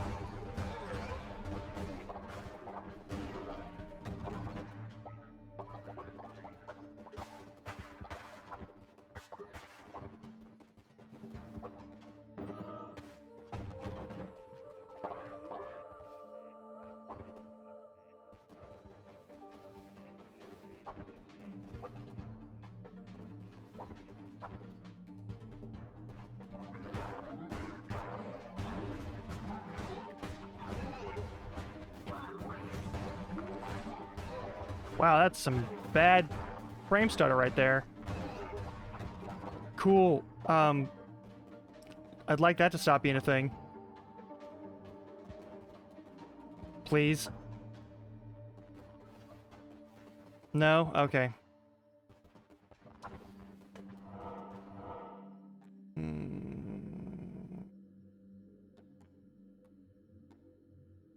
I like mystery items.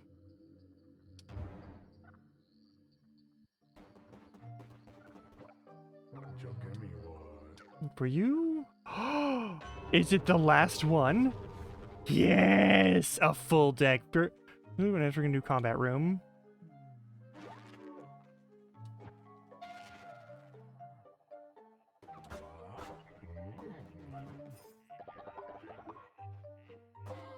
A pleasure doing business with you, Spider Monster.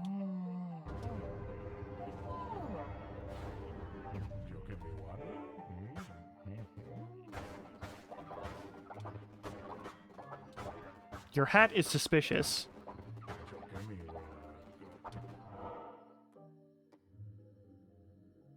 What's the mystery?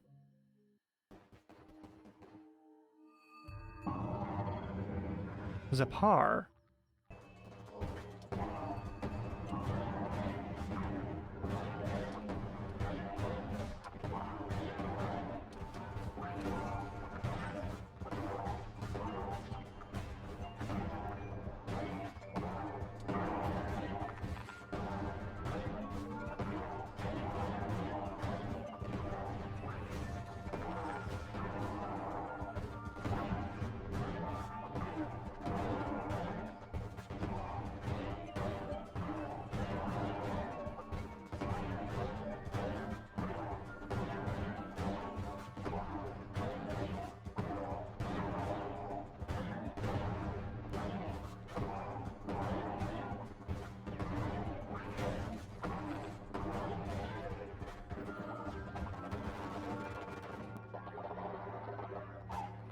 The fuck? Extra frog mini boss? Okay.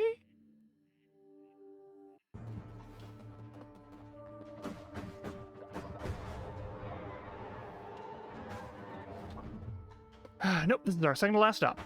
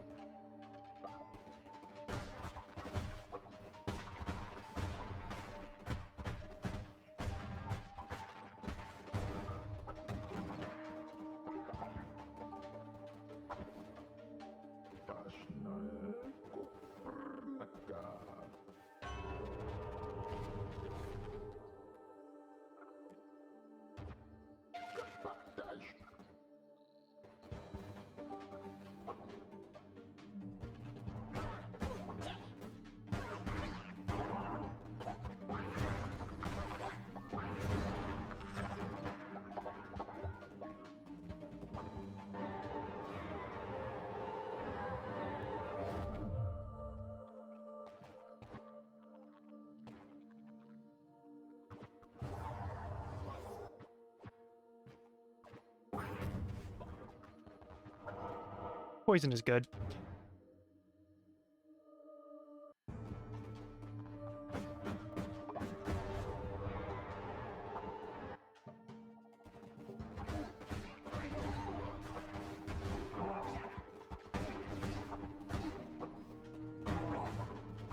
I do not appreciate the frame stutter.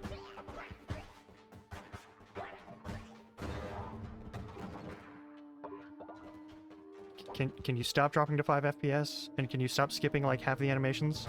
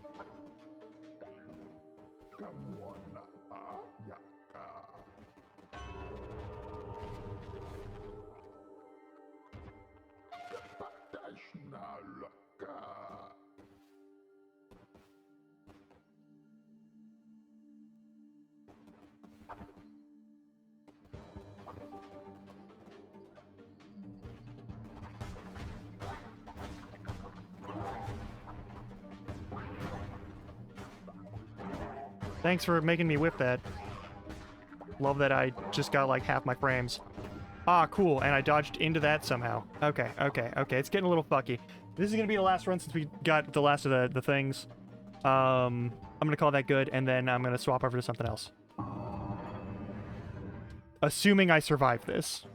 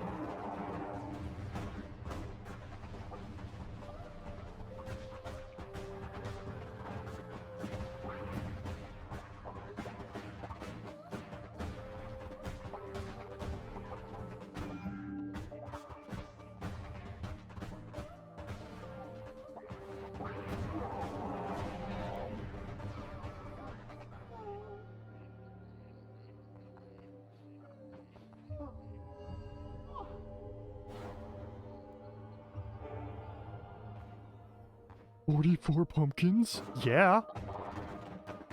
There's our last eye.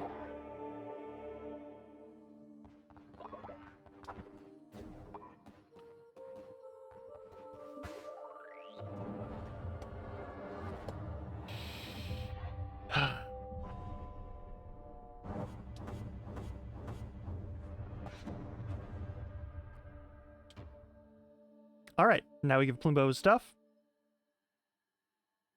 I think that's going to be the last of that, and I don't think there's anything else that I gotta do.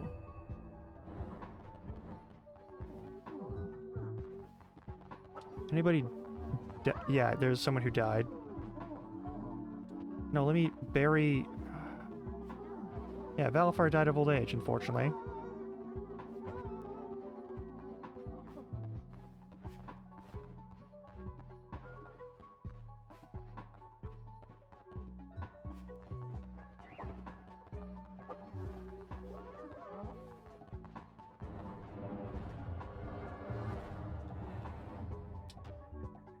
I don't think there are any other quests that need to be done.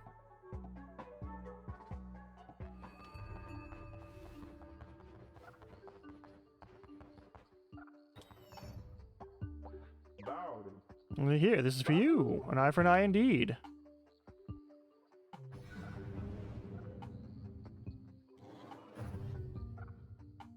Okay, so there's 3 more of these to get. Really done to you, damn lamb. You've slain all 4 of the witnesses. Who's a creature of your word and savvy of the business? I'll follow you. I'll play mouse controls to keep me waterways safe and me trade secure. I even sell you some wares and discounts, but don't give too big for your vision there. Yeah.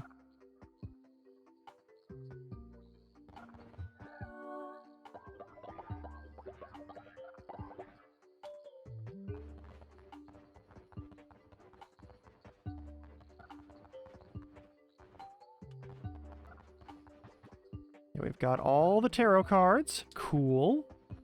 I think we've got all the follower options, which is also cool. I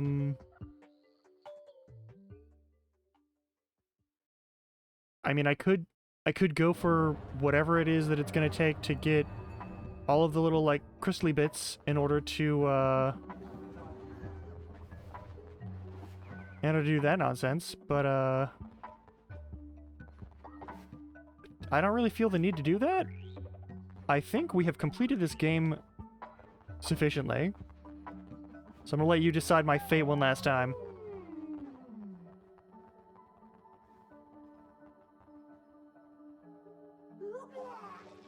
Nice.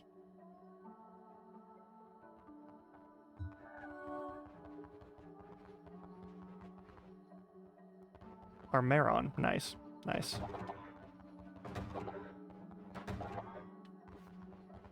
Okay. I feel pretty good about that one.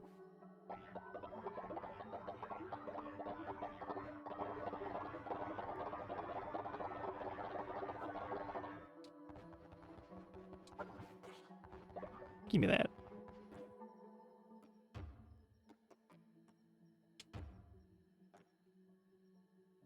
That was a lovely game.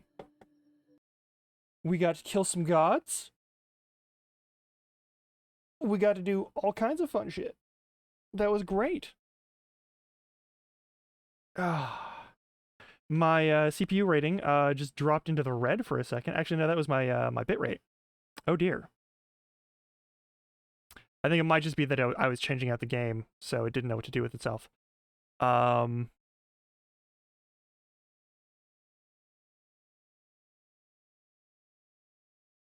All right. That was delightful. I enjoyed myself thoroughly. I'm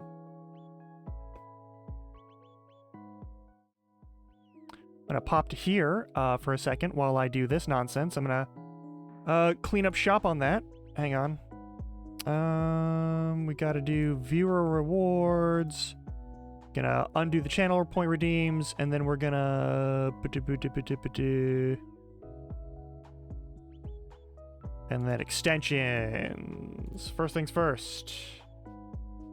We are removing that totem redeem. It no longer exists, because we're not doing that again anytime soon. I love you all, but that was ridiculous.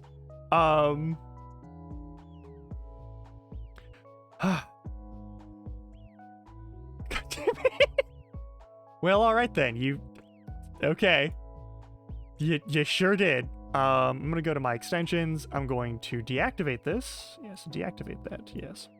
And then we're going to change that to overlay 1, which means closed captions are now back where they belong, which is to say, on the overlay setting.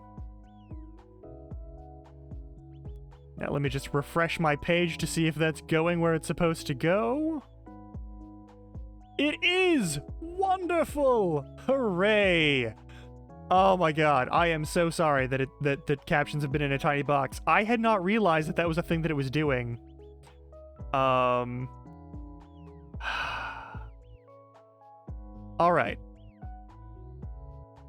Yeah, closed captions are now a thing. They exist again. I'm so sorry that they were put in an inconvenient place. I was under the impression that having it as a component or as an overlay item would make it work the exact same way no matter what, and I was an idiot and didn't check that. And that is on me.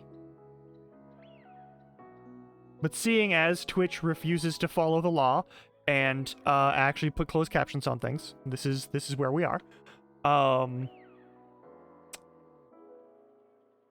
That's its own business. I'm gonna bump this back to this for a second. I'm going to shame them every chance it requires.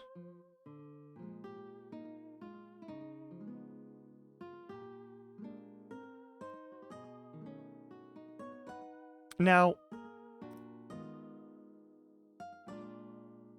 I'm going to see if we've got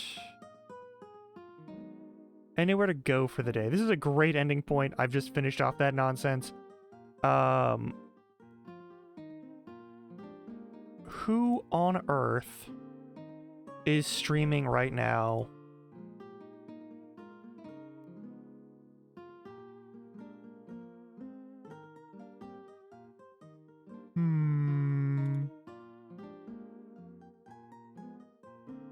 Ha.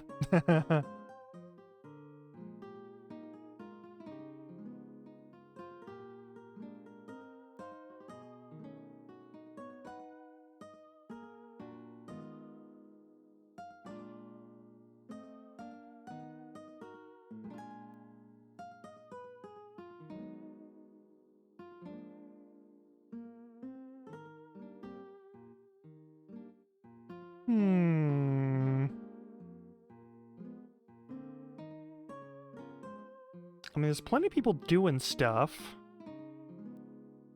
But I was kind of hoping...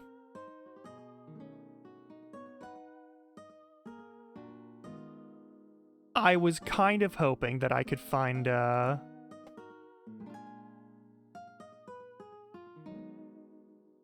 there's anyone else playing this game that's in my zone.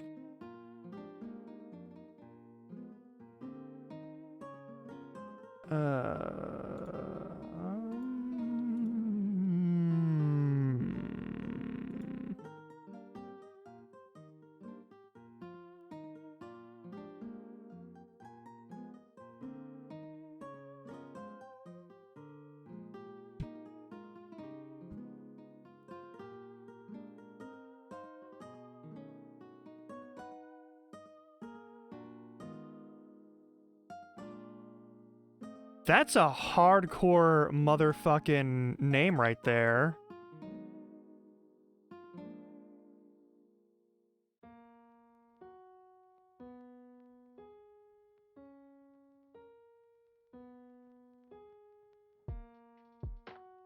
Okay, I know what we're doing. This is someone I've never seen before, but they are a goblin, first of all. They're, also, a fellow queer person. And I'm just gonna send us on a raid over there, because that sounds cool. This person looks neat. I want to know who the hell they are. Their name is Pitterpat HBM. I don't know what any of that means. So we're gonna find out. Give them a nice, friendly hello. Feel free to spam that coat of arms if you feel like it. I'm just gonna drop us over there.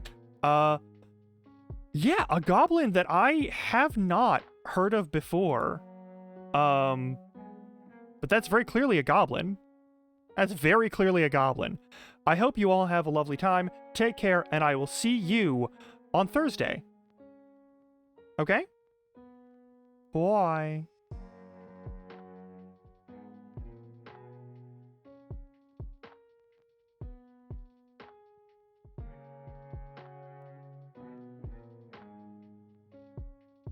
Did it not raid?